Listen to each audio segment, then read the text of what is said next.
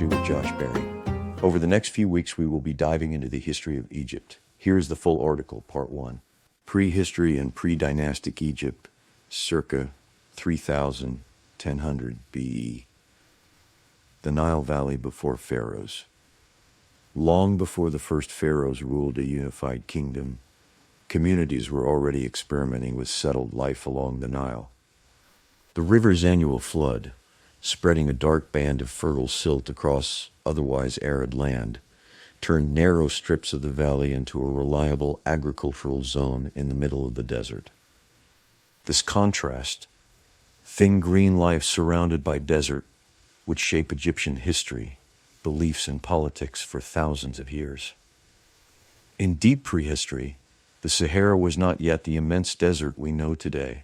It shifted through wetter and drier phases, at times supporting lakes, savannas, and herds of animals that hunter-gatherer groups exploited. As conditions became more arid, especially from the 6th to the 4th millennium BCE, people increasingly concentrated near permanent water sources, above all the Nile. Over time, this environmental pressure encouraged the transition from arable life to more permanent villages with fields and herds. Archaeologists reconstruct this long, poorly documented era from stone tools, pottery fragments, animal bones, and the remains of houses and graves, rather than written records. Writing would not appear in Egypt until the very end of the pre-dynastic period. Yet even without texts, the material remains show a clear trend. From scattered, small camps to more organized communities with social distinctions, specialized crafts, and long-distance contacts. Early Neolithic communities in the Nile region. By around the 6th and 5th millennia BCE, Neolithic communities had appeared in and around the Nile Valley. These groups practiced a mix of agriculture and herding, growing cereals like emmer, wheat, and barley, and keeping domesticated cattle, sheep, and goats. Archaeological sites in both Upper Egypt, the southern stretch of the Nile Valley, and Lower Egypt, the northern delta region, suggest that people were experimenting with settle farming at different paces and in somewhat different ways. In many early villages, housing consisted of simple huts made from reed, mud, and other perishable materials. This makes them harder to detect archaeologically than later mud brick architecture, but where traces survive, they show organized spaces, areas for storage, hearths for cooking, and places where tools were produced and repaired. Such arrangements indicate that people were already dividing work, planning for seasonal cycles, and cooperating in family or clan groups. Burials from these early periods give some of our best evidence for how people viewed death and the community. Bodies were typically placed in shallow pits in the desert edge, often in a flexed position, sometimes with modest grave goods, pots of food or drink, simple ornaments, and occasionally more distinctive items, like stone pallets. The desert location helped preserve bodies naturally, inadvertently foreshadowing later Egyptian concern with preserving the corpse. While these early burials are not yet the elaborate tombs of later ages, they already suggest that death was marked as a socially significant transition, not just a disposal of remains. The Naqada cultures and the rise of complexity. The story becomes clearer in Upper Egypt during the 4th millennium BCE, when archaeologists identify a series of pre-dynastic cultural phases, often grouped under the label Naqada, after a key site. These phases, commonly called Naqada IS-2 and 3, span roughly from about 4000 to 310 BCE. Over these centuries, we can watch an unmistakable trend toward larger, more stratified communities with more sophisticated material culture. Naqada I is marked by increasingly refined pottery, decorated with simple patterns and occasionally with images of boats and animals. People used stone pallets, originally for grinding pigments, possibly for cosmetic or ritual use. Such items might have had both practical and symbolic roles. Wearing eye paint could protect against sun glare, and also carry connotations of status or ritual purity. By Nakada II, certain settlements in Upper Egypt had grown in size and importance. Evidence of specialized craft production appears, including workshops for making pottery, stone vases, and high-quality flint tools. Materials like obsidian and certain types of stone, which do not naturally occur in the Nile region, show up in graves and settlement layers, indicating long-distance trade with areas to the south, the eastern deserts, or the Levant. Long, narrow boats painted on pottery hint that rivercraft were already crucial for moving goods and people along the Nile. Social differences also become more visible. Some graves from this period are larger, contain more and finer grave goods, and occupy more prominent positions in cemeteries. This suggests that certain families or lineages had begun to accumulate greater wealth and prestige. At the same time, the presence of distinctive iconography, motifs like powerful animals, hunting scenes, and boats, points to the emergence of shared symbolic languages that might be associated with clan identities, leadership roles, or regional traditions. Lower Egypt and the northern perspective. While Upper Egypt has provided much of the best-known pre-dynastic evidence, the northern delta region, Lower Egypt, also had its own settlements and cultural traditions. The geography of the delta, with its branching channels and marshes, makes archaeological work more difficult. Fluctuating river courses and later occupation can obscure early sites. The following state was in subject all. Nevertheless, finds from the delta indicate communities with their own styles of pottery, house construction, and burial practices. Some scholars distinguish between Upper Egyptian pre-dynastic cultures and Lower Egyptian ones, noting differences in material culture and perhaps in social organization. This suggests that before unification, Egypt was not a culturally uniform land, but rather a patchwork of regional traditions. Over time, though, Upper Egyptian cultural traits, especially from the Nakada traditions, seem to have spread northward, foreshadowing the political unification that would follow. Trade and contact between Upper and Lower Egypt likely played a major role in this process. The Nile served as a natural highway, encouraging the exchange of goods such as agricultural products, stone, and possibly prestige items. Alongside commerce, ideas and artistic styles would have traveled with people and objects, gradually weaving the two regions into a more integrated cultural zone, even before a single ruler brought them under one crown. Ritual, symbolism, and the seeds of kingship. As pre-dynastic society grew more complex, so did its rituals and symbols. Objects like decorated stone palettes, carved ivory figurines, and elaborate pottery begin to show scenes that seem to be more than simple decoration. They depict processions, animal hunts, boat journeys, and sometimes apparent confrontations between human figures. Such imagery likely had layered meanings, perhaps related to myths, clan identities, or early expressions of political authority. One important feature of pre-dynastic iconography is the emphasis on powerful animals, lions, bulls, and perhaps mythical creatures. These animals would later become closely associated with royal power in dynastic Egypt. The use of animal imagery may have helped emerging elites visually assert their strength, courage, or divine favor, distinguishing themselves from ordinary people. In some graves, the inclusion of animals, either represented or, in some cases, actually sacrificed, could have reinforced the special status of the deceased. Grave architecture itself also evolved. The largest pre-dynastic tombs in certain Upper Egyptian cemeteries are rectangular pits lined with wood or brick, sometimes subdivided into compartments. These more elaborate arrangements, contrasted with ordinary simple burials, suggest that the deceased belonged to a higher social stratum, perhaps early chiefs or pro-kings.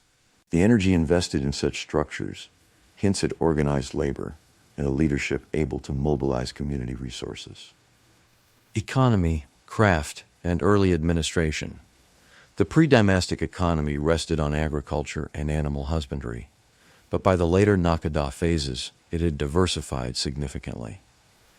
Surpluses of grain and livestock supported specialized craftspeople who did not spend all their time on food production. The production of high-quality stone vessels, finely worked flint tools, and decorated ceramics required skill and practice, and the concentration of such items in certain sites suggests early centers of production. Long-distance trade brought in materials that had prestige value. Copper, likely imported from Sinai or the Levant, appears in tools and ornaments.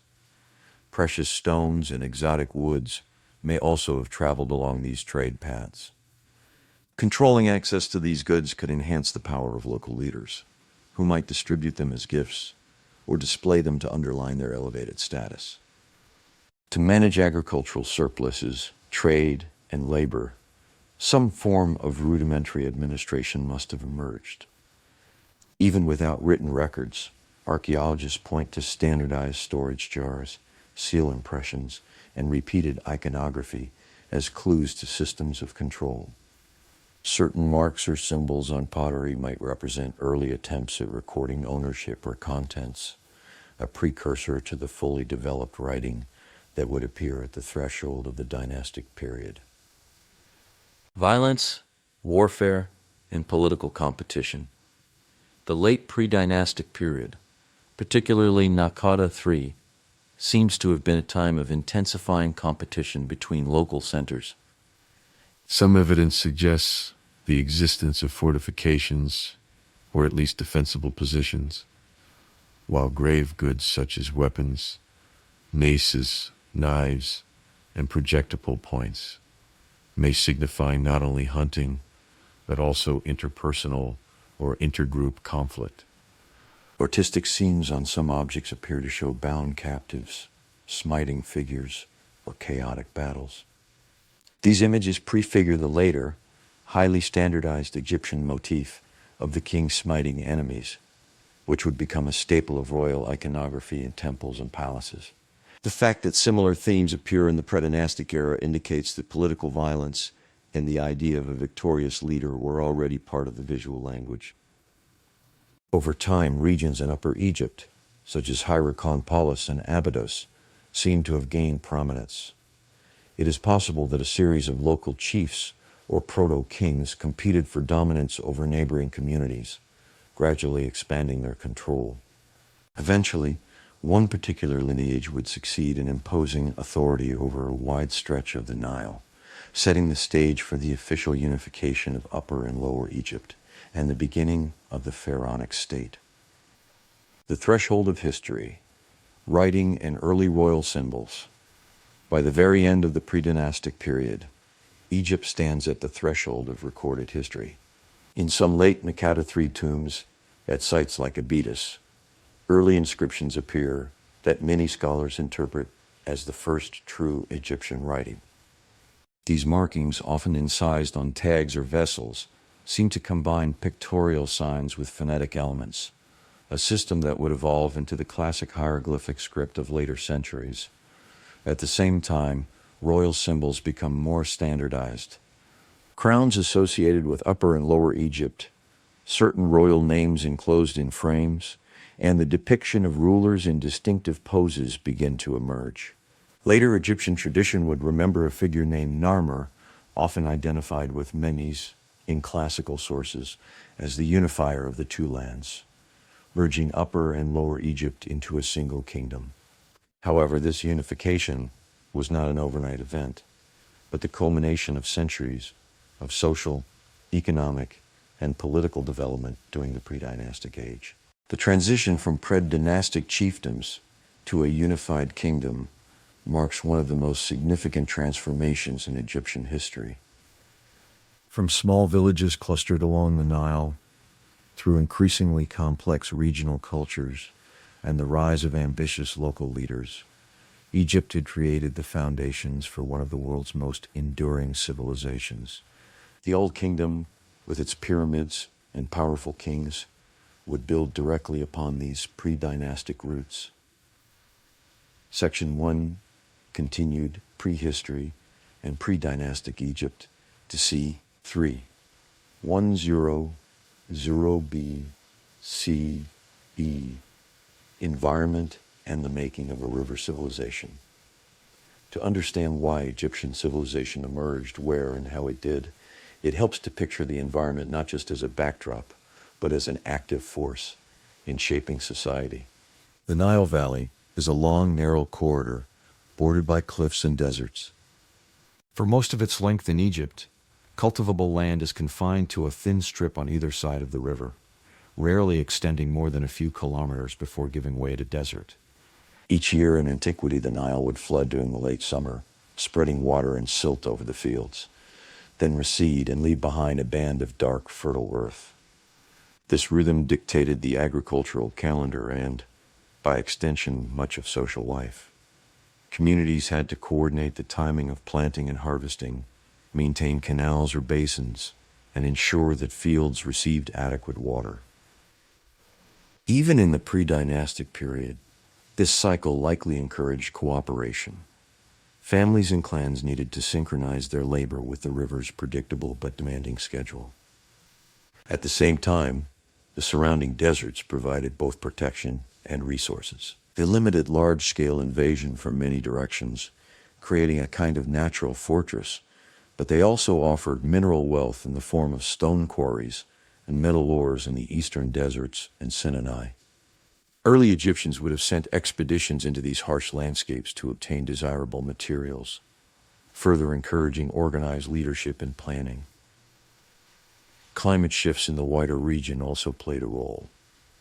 As parts of the Sahara dried out, groups who had lived in more verdant zones moved toward reliable water sources like the Nile.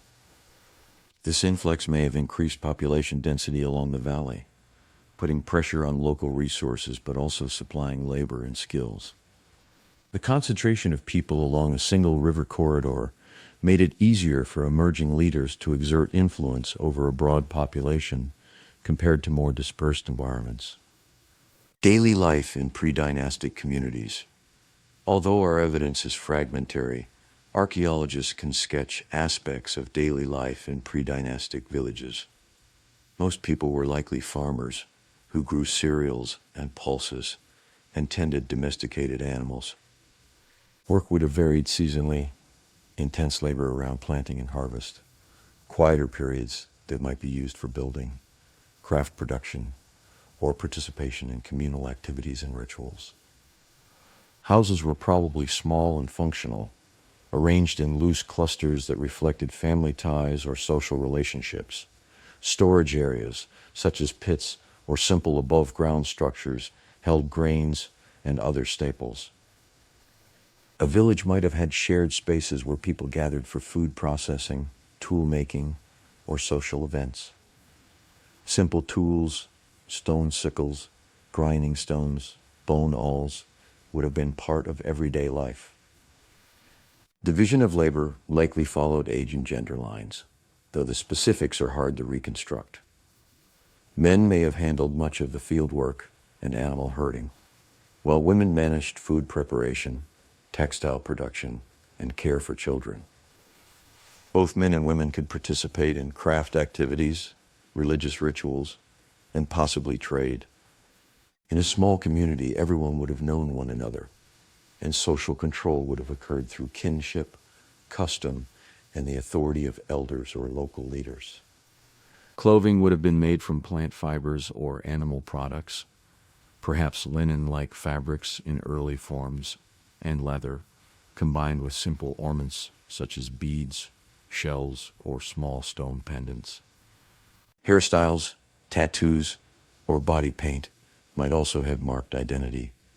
Status, or participation in certain rituals. Their direct evidence for these practices is limited. Religion before the gods of Egypt. The elaborate pantheon of later Egypt, gods like Ra, Osiris, Isis, Horus, and many others, did not spring fully formed into existence at the start of the dynastic period. Their roots lie in the beliefs and practices of earlier communities that experienced the Nile, the sun, the desert, and the animal world has powerful forces. Pre-dynastic burials show that people acted as though death required more than simple disposal. The body's careful placement, the orientation within the grave, and the inclusion of grave goods suggest a belief that the dead needed provisions or companionship in another realm or state of being. Grave goods might include food, drink, tools, and ornaments, items that had meaning in life and might be expected to serve the deceased again.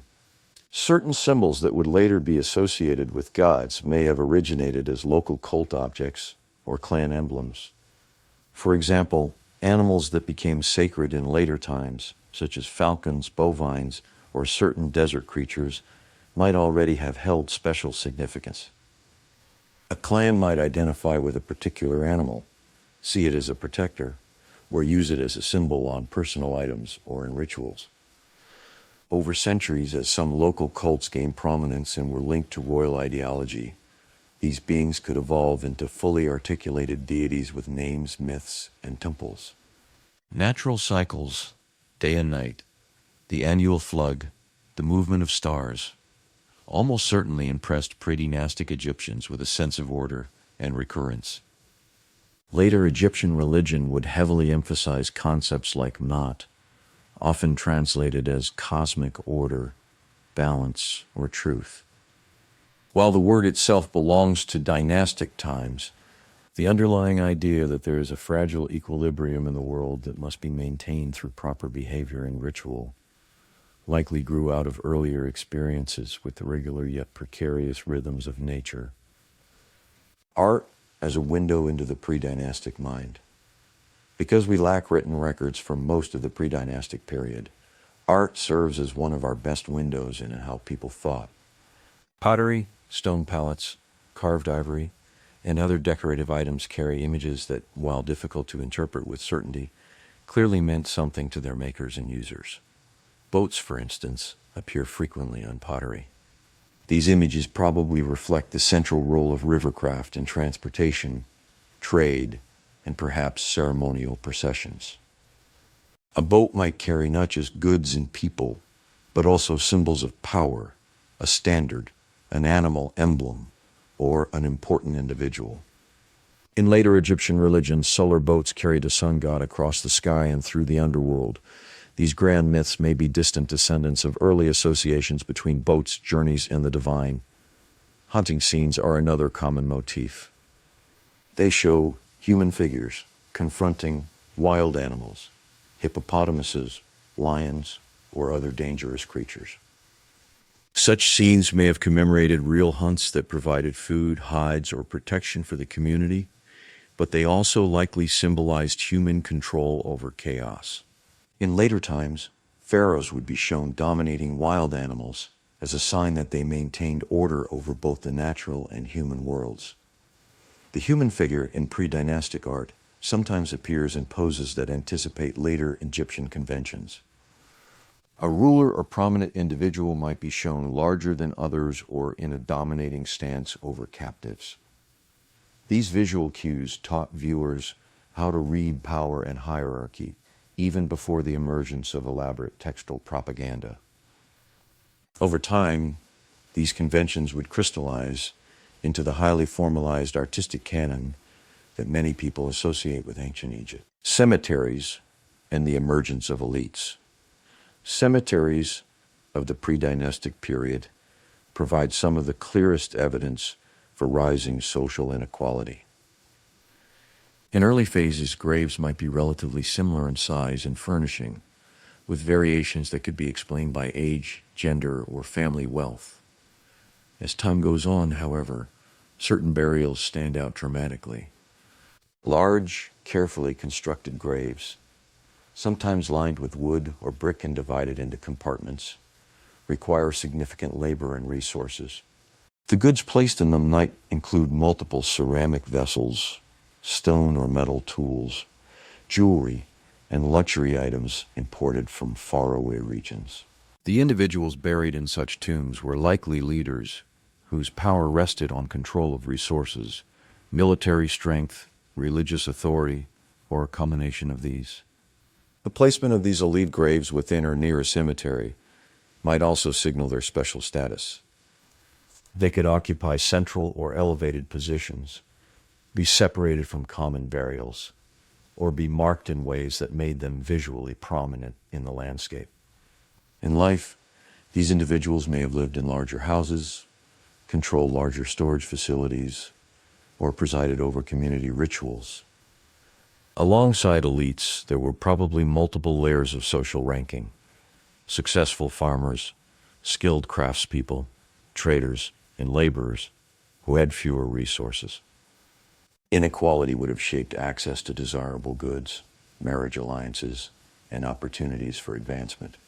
Over generations, the consolidation of power in certain families or lineages laid the foundation for hereditary leadership, eventually crystallizing into the institution of kingship. Trade networks in the wider world, pre-dynastic Egypt was not isolated. It participated in wider regional networks that connected the Nile Valley to neighboring lands, and these connections mattered for both economic and cultural development. To the south, along the Nile, in what is now Sudan, lived communities that would later be associated with Nubia and the Kingdom of Kush. Even in pre-dynastic times, these regions exchanged goods with Egypt: gold, ivory, exotic animal products, and possibly ideas about kingship and ritual. The Southern Nile corridor functioned as a conduit for both resources and cultural influences. To the northeast, the Sinai Peninsula and Levant offered copper, timber, and other materials that the Nile Valley lacked. Early Egyptians may have established seasonal camps, trade posts, or even small strongholds in these regions to secure access to valuable resources. In return, they could have exported grain, flax, crafted goods, or even finished stone objects that were highly prized elsewhere. These networks exposed pre-dynastic Egyptians to foreign peoples, technologies, and symbols. Contact with other complex societies may have encouraged them to innovate in areas like metallurgy, fortification, or administration. At the same time, the ability to control and tax trade routes would have enhanced the power of local leaders who dominated key nodes along the Nile or at its margins. From local chiefs to proto-kings, the political landscape of late predynastic Egypt likely consisted of multiple small polities, each ruled by a local chief who claimed authority over a cluster of villages and surrounding farmlands. These chiefs may have combined several roles: war leader, chief priest, judge, and economic coordinator. Their power depended on their ability to protect the community, mediate conflicts, and manage scarce resources. As population and wealth increased, competition between polities probably intensified. Chiefs might have tried to expand their territory by forging alliances, arranging strategic marriages, or waging war. Victory in conflict could bring not only land but also captives, cattle, and prestige goods, further boosting a successful leader's status. With each success, a chief's identity might shift from a first among equals figure to something closer to a king who claimed a special relationship with the divine. Iconographic from late pre-dynastic artifacts supports the idea of emergent kingship. Rulers are depicted wearing distinctive headdresses or crowns, standing in commanding positions, or being associated with particular animal emblems and standards. Scenes of a single figure subduing enemies visually assert the idea that one person had the right and ability to impose order on others. Over time, such imagery would underpin the ideology of the pharaoh, who is portrayed as a divine or semi-divine being responsible for maintaining cosmic and social order. The Narmer palette and the symbolic unification. Although it technically belongs at the very beginning of the dynastic period, one famous artifact helps bridge the gap between the pre-dynastic era and the age of pharaohs, the Narmer palette. This ceremonial stone palette, richly carved on both sides, shows a figure believed to be King Narmer, wearing different crowns associated with upper and Lower Egypt, and performing the classic smiting pose over a defeated enemy. While you will likely discuss the Narmer palette more fully in Section 2, it is worth noting here as the culmination of pre-dynastic trends. Many of its features, hierarchical scale, the smiting pose, the use of animal symbols, the representation of standards and processions, have clear antecedents in pre-dynastic art. What makes it distinctive is the way these elements are combined into a coherent narrative of unification and royal power. The palette does not simply record a historical event in modern documentary fashion. It presents an idealized, symbolic version of the king's role as conqueror and unifier. In doing so, it crystallizes concepts that have been developing for centuries: that the land should be united, that there is a single legitimate ruler, and that this ruler embodies both military strength and divine sanction. The legacy of the pre-dynastic age. By the time Egypt enters the historical record with the First Dynasty, many of the structures that would define its civilization are already in place. A complex agricultural economy supports a hierarchy of social classes. Trade ties the Nile Valley to neighboring regions. Religious beliefs connect the human community to natural cycles and powerful unseen forces. Art and symbols communicate ideas about power, identity, and the afterlife. The pre-dynastic age in this sense is not a mere prelude, but the essential foundation. It is during these long centuries that scattered communities along the Nile become integrated enough, economically, culturally, and politically, for a unified kingdom to be thinkable, then achievable. The first pharaohs inherit not a blank slate, but a rich legacy of customs, technologies, and beliefs. When you move into the early dynastic and Old Kingdom periods, you will see how these foundations are transformed and amplified. Writing becomes more sophisticated and is used for administration, ritual, and commemoration. Monumental architecture appears on a scale previously unimaginable, culminating in the Great Pyramids. Royal ideology, already visible in pre-dynastic symbols, grows into a comprehensive vision of kingship that will endure in evolving forms for millennia. Next, we will be exploring early dynastic and Old Kingdom, circa 3100 2181 BCE, joined by our resident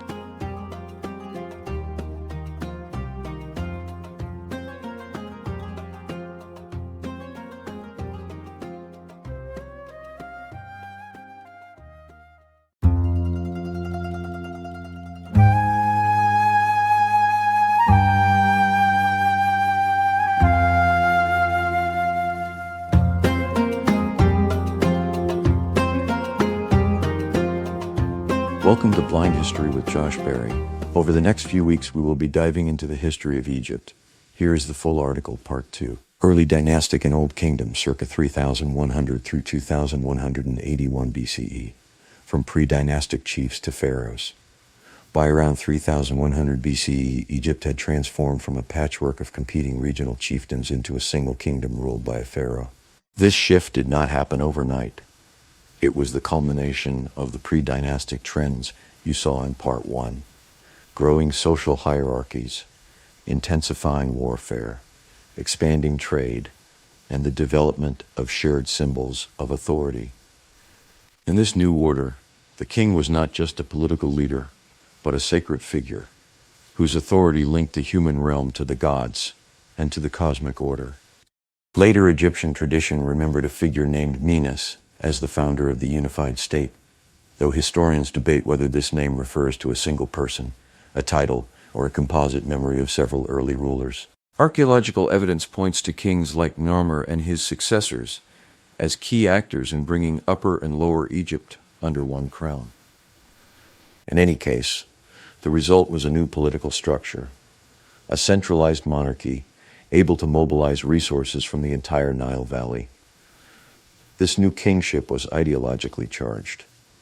The pharaoh was seen as the guarantor of Ma'at, order, balance, and justice, against the forces of chaos that threatened both nature and society.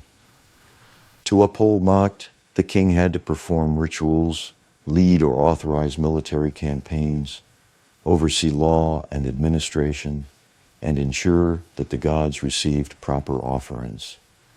The state that grew around this figure was, therefore, as much a religious institution as a political one. The structure of the early dynastic state. The early dynastic period is usually defined as the first and second dynasties, roughly from 3100 to 2700 BCE. During these centuries, the basic framework of the Egyptian state took shape. The king sat at the apex, supported by a growing administrative apparatus that extended down through provincial officials to village-level authorities. The country was divided into nomes, or districts, each with its own local cults and traditions, but now integrated into the larger system. Local leaders and priests owed allegiance to the pharaoh, who in turn recognized their roles within the broader hierarchy. Over time, scribes, specialists in the newly developed writing system, became essential intermediaries, recording taxes, land ownership, deliveries of goods, and religious dedications. Writing, still in its relatively early stages, was primarily a tool of power. It appeared on labels, stone monuments, seals, and ceremonial objects associated with the king and his officials. The script combined pictorial signs with phonetic values, making it possible to record names, titles, and short statements. As the system matured, it allowed the state to keep more detailed records and thereby manage resources more effectively. The capital during the early dynastic period is generally associated with Memphis, near the apex of the Nile Delta. From this position, the king and his court could oversee both Upper and Lower Egypt and control traffic along the river. Memphis became a political and logistical hub, while royal burial centers in Upper Egypt, such as Abydos, retained their importance as sacred and ancestral sites. Royal tombs and the cult of the king. Royal tombs from the early dynastic period offer some of the clearest evidence for how the institution of kingship was understood. At Abydos, large rectangular tombs of mud brick and wood, often with multiple chambers, housed the remains of kings and their grave goods. Nearby, separate enclosures may have been used for funerary rituals or as symbolic palaces where the king's presence was maintained after death. These tombs were far more elaborate than those of the pre-dynastic elites. Their scale and construction required substantial manpower and coordination, showing that the king could command labor on a large scale. Grave goods included stone vessels, fine pottery, ritual objects, and materials imported from distant regions. Such items underscored the king's wealth, reach, and role as an intermediary between Egypt and the wider world. A striking and disturbing feature of some early royal burials is the presence of subsidiary graves around the king's tomb. These may have contained retainers, servants, officials, or guards who died at or shortly after the king's burial. Whether they were sacrificed or volunteered is unclear, but their burial in association with the king suggests a belief that they would continue to serve him in the afterlife. Over time, this practice disappears, replaced by other ways of representing a royal entourage in the next world, such as small figurines. The king's burial was not just a personal affair, it had a collective dimension.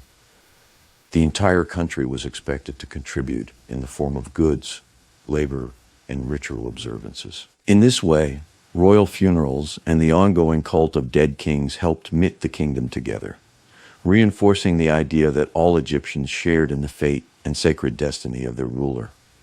Everyday life under early dynastic rule.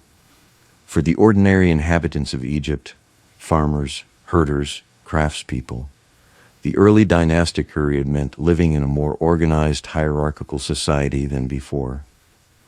The state's ability to tax and conscript labor affected daily life, especially during planting and harvest seasons, and when large projects needed manpower. Most people continued to live in small villages, working the land in family units or local groups. They cultivated cereals, vegetables, and flax, tended cattle and other livestock, and fished or hunted where possible. Agricultural tools remained relatively simple, but organization improved. Irrigation basins, canals, and dikes required regular maintenance, likely coordinated by local officials acting under state authority. Craft production also became more specialized. Some individuals or families focused on pottery, stoneworking, weaving, or metalworking, supplying local needs and contributing to state projects. The presence of centralized workshops in or near administrative centers hints at controlled production for royal or temple use. In such contexts, craftspeople might work under the supervision of officials, turning their skills into a form of service to the king. Religiously, local cults persisted, but they increasingly intersected with the official ideology of the state. Villages would have had their own shrines and rituals, yet the king's role as chief priest of the land's major gods meant that his name and image appeared in religious contexts across Egypt. Festivals, processions, and offerings connected local sacred life to the central institution of kingship. The Old Kingdom and the Age of Pyramids. The Old Kingdom, traditionally covering dynasties 3 through 6, roughly 2700 2001 BCE, is often called the Age of Pyramids because of its spectacular royal tombs. It was also a period of institutional consolidation, cultural flourishing, and experimentation with ways of expressing royal power and divine order. Under the Third Dynasty, kings and their architects began to experiment with stone in new ways. The most famous example is the step pyramid complex at Saqqara, built for King Djoser. Designed by his architect Imhotep, this monument transformed an earlier, low rectangular structure into a series of stacked mastabas, creating the world's first large-scale stone pyramid. The surrounding complex included courtyards, chapels, and symbolic buildings, forming a complete ritual landscape for the king's afterlife. With the Fourth Dynasty, royal ambition reached even more monumental heights. At Giza, kings like Khufu, Khafre, and Menkaure built the Great Pyramids and associated temples and causeways, along with the Great Sphinx. These constructions required unprecedented levels of organization, quarrying, transporting, and assembling massive stone blocks, feeding and housing thousands of workers, and coordinating a skilled workforce of planners, artisans, and managers. The pyramids were not merely tombs. They were cosmic symbols. Their shape may have evoked the rays of the sun or the primeval mound emerging from the waters of chaos at creation. In this interpretation, the king's burial within the pyramid and his associated rituals linked him to the sun god and to the origin of the universe. The pyramid complexes, with their aligned causeways and temples, integrated astronomy, landscape, and theology into a single statement of royal identity. Administration, scribes, and provincial life in the Old Kingdom. To support such monumental projects and maintain control over a large territory, the Old Kingdom expanded and refined its administration. The king relied on a hierarchy of officials who held titles like vizier, overseer of works, overseer of granaries, and many others. These men, and occasional women, were often members of the royal family or closely connected elite families, forming a governing class centered at the capital, but extending into the provinces. Scribes played a crucial role in this system. They were trained to read and write hieroglyphs in the cursive script used on papyrus. Their tasks included recording harvests, managing storerooms, issuing orders, and documenting religious and legal matters. Literacy was limited, so scribes enjoyed high status and could advance through the ranks of administration, sometimes rising to very powerful positions. In the provinces, local officials represented the central state. They organized corvée labor, collected taxes in kind, grain, livestock, textiles, etc., and oversaw local justice. Over time, some provincial families amassed wealth and influence, building their own tombs and estates. Their inscriptions and statues provide valuable glimpses into provincial life, the layout of estates, relations between landowners and workers, and the integration of local and royal cults. For common people, the Old Kingdom brought both burdens and protections. The demands of the state were greater than before, particularly in terms of labor for building projects. At the same time, the stability provided by an effective administration, the regulation of irrigation, and the enforcement of royal law could offer a measure of security. In ideal terms, the king's upholding of Mott meant ensuring fairness and preventing exploitation, though the reality on the ground must have varied greatly. Religion and the Sun King. Religious thought during the Old Kingdom saw important developments, especially in the relationship between the king and the gods. While earlier kings were closely associated with Horus, the falcon god, the Fourth Dynasty witnessed a growing emphasis on the sun god, often called Ra. Kings began calling themselves Son of Ra, a title that highlighted a new theological focus. This solar theology linked the king's role to the daily journey of the sun across the sky and its regenerative passage through the underworld at night. Just as the sun rose each morning, so the king, through proper rituals and burial, would be renewed and maintain cosmic order. Solar temples, separate from pyramids but conceptually related, appeared as places where the sun god could be honored in his own right, further strengthening this connection. Burial practices and ideas about the afterlife also evolved. For much of the Old Kingdom, the fullness of the afterlife was a privilege closely associated with the king and his family. Texts and rituals emphasized the king's journey to the sky to join the gods, especially in celestial regions. Over time, aspects of royal afterlife ideology began to filter downward, allowing high officials to adopt some royal motifs and expectations, though not on the same scale. The interplay of royal and popular religion is complex. Official theology stressed the king's unique role as mediator with the divine, but ordinary people continued to worship local gods, household deities, and ancestors. The state tended to integrate these practices into a broader framework, rather than suppress them, creating a layered religious landscape in which royal, local, and personal piety overlapped. Art, literature, and cultural expression. The Old Kingdom established many of the artistic conventions that would define Egyptian culture for centuries. Reliefs and statuary followed strict rules about proportions, poses, and perspectives.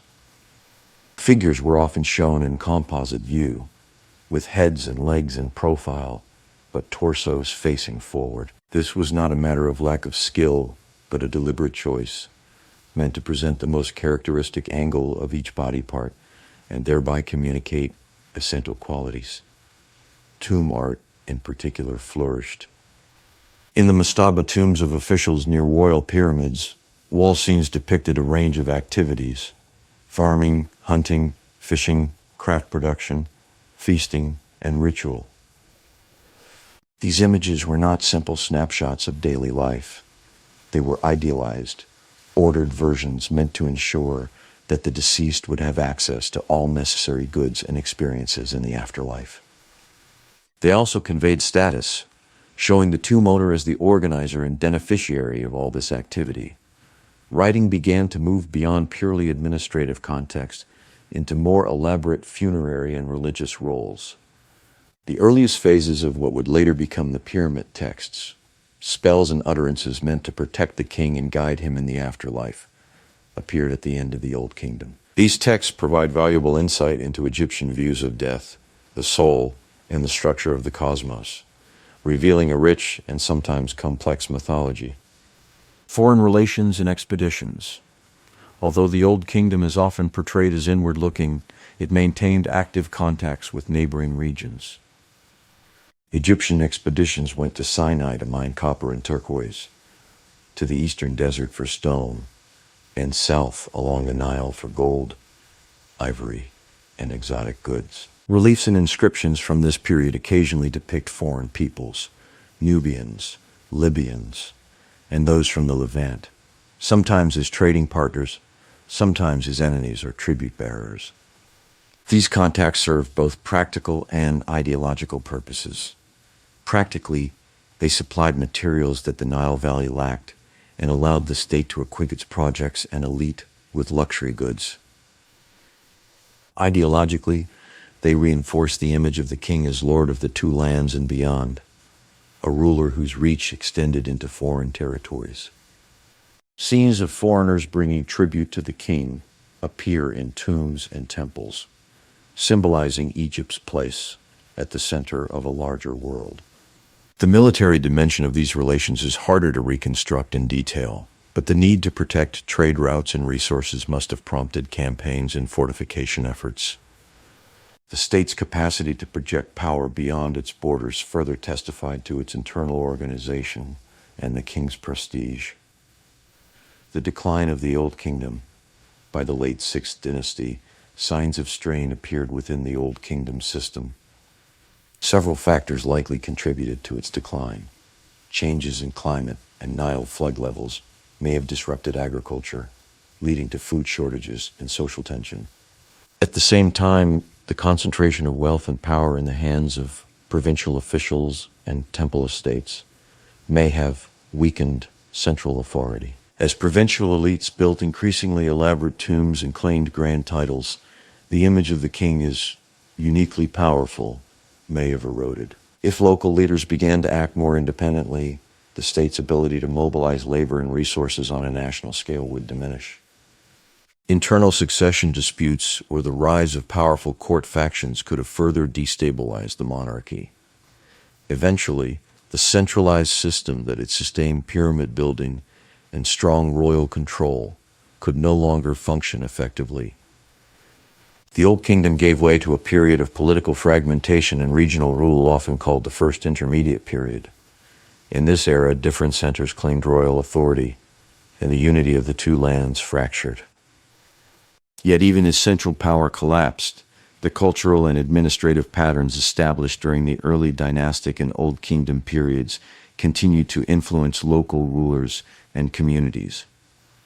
The legacy of the early dynastic and Old Kingdom periods.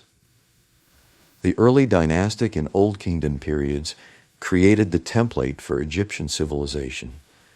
They defined kingship as a sacred institution tasked with maintaining cosmic and social order. They developed a complex bureaucracy capable of managing large-scale projects and long-distance trade. They established artistic and religious conventions, pyramids, hieroglyphs, divine kings, the concept of Mot that would endure for millennia. Later Egyptians looked back on the Old Kingdom as a kind of golden age, a time when the king's power was at its height, and monumental achievements like the pyramids proved Egypt's central place in the universe. Even when political structures changed, the memory of these early centuries remained a powerful reference point. New dynasties could legitimize themselves by linking their reigns to the ideals and monuments of this foundational era.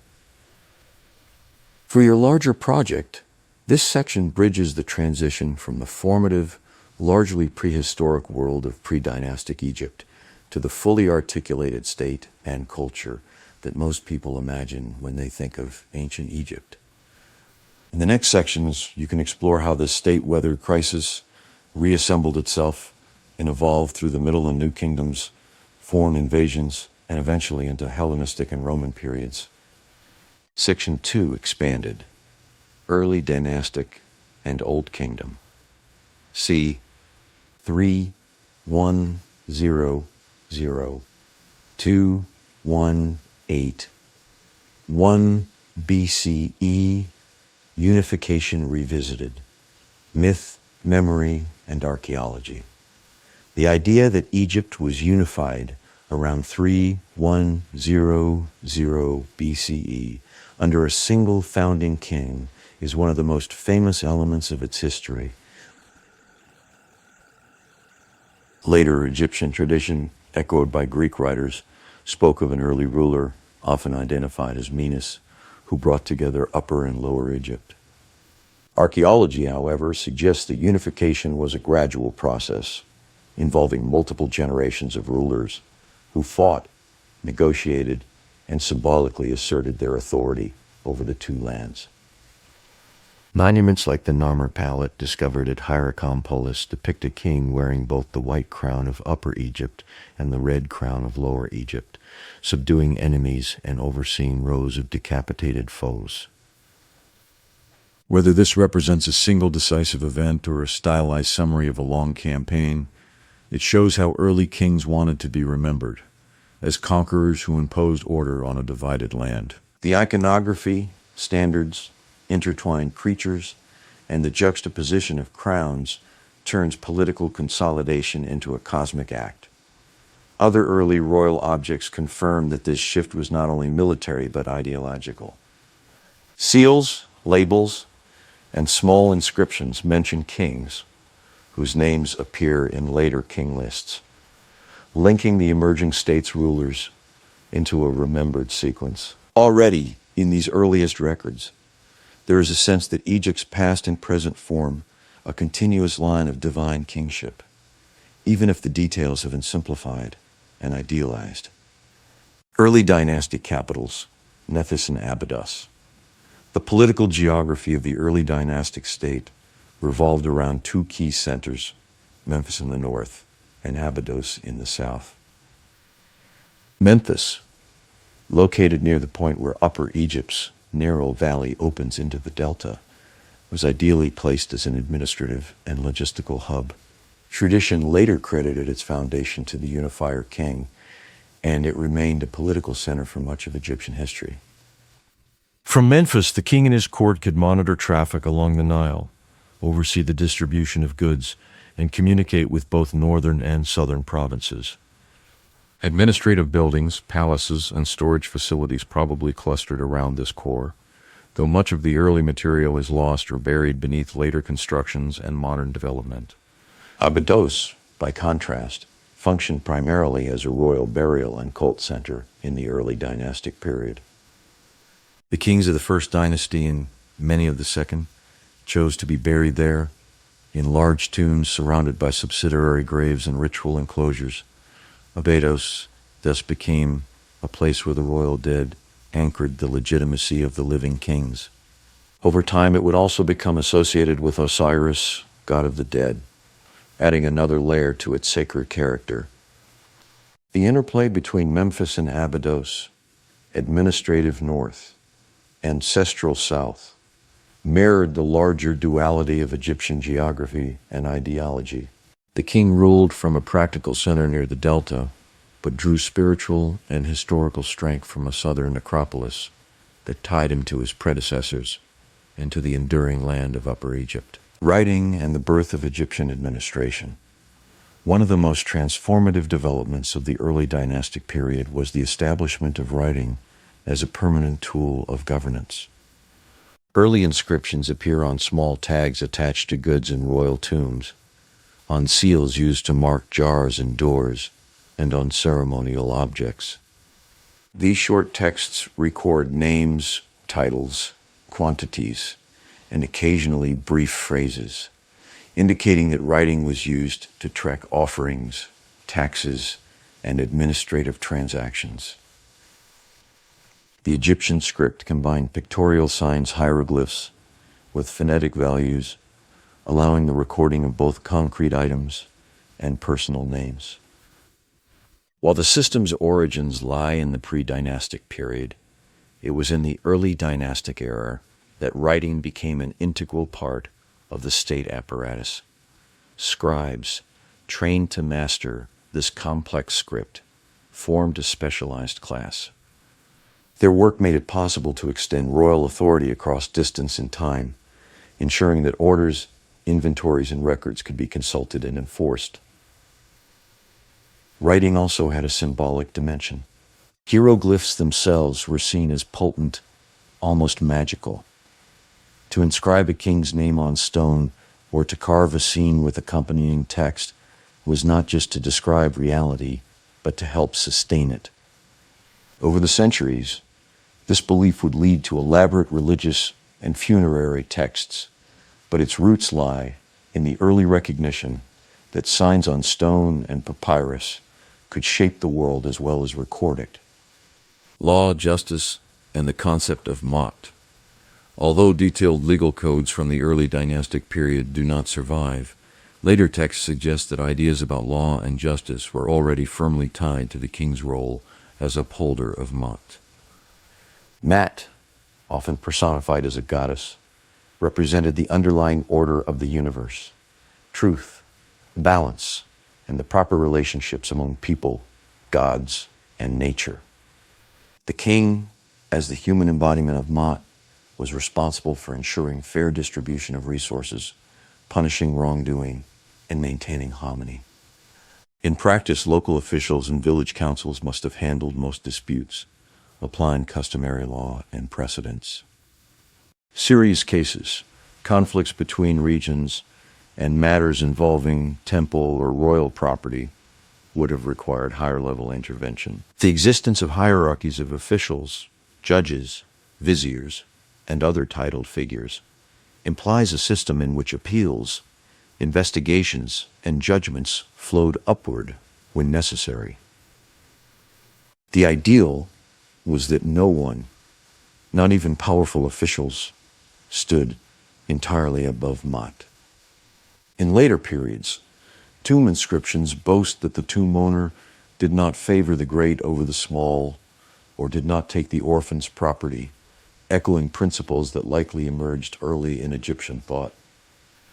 Even if the reality often fell short of these ideals, the rhetoric itself reveals a conception of justice that encompassed both cosmic and everyday concerns. Architecture before the pyramids, mastabas and palaces.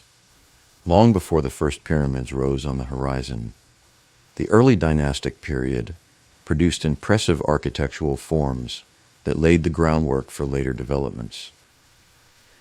The typical non-royal elite tomb of this time was the mastaba, a low rectangular structure with sloping sides and a flat roof, built of mud brick and sometimes faced with stone.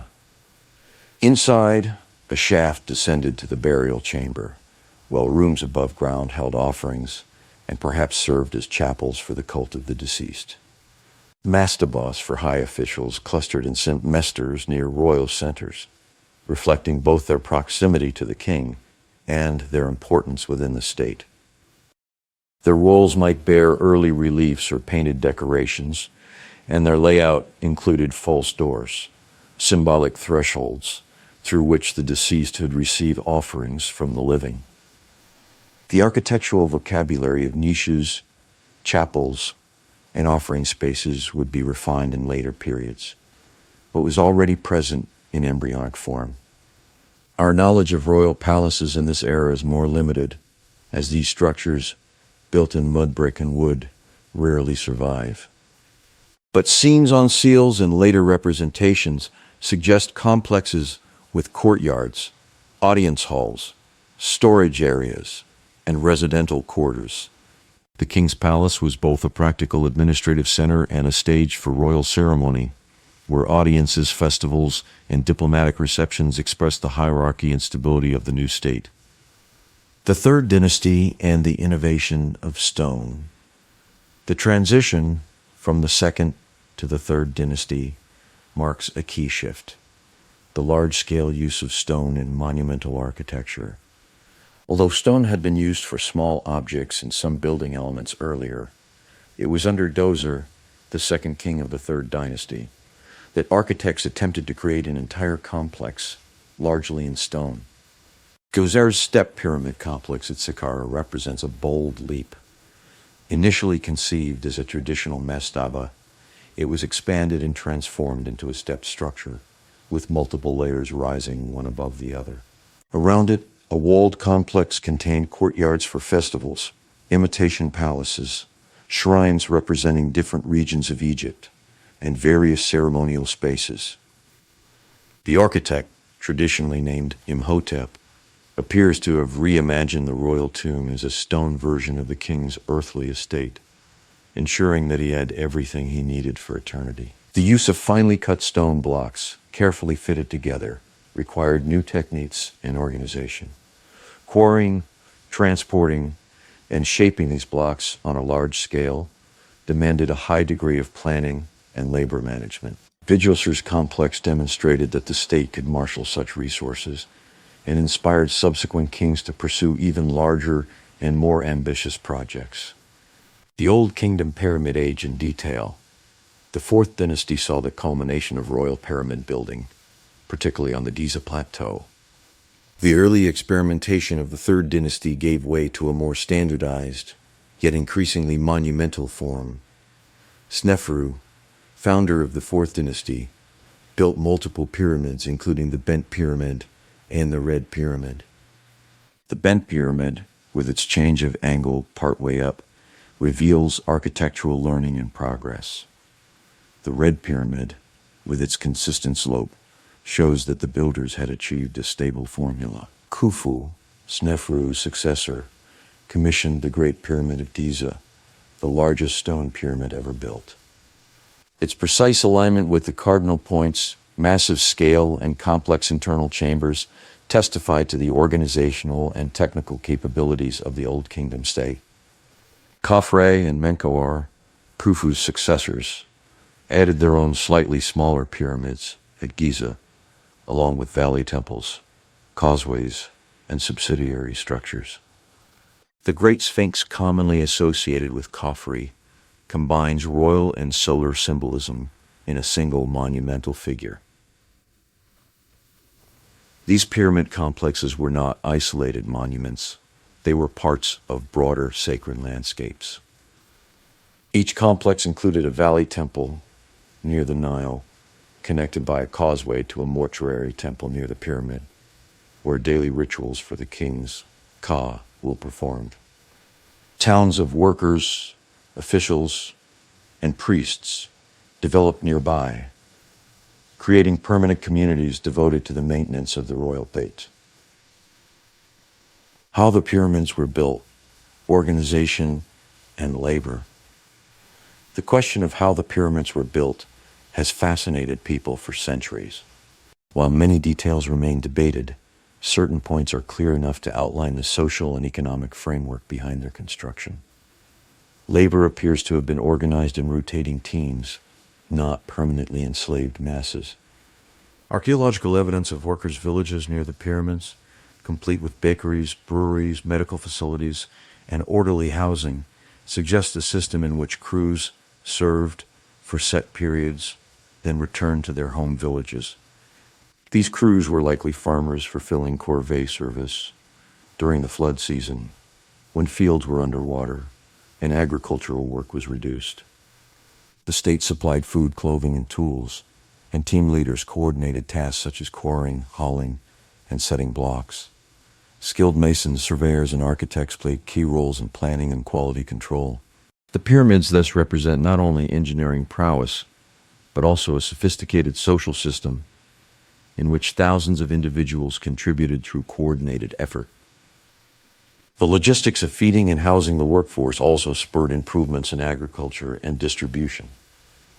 The pyramids, in this sense, were engines of economic mobilization, channeling surplus into monumental form.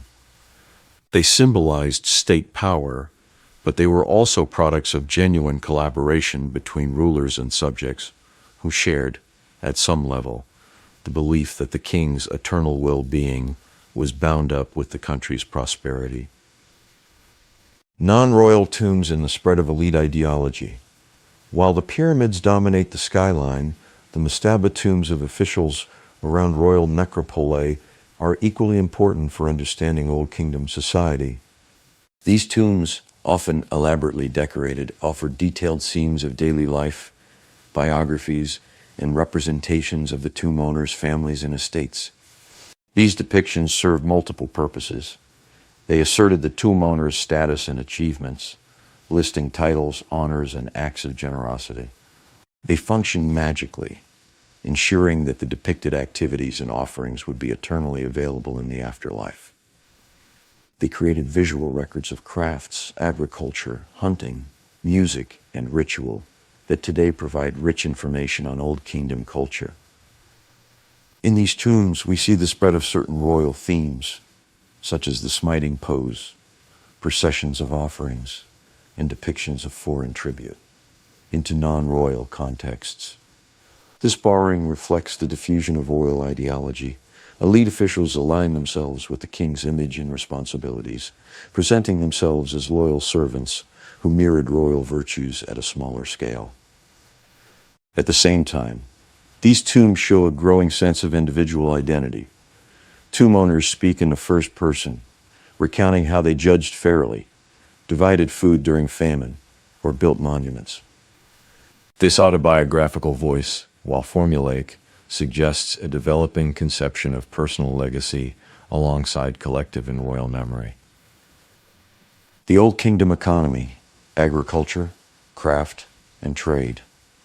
The economic foundation of the Old Kingdom rested on agriculture, particularly cereal cultivation along the Nile's fertile floodplain. Land was categorized as royal, temple, or private, though in practice, the king had overarching claims. Estates managed by officials or temples produced grain, vegetables, flax, and animal products, which were collected as taxes or offerings and redistributed as rations to workers, priests, and dependents. Craft production flourished in both centralized and local settings. Rural workshops produced fine stone vessels, metal tools, jewelry, and ceremonial objects, while village artisans created pottery, textiles, and everyday tools. Some craftsmen, such as skilled sculptors and scribes, enjoyed special status and could become significant figures in the administrative apparatus. Trade supplemented local resources. From the south, via Nubia, came gold, ebony, ivory, and exotic animal products. From the Sinai and eastern deserts came copper, turquoise, and hard stone. Contacts with the Levant brought timber, wine, oils, and perhaps certain luxury items. These exchanges could occur through formal expeditions led by royal officials, as attested by inscriptions, or through more informal, local interactions. The king's role in these economic networks was central. He authorized expeditions, claimed a share of imported wealth, and redistributed goods to temples and officials. The smooth functioning of this system depended on stable governance, regular Nile floods, and the ability to deter or manage external threats. Religion deepens, royal and popular beliefs. As the Old Kingdom progressed, religious ideas and practices became more elaborate and structured. The king's divine status was emphasized through increasingly formal rituals, titles, and temple cults. He was seen as the living Horus, the son of Ra, and the guarantor of cosmic order. Festivals and ceremonies at temples and palace complexes dramatized these roles, integrating local communities into a unified religious framework. At the popular level, Egyptians continued to venerate local gods, household deities, and ancestors. Small figurines, amulets, and simple shrines attest to a vibrant domestic religiosity that coexisted with grand state cults. The boundaries between official and popular religion were porous. Local gods could be absorbed into the state pantheon, while royal cults influenced village rituals. Ideas about the afterlife also developed. In the earliest phases, full participation in the celestial afterlife may have been reserved for the king, whose pyramid texts, inscribed in the burial chambers of late Old Kingdom pyramids, describe his ascent to the sky in union with the gods. Over time, aspects of this royal afterlife vision began to trickle down to noble and wealthy individuals, setting the stage for the broader democratization of the afterlife in later periods. The end of the Old Kingdom, causes and consequences. The collapse of the Old Kingdom was not a sudden, singular event, but the culmination of several overlapping crises. Among the factors often considered are environmental stress. Evidence suggests that Nile floods may have become less predictable or lower on average, leading to poor harvests and famine. Fiscal strain. The enormous costs of pyramid building, temple endowments, and elite benefactions may have overburdened the state's resources. Provincial power, governors, nomarchs, and other regional elites accumulated land, wealth, and local authority, becoming semi-autonomous and less responsive to central control. Succession issues, short reigns, possible disputes within the royal family, and weaker kings reduced the monarchy's ability to manage crises. As central authority waned in the late 6th dynasty, local power holders began to act more independently. Pyramid building ceased and royal projects shrank in scale. In some regions, there may have been periods of lawlessness or neglect. Yet, even as the Old Kingdom's integrated state dissolved, its institutions did not disappear entirely. Provincial elites, priests, and local administrators continued to use the ideological and administrative tools inherited from the Old Kingdom, adapting them to a more fragmented world. The period that followed, the First Intermediate Period, would see competition between different centers and attempts to articulate new visions of just kingship and social order. But those visions were rooted in Old Kingdom experiences, lessons learned from both its achievements and its failures. The enduring legacy of the early dynastic and Old Kingdom periods. By the time the Old Kingdom ended, Egypt had already established many of the patterns that would define its civilization. A conception of kingship that combined divine authority, military leadership, and responsibility for justice. A bureaucratic apparatus built on literacy and hierarchy, capable of mobilizing labor and managing resources. Artistic and architectural conventions, pyramids, mastabas, composite view reliefs that remained reference points for centuries. Religious ideas about Ma'at, the afterlife, and the relationship between gods and humans that would evolve but never fundamentally vanish. Later Egyptians looked back on this era with awe. The pyramids in particular stood as visible reminders of a time when kings seemed almost godlike in their power to shape stone and society. Middle Kingdom and New Kingdom rulers often harked back to Old Kingdom forms and titles, trying to align themselves with that remembered golden age. Next, we will be exploring First Intermediate Period and Middle Kingdom circa 2181 through 1650 BCE, joined by our resident Egyptian expert. See you next time on Blind History with Josh Berry.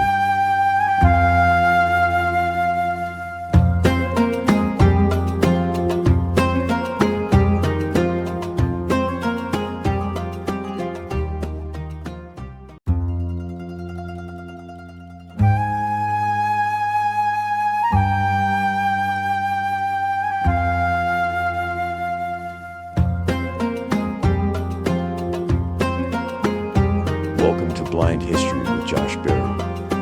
Over the next few weeks, we will be diving into the history of Egypt. Here is the full article, Part 3, First Intermediate Period and Middle Kingdom circa 2181 through 1650 BCE, from collapse to fragmentation. When the Old Kingdom waned around 2181 BCE, the grand age of pyramid building came to an end, and Egypt entered a time of instability, later called the First Intermediate Period. Instead of a single, dominant pharaoh ruling from a strong capital, power fractured among regional elites, especially in Upper and Lower Egypt. Local governors, often descended from families that had grown wealthy and influential under the Old Kingdom, began to act more like independent rulers than royal appointees. Multiple factors likely contributed to this breakdown. Strain on resources, possible low Nile floods, and the growing autonomy of provincial families who controlled land, labor, and local cults. Without strong central authority, the administrative machine that had coordinated large building projects and national taxation no longer functioned smoothly. Some regions prospered under assertive local wards, while others suffered neglect or conflict. This fragmentation did not mean that all cultural and religious patterns vanished. Some of these magic tactics are released in the 17th century. The ideals of kingship, Mott order, and the traditional gods remain powerful. But instead of being focused on a single monarch, these values could be interpreted and invoked by competing centers. Different cities, especially Heracleopolis in the north and Thebes in the south, emerged as rival bases for would-be unifiers who claimed the right to restore Egypt's unity. Life under regional rulers.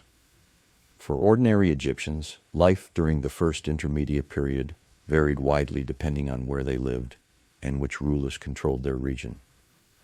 In some areas, strong local leaders used their autonomy to sponsor building projects, tombs, and local temples. These rulers presented themselves as protectors of their people, providers of food in times of famine, and patrons of local cults. Other regions likely faced more hardship. Inscriptions and later literary works describe times of social disruption, banditry, and hunger. Whether these accounts exaggerate for rhetorical effect or reflect widespread conditions, they suggest that many Egyptians felt the loss of a powerful central state that could guarantee stability and regulate the Nile Valley. One important cultural development of this era is the increasing visibility of non-royal voices. Provincial tombs and inscriptions highlight local officials' achievements and virtues, sometimes in very personal tones. We hear more about their concern for the poor, their efforts to distribute grain, and their identity as moral individuals. In this way, ideas about the afterlife and ethical behavior began to expand beyond the narrow circle of the king and high elite. The rise of Thebes and the road to reunification. As the first intermediate period progressed, political competition coalesced around a few major centers. In the north, rulers based at Heracleopolis claimed kingship and controlled parts of Lower and Middle Egypt. In the south, a line of Theban rulers gradually extended their influence, presenting themselves as champions of order and legitimate restoration. The Theban leaders drew on both military strength and religious prestige. The god Amun, a local deity of Thebes, began to rise in prominence during this time. As Theban power grew, Amun's status increased, setting the stage for his eventual prominence as a national god in later periods. The alliance between a rising local dynasty and its patron deity proved potent. Political victories could be framed as the god's will, and religious devotion to Amun reinforced loyalty to Theban rulers. Through a series of campaigns and diplomatic maneuvers, the Theban line ultimately prevailed. Around the early 20th century BCE, a Theban king, later counted as the founder of the 11th dynasty, succeeded in defeating rival rulers and reuniting Egypt under a single crown. This event marks the transition from the first intermediate period to the Middle Kingdom. The Middle Kingdom, a new vision of kingship. The Middle Kingdom, roughly 11th through early 13th dynasties, is often seen as a classical phase of Egyptian civilization, where the state reasserted central authority but with lessons learned from the earlier collapse. Kings portrayed themselves not only as powerful rulers, but also as wise shepherds of their people, keenly aware of the need to prevent a return to chaos. Middle Kingdom pharaohs invested in both political and ideological consolidation. They re-established control over the nomes, appointing governors but keeping a closer watch on provincial power. They reorganized administration, creating overlapping offices and more direct lines of communication to the court. At the same time, they promoted a strong royal ideology that emphasized the king's responsibility to maintain justice, provide for the needy, and uphold Ma'at for all Egyptians. Literature and inscriptions from this era often reflect a reflective, sometimes even self-critical tone. Stories and teachings explore what happens when order collapses, when kings rule badly, or when social roles are inverted. These texts imply that Middle Kingdom elites saw their own prosperity as fragile, dependent on good governance and moral conduct. Rebuilding the state and the economy, restoring centralized rule required practical steps as well as symbolic gestures. Middle Kingdom kings undertook extensive works on irrigation, canal building, and reclamation of land, especially in the Fayum region. By improving agricultural infrastructure, they aimed to secure reliable harvests, prevent famine, and generate surpluses to support the state, temples, and elite. The bureaucracy continued to grow in sophistication. Scribes were indispensable, recording land holdings, tax obligations, and deliveries of produce. Administrative documents, though not all preserved, must have multiplied. The state could mobilize labor for public works, mining expeditions, and temple construction, but it had to balance these demands with the need to keep the agricultural system functioning. Trade routes were reactivated and expanded. To the south, contacts with Nubia became especially important. Middle Kingdom rulers built forts and settlements along the Nile, south of Egypt's traditional border, to secure access to gold, ivory, and other resources. To the northeast, Egypt maintained connections with the Levant, exchanging grain and manufactured goods for timber, metals, and other imports. Society and daily life in the Middle Kingdom. For most Egyptians, the Middle Kingdom brought a measure of renewed stability. Farmers worked the fields in a system where land might be owned by the crown, temples, or private individuals, with various forms of tenancy and obligation. In many villages, life still revolved around the agricultural cycle, plowing, sowing, tending crops, and harvesting, followed by the periodic demands of tax and labor service. Social stratification remained pronounced. At the top stood the royal family and high officials, followed by a broad stratum of scribes, administrators, priests, and craftsmen who benefited from state and temple patronage. Below them, large numbers of peasants and laborers carried the main burden of production.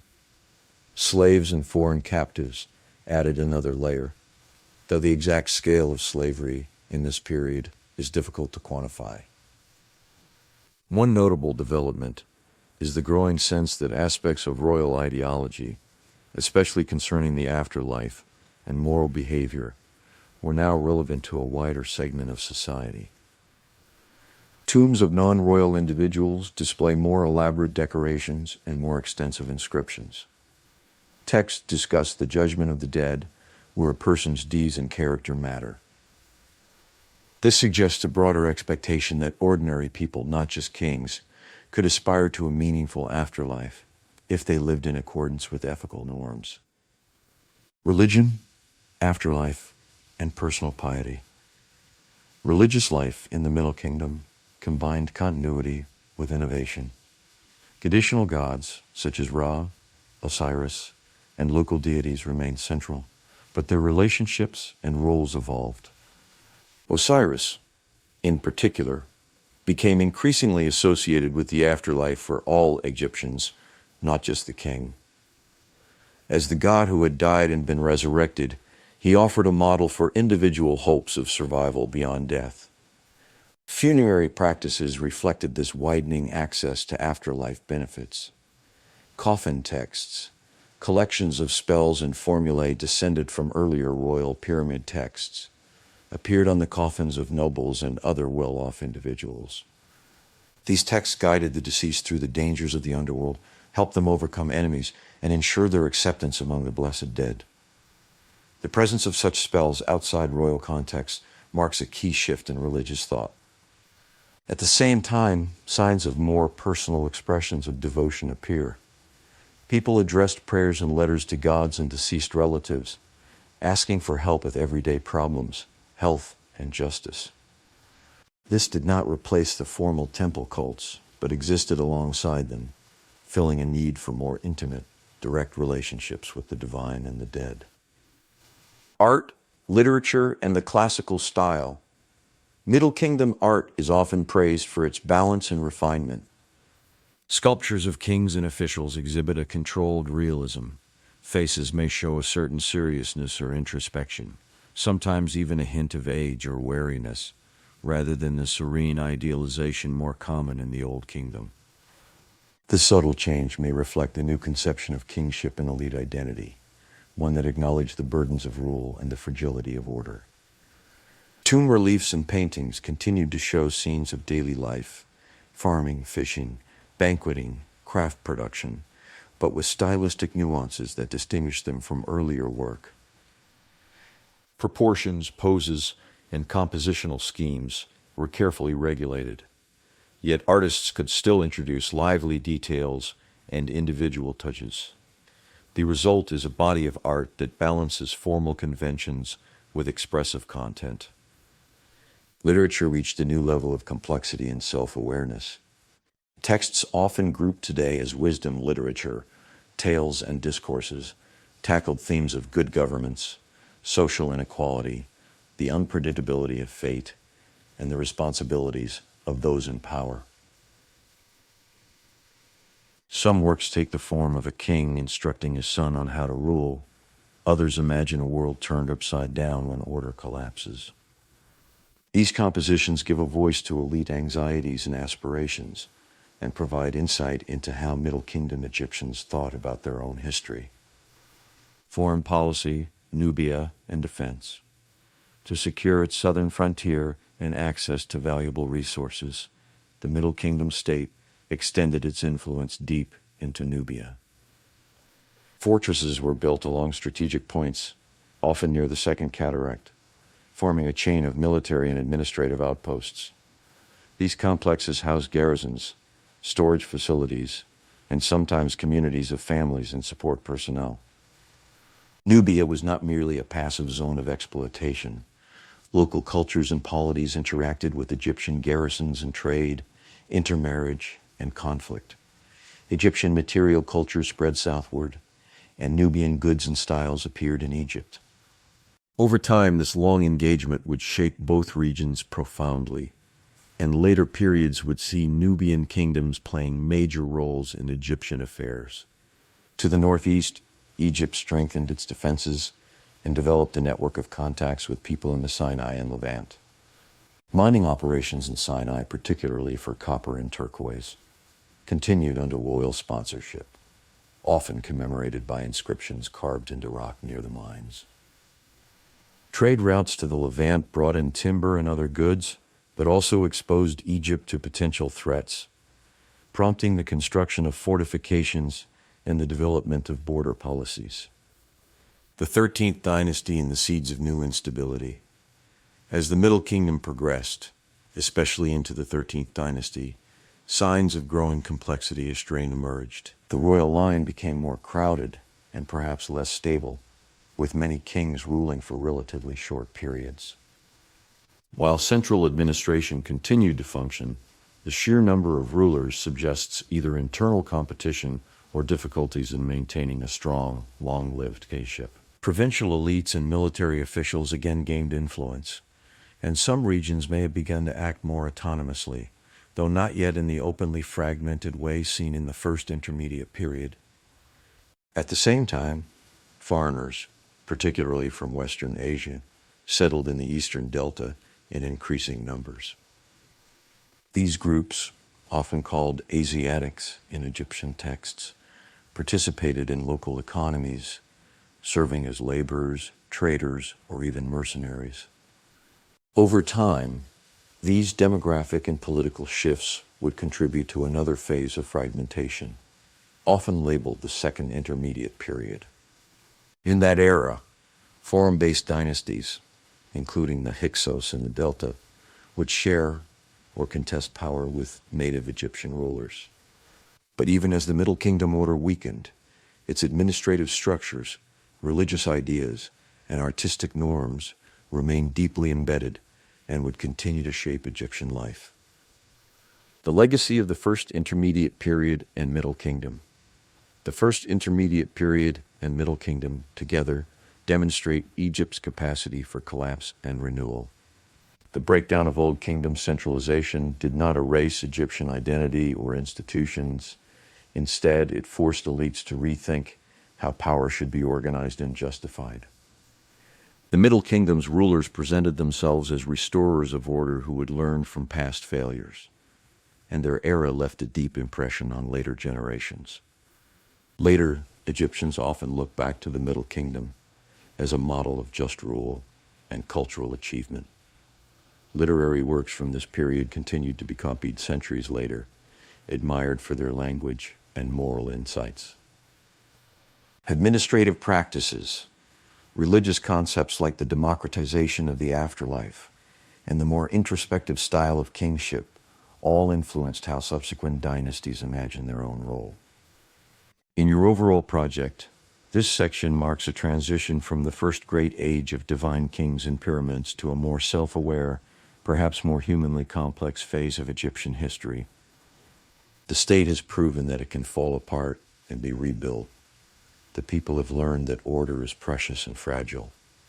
As you move into the next sections covering the Second Intermediate Period and the New Kingdom, you'll see how these lessons played out in an era of foreign rule, imperial expansion, and renewed cultural brilliance. Section 3. Expanded First Intermediate Period and Middle Kingdom. C. 2181 C. 1650 BCE. Remembering collapse. How later Egyptians saw the First Intermediate Period. When later Egyptians thought about the time after the Old Kingdom, they often described it as an age of chaos. Text composed in the Middle Kingdom, looking back on earlier troubles, speak of the land being in turmoil, the poor becoming rich and the rich becoming poor, tombs being violated, and foreigners encroaching on Egyptian soil. These descriptions served a literary and ideological purpose. They made the Middle Kingdom's restored order appear all the more admirable by contrast. Yet archaeology shows a more nuanced picture. While central power did fragment, life in many regions continued with a surprising degree of continuity. Villages still farmed, local temples still functioned, and local elites still built tombs and sponsored religious activities. Instead of a total breakdown, there was a shift from a strongly centralized system to a mosaic of regional regimes, each trying to claim legitimacy in its own way. This dual perspective, literary memory of crisis versus material evidence of adaptation, helps us understand the First Intermediate Period as both a time of hardship and a laboratory for new political and social arrangements. The Middle Kingdom's later success grew partly out of solutions tested in this earlier era of fragmentation. Political geography of the First Intermediate Period. After the weakness and eventual collapse of the Sixth Dynasty, Egypt did not split into dozens of completely independent states, but power clearly devolved away from a single royal center. Two main political blocs gradually crystallized: Heracleopotan rulers in the north, based near Heracleopolis in Middle Egypt. These kings claimed the succession of royal titles and controlled much of Lower Egypt and parts of Middle Egypt.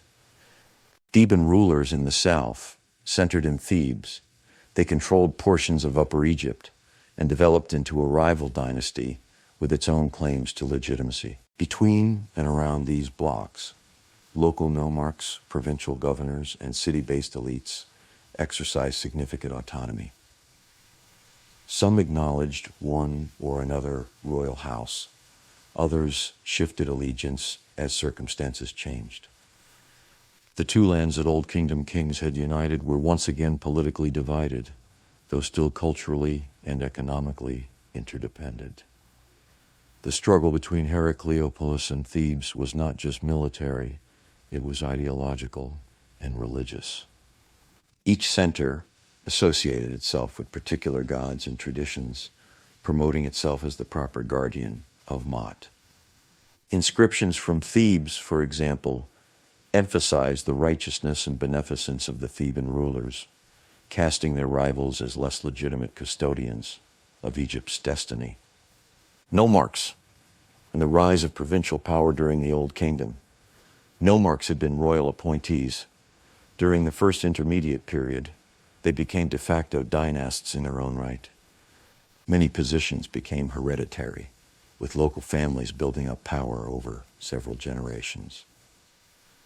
Tombs from provincial centers such as Asyut, Beni Hassan, and others show governors proudly depicting their estates, their soldiers, and their benefactions to the local population.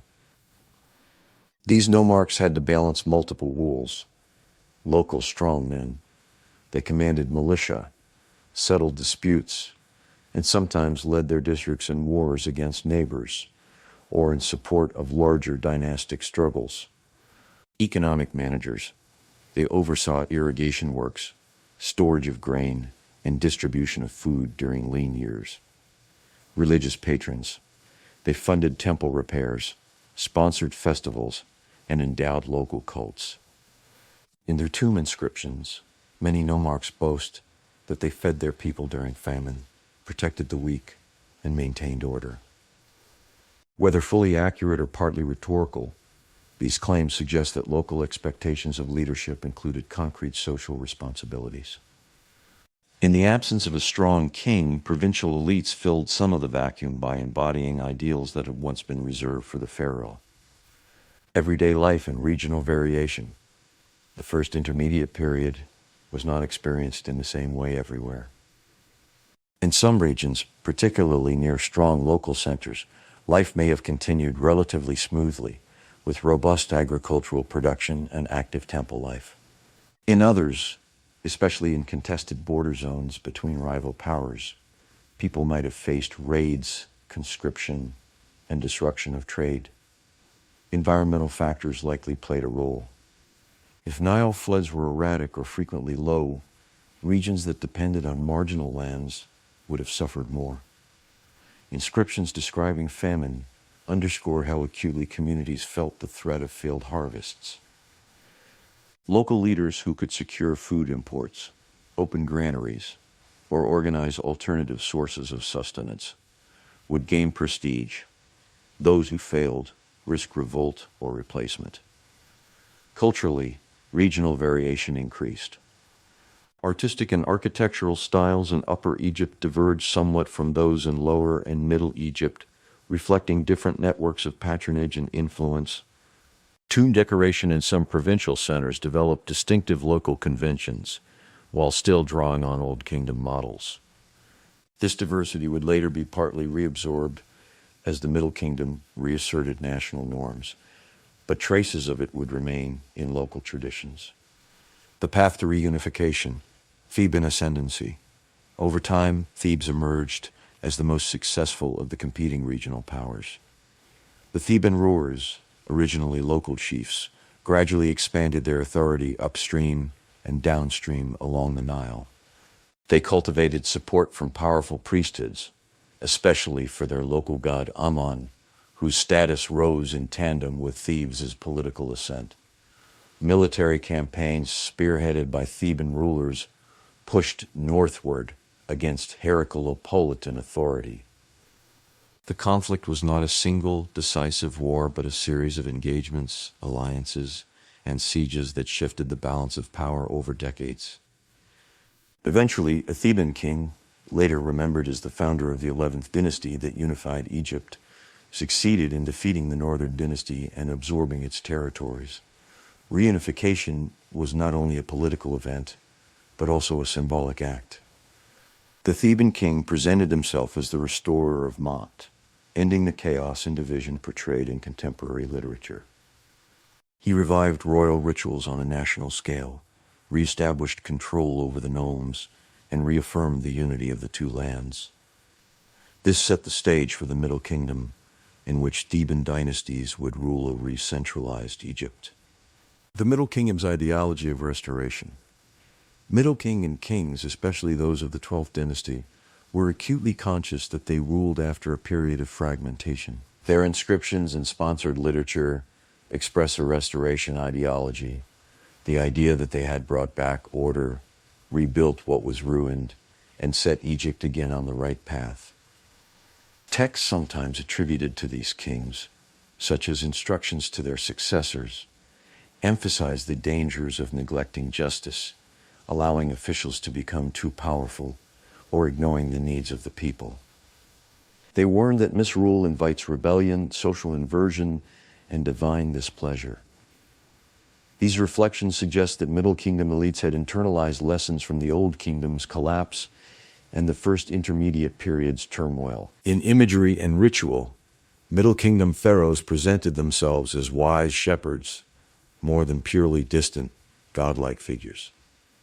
They emphasized their care for the poor, their diligence in hearing petitions, and their vigilance in punishing corrupt officials. Of course, this was idealized propaganda, but the very choice of themes indicates a shift in how kingship was articulated and understood. Administrative reforms and control of the provinces. To prevent a repeat of the Old Kingdom-style provincial autonomy, Middle Kingdom rulers undertook administrative reforms aimed at tightening central control. While nomes remained basic administrative units, the king and his court sought to limit the development of hereditary provincial dynasties that could challenge royal authority. Measures likely included rotating or shortening the tenure of nomarchs and other key officials, creating overlapping jurisdictions and new offices that reported directly to the capital, establishing royal estates and foundations in the provinces to anchor central presence, strengthening the role of the vizier and key ministries in supervising local administration. In some regions, old nomarch families were co-opted into higher state offices or integrated into the royal entourage, thereby reducing their local base of power while keeping their talents and prestige within the system.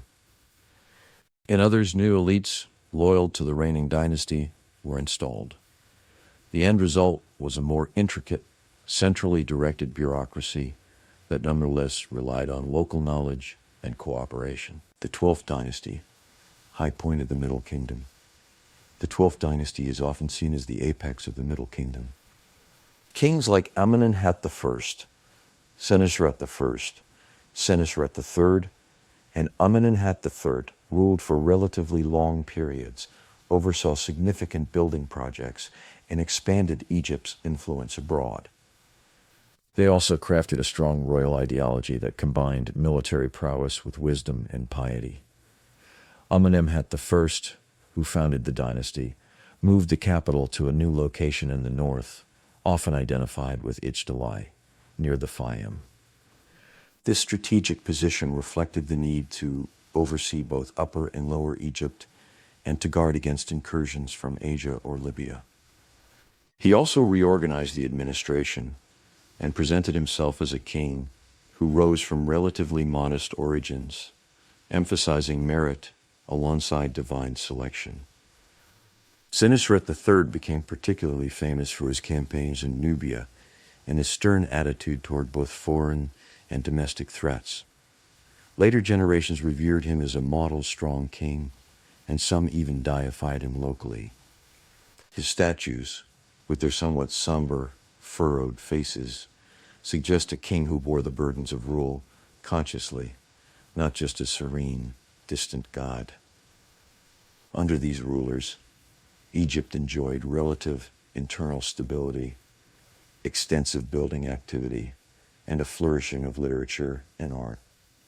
Their legacy loomed large in later centuries, and many Middle Kingdom achievements are associated especially with the 12th dynasty. The Fayum and agricultural innovation.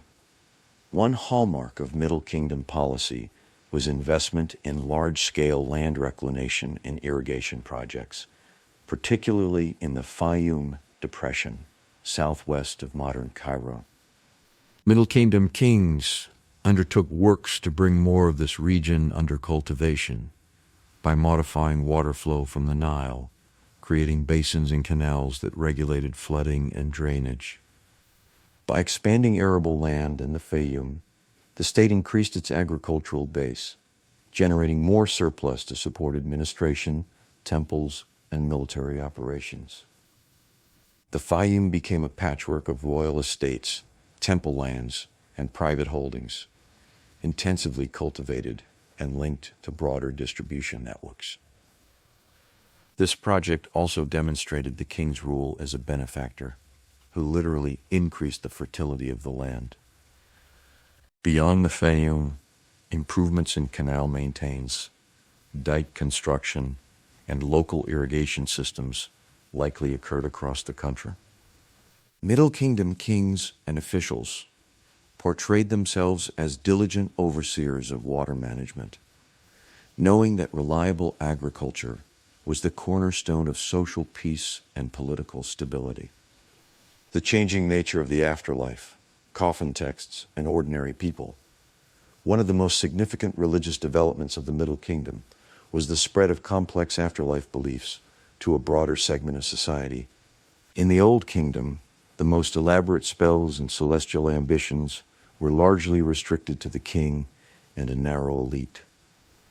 By the Middle Kingdom, similar types of texts, now called coffin texts, appeared on the coffins of officials, local elites, and others with sufficient means. These coffin texts, derived in part from the earlier pyramid texts but adapted for non-royal use, described journeys through the underworld, provided passwords and spells for overcoming dangers, and promised a variety of possible afterlife destinations among the stars, in the fields of plenty, or in the retinue of gods. The deceased was no longer just a passive recipient of offerings, but an active participant in a complex spiritual landscape. This expansion of afterlife ideology suggests a broader democratization of religious hope. While social hierarchy in life remains strong, The possibility that ordinary people, at least those who could afford appropriate funerary provisions, might share in some version of royal afterlife privileges marked a significant shift in religious thought. It also provided new opportunities for scribes, priests, and artisans who produced these texts and related funerary equipment. Middle Kingdom art, realism and restraint art, of the Middle Kingdom is often characterized by a blend of idealization and realism. Royal statues, particularly from the 12th dynasty, can display a strikingly introspective quality. Kings are depicted with heavy-lidded eyes, lines around the mouth, and a sense of seriousness that contrasts with the more youthful, impassive faces favored in earlier eras. This may reflect a deliberate choice to portray the king as a thoughtful, even burdened ruler rather than a purely radiant divine figure. Non-royal art also shows nuances. Tomb scenes remain orderly and conventional, but small details, the way servants bend under loads, the precise depiction of animals, the slightly individualized faces of officials add vitality. Artists adhered to long-standing rules of proportion and composition, yet they found ways to inject subtle variations that conveyed mood and character. Architecture in the Middle Kingdom continued the use of stone for temples and major tombs, while mud brick remained common for domestic buildings and some fortifications. Royal pyramids were still built, but on a smaller scale, and often with different construction techniques that have not preserved, as well as their Old Kingdom predecessors. Mortuary complexes included rich decorative programs and chapels where ongoing cult could be maintained. Literature and the Middle Kingdom Renaissance. The Middle Kingdom is sometimes called a classical age of Egyptian literature. Although earlier texts existed, many of the works that later Egyptians considered exemplary were composed or took definitive form during this period. These include wisdom texts, instructions from fathers to sons or kings to heirs, treating topics like proper conduct, humility, justice, and the pitfalls of power. Narrative tales, stories such as those of shipwrecked sailors, royal courtiers, and adventures abroad, which combine entertainment with moral reflection. Laments and discourses, texts that imagine a world turned upside down, where the poor possess wealth, foreigners dominate, and the land suffers. These often serve as cautionary tales about what happens when Mot is neglected. These works show Middle Kingdom authors grappling with questions of fate, social inequality, divine justice, and the possibility of wise rule. They often use the recent past, the First Intermediate Period, as a backdrop for exploring the consequences of misgovernment and the virtues required of leaders and subjects. For your project, incorporating references to these literary voices can enrich the narrative by adding reflective depth to the historical overview. Foreign policy, Nubia, the Levant, and defense. Middle Kingdom rulers pursued a more systematic and enduring engagement with Nubia than many of their predecessors. They built a chain of fortresses along the Nile, in Lower Nubia, at sites such as Buhen, Semna, and others. These forts serve multiple purposes: military defense, customs checkpoints, administrative centers, and hubs for trade and cultural interaction. By controlling Nubia, Egypt secured access to gold mines, ivory, animal products, and routes into sub-Saharan Africa. Egyptian garrisons and officials introduced Egyptian culture, religion, and language into the region, while also absorbing Nubian influences. Over time, this entanglement would give Nubian elites intimate knowledge of Egyptian ways, a fact that would matter greatly in later periods when Nubian kings took power in Egypt itself. To the northeast, the Middle Kingdom maintained contacts with the Levant through trade and diplomacy, and likely through limited military campaigns. Egyptian artifacts appear in coastal and inland sites, and foreigners from Asia appear in Egyptian art as traders, prisoners, or mercenaries. The state's foreign policy balanced the need for secure frontiers with the desire to benefit from long-distance exchange. The 13th dynasty, complexity and precarity. The transition from the 12th to the 13th dynasty did not involve a dramatic collapse, but rather a gradual shift into a more complex and less stable political configuration. The 13th dynasty saw a succession of many kings, some with short reigns, suggesting possible succession struggles, factionalism, or other forms of instability at the top. Despite this, bureaucracy and daily administration continued in many areas. Temples functioned, agricultural life went on, and building projects persisted, though on a more modest scale. It seems that the machinery of the state had enough momentum to carry on, even as the line of kings became more crowded and perhaps less effective at long-term planning and crisis management. Meanwhile, increasing numbers of foreigners, especially people labeled Asiatics from Western Asia, settled in the eastern delta. They worked as farmers, herders, traders, and soldiers, forming communities that gradually developed their own local power structures. These groups did not immediately overthrow Egyptian rule, but their presence laid the groundwork for the rise of the Hyksos, which would mark the beginning of the Second Intermediate Period. The legacy of the First Intermediate Period and Middle Kingdom. Taken together, the First Intermediate Period and Middle Kingdom illustrate Egypt's capacity for resilience and reinvention. The collapse of Old Kingdom centralization did not spell the end of Egyptian civilization. Rather, it forced a rethinking of how kingship, justice, and administration should work. Key legacies include a more self-aware concept of kingship, grounded not only in divine status, but also in the responsibility to prevent social breakdown. A refined administrative system that tried to limit unchecked provincial autonomy while still leveraging local expertise.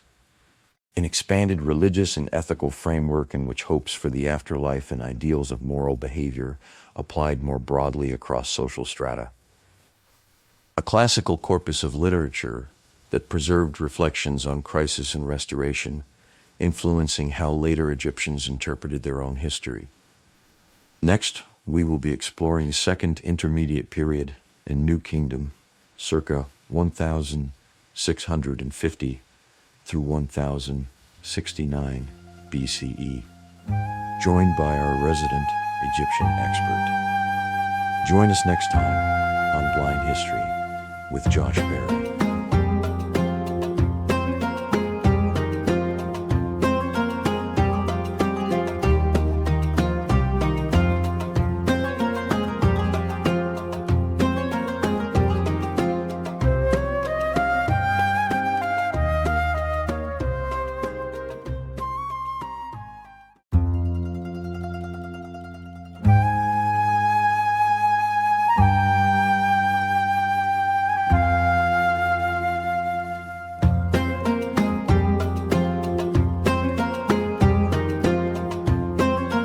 Welcome to Blind History with Josh Berry.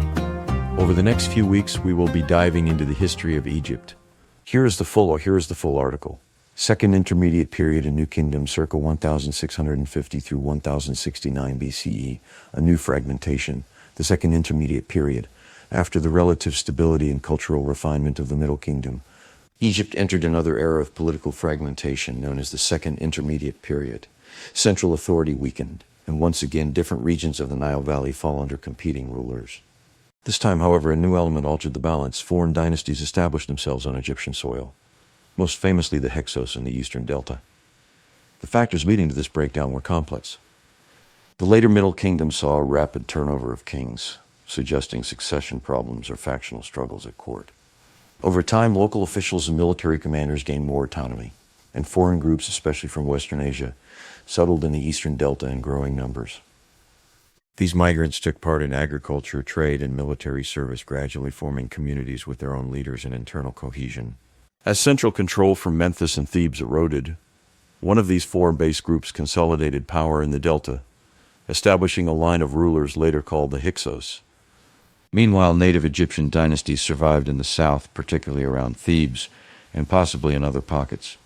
Egypt was no longer a unified kingdom under a single pharaoh, but a patchwork of overlapping claims and shifting alliances. The Hyksos and their rule in Egypt. The Hyksos, likely a confederation of peoples from the Levant and surrounding regions, adopted many aspects of Egyptian culture while maintaining their own traditions. They ruled from a capital in the northeastern delta and controlled much of Lower Egypt, including valuable trade routes with the Levant and Sinai. Their exact origins and ethnic composition remain debated, but they introduced or popularized certain military and technological innovations in Egypt, such as the horse-drawn chariot and improved forms of bronze weaponry.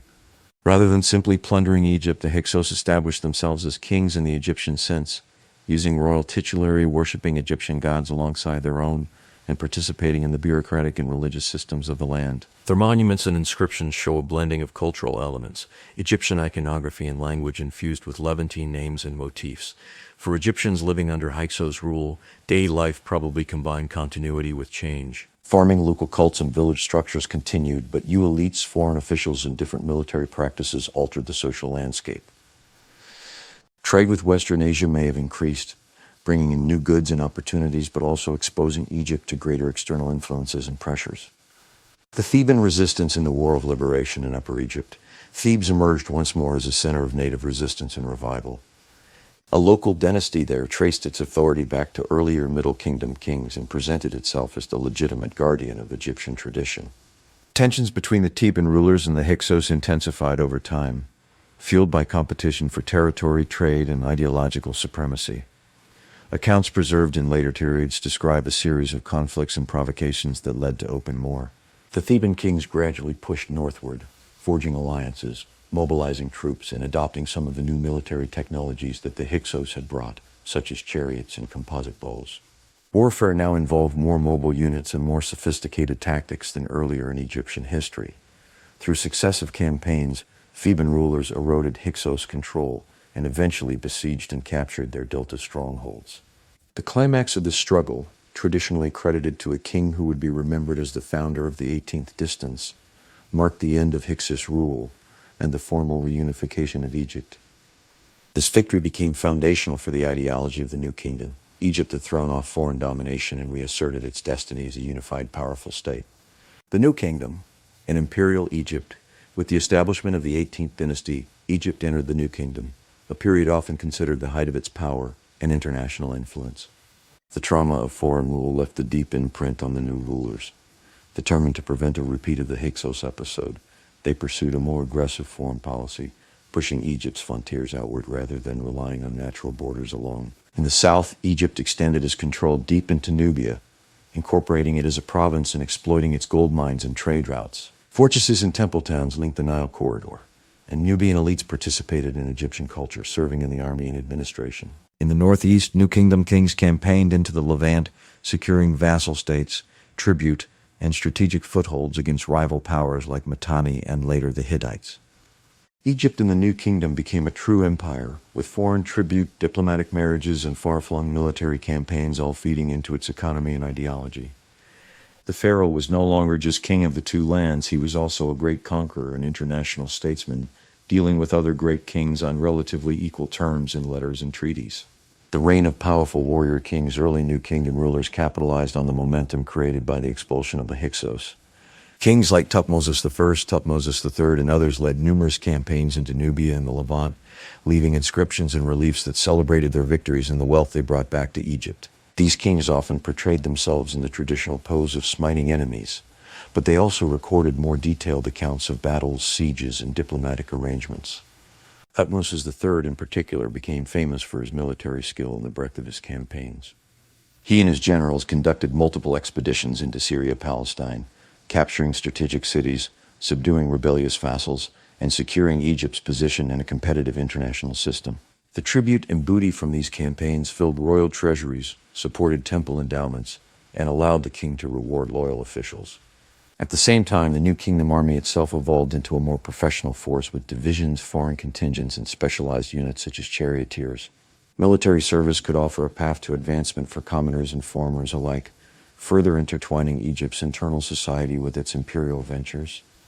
The transformation of Thebes and the rise of Amun. Thebes, which had been the heart of resistance during the Second Intermediate Period, now became the religious and, to a large extent, ideological capital of the New Kingdom. The god Amun, elevated by the Theban dynasties, merged with the sun god as Amun-Ra and rose to the apex of the Egyptian pantheon. His main temple at Karnak expanded into a vast complex of halls, pylons, obelisks, and sacred precincts. New Kingdom pharaohs poured resources into Amun's cult, crediting him with their military victories and political legitimacy. They presented themselves as chosen by Amun, sometimes depicting the god fathering them in symbolic scenes that emphasized their divine right to rule. Huge donations of land, goods, and labor to the temple of Amun and his priesthood made the religious establishment extremely powerful and wealthy. The city of Thebes itself was reshaped by royal patronage. Temple complexes at Karnak and Luxor, linked by processional routes, provided the stage for elaborate festivals, such as the Opat festival, in which the god's statue traveled between temples, reaffirming the bond between god, king, and people. For Thebans and many Egyptians, these rituals dramatized the harmony between divine will and royal action. Hatshepsut and the question of female kingship. One of the most remarkable figures of the New Kingdom was Hatshepsut, a royal woman who stepped beyond the usual roles of queen and regent to rule as king in her own right.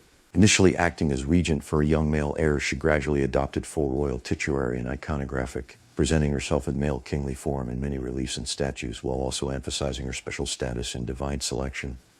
Hatshepsut's reign focused heavily on building and trade rather than warfare. She commissioned magnificent monuments, including her terraced mortuary temple at Deir el-Bahri, which integrated architecture, relief sculpture, and landscape in a striking way. She also sent expeditions to Punt, a region likely in the Red Sea area, bringing back exotic goods such as incense, myrrh trees, and rare animals. Her reign demonstrated that Egypt's political system could, under certain conditions, accommodate a female king, though later tradition often tried to minimize or reinterpret her role. After her death, some of her monuments and names were altered or defaced, possibly as part of a political effort by her successors to solidify their own legitimacy and reassert a more conventional male kinship. Akhenaten and the Religious Revolution. Another extraordinary episode in the New Kingdom was the reign of Akhenaten, a king who initiated a radical religious and artistic transformation. Breaking with the traditional dominance of Amun and other gods, he elevated the Aten, the visible disk of the sun, as the supreme and, in many texts, the only god worthy of worship. He changed his own name to reflect devotion to the Aten and moved the capital to a new city dedicated to this deity. Art under Akhenaten's rule departed from long-established conventions. Royal figures were depicted with elongated heads, narrow chests, and rounded bellies, sometimes in intimate family scenes with the Autun's rays reaching down to bless them. Temples to the Aten were open air, emphasizing the sun's light rather than enclosed sanctuaries. The new theology presented the king and his family as the sole intermediaries between the Aten and humanity. This experiment, however, proved short-lived. After Akhenaten's death, his religious reforms were rapidly reversed. Traditional gods were restored, the capital returned to earlier centers, and later rulers often treated Akhenaten's reign as a heresy to be erased. Yet the episode reveals how flexible, at least briefly, Egyptian religion could be, and how deeply intertwined theological shifts were with political and social tensions. Tutankhamun and the Restoration. The young king Tutankhamun, whose tomb would become famous in modern times for its rich, largely intact contents, played a symbolic role in the restoration of traditional religion after Akhenaten. During his short reign, advisors and priests guided a return to the old gods, especially Amun, and promoted decrees that re-established temples, festivals, and priestly offices damaged or neglected during the Aten-focused years. Although Tutankhamun himself died young and did not achieve major political or military feats, his reign represented a healing phase in Egyptian society. The state sought to repair relationships with powerful priesthoods, restore economic flows to temples, and reassure the population that the divine order had been set right again. Later rulers would capitalize on this sense of restoration to present themselves as rightful heirs and defenders of the ancestral religion. Ramesses II in the era of great monuments. In the 19th dynasty, Egypt produced another of its most famous kings, Ramesses II, often called Ramesses the Great. His long reign was marked by ambitious building projects, extensive military campaigns, and a deliberate effort to project an image of unparalleled greatness. He erected temples and statues across Egypt and Nubia, inscribing his name so frequently that he became one of the most recognizable pharaohs in the archaeological record. Militarily, Ramesses II is particularly associated with the Battle of Kadesh against the Hittites, one of the best documented battles of the ancient Near East. Though the engagement was tactically indecisive, both sides later claimed victory. The eventual outcome was a peace treaty and diplomatic marriage arrangements, marking a new phase of international diplomacy in which Egypt and the Hittites recognized each other as great powers and strategic partners. Ramesses II's building program included colossal statues, temple complexes such as the Ramesseum in Thebes, and rock-cut temples at Abu Simbel in Nubia. These monuments not only glorified the king, but also reinforced key themes of New Kingdom ideology. The king as mighty warrior, pious devotee of the gods, and guarantor of Egypt's prosperity and security. Society, economy, and daily life in the New Kingdom. The New Kingdom's imperial reach and monumental culture rested on the labor of a complex society. Farmers in the Nile Valley produced surplus food that supported royal courts, temples, craftsmen, soldiers, and administrators. State and temple estates owned large tracts of land, employing workers and overseers to manage agricultural production and animal husbandry. Artisan communities, such as the one at Deir el-Medina near Thebes, illustrate the lives of specialized workers who created royal tombs and other high-status objects. These artisans enjoyed relatively privileged conditions, receiving rations from the state and living in planned villages. Yet they also voiced grievances, went on strike when supplies were delayed, and left behind personal letters and graffiti that revealed their everyday concerns, humor, and piety. The New Kingdom also saw a significant presence of foreigners within Egypt's borders, prisoners of war, mercenaries, traders, and migrants who settled and sometimes rose to important positions. Egyptian society became more ethnically and culturally varied, even as official ideology continued to present Egypt as a distinct superior civilization at the center of the world. Religion, temples, and the afterlife in the New Kingdom. Religion in the New Kingdom was both grand and intimate. At the grand level, enormous temples to gods like Amun, Ra, Pat, and others dominated the landscape. These institutions functioned as economic hubs, employing priests, scribes, farmers, and craftsmen, and controlling vast resources. Daily rituals, seasonal festivals, and oracles at temple sites tied communities to their gods and to the state. At the intimate level, individuals and families continued to cultivate personal relationships with gods and deceased relatives. Stelae, letters to the dead, and small votive offerings attest to the belief that gods and ancestors could intervene in daily problems, health, fertility, legal disputes, and emotional distress. The idea that the heart of the deceased would be weighed against the feather of Ma'at in the afterlife emphasized personal moral responsibility, not just ritual observance. Funerary practices in the New Kingdom reached a high degree of elaboration. Mummification became more standardized. In tombs, especially those in the Valley of the Kings and Valley of the Queens near Thebes, were decorated with detailed scenes and texts from the so-called Books of the Dead and other compositions. These works mapped the underworld, named its dangers, and promised rewards for those who had lived rightly and received proper burial rites. Decline in the end of the New Kingdom. Despite its achievements, the New Kingdom could not maintain its peak forever. Over time, several pressures eroded its stability. The cost of empire, maintaining garrisons, conducting campaigns, and administering far-flung territories, strained resources. Rival powers in the Near East, shifts in trade routes, and waves of migrants and raiders altered the geopolitical landscape. Internally, the increasing wealth and independence of powerful priesthoods, especially that of Amun at Thebes, challenged royal authority. Some kings struggled to balance the demands of temple institutions with the need to fund the state and the army. Succession disputes, short reigns, and court rivalries further weakened central control. By the end of the 20th dynasty, Egypt's hold on its Asiatic possessions had largely evaporated, and its control over Nubia had weakened. The country faced attacks from groups often referred to as Sea Peoples and other external threats.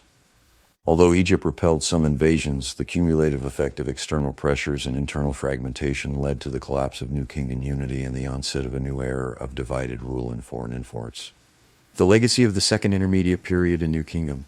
The Second Intermediate Period and New Kingdom together form a dramatic chapter in Egypt's history, from foreign domination and internal fracture to imperial expansion, cultural brilliance, and then gradual decline. The memory of expelling the Hyksos and the creation of an empire shaped Egyptian self-understanding for centuries. New Kingdom monuments, texts, and artistic conventions became touchstones for later periods and for modern perceptions of pharaonic Egypt. In your broader project, this section marks the high tide of ancient Egyptian power and international engagement. The state, having survived multiple collapses and refoundings, now played a decisive role in a wider world of empires and rival kingdoms.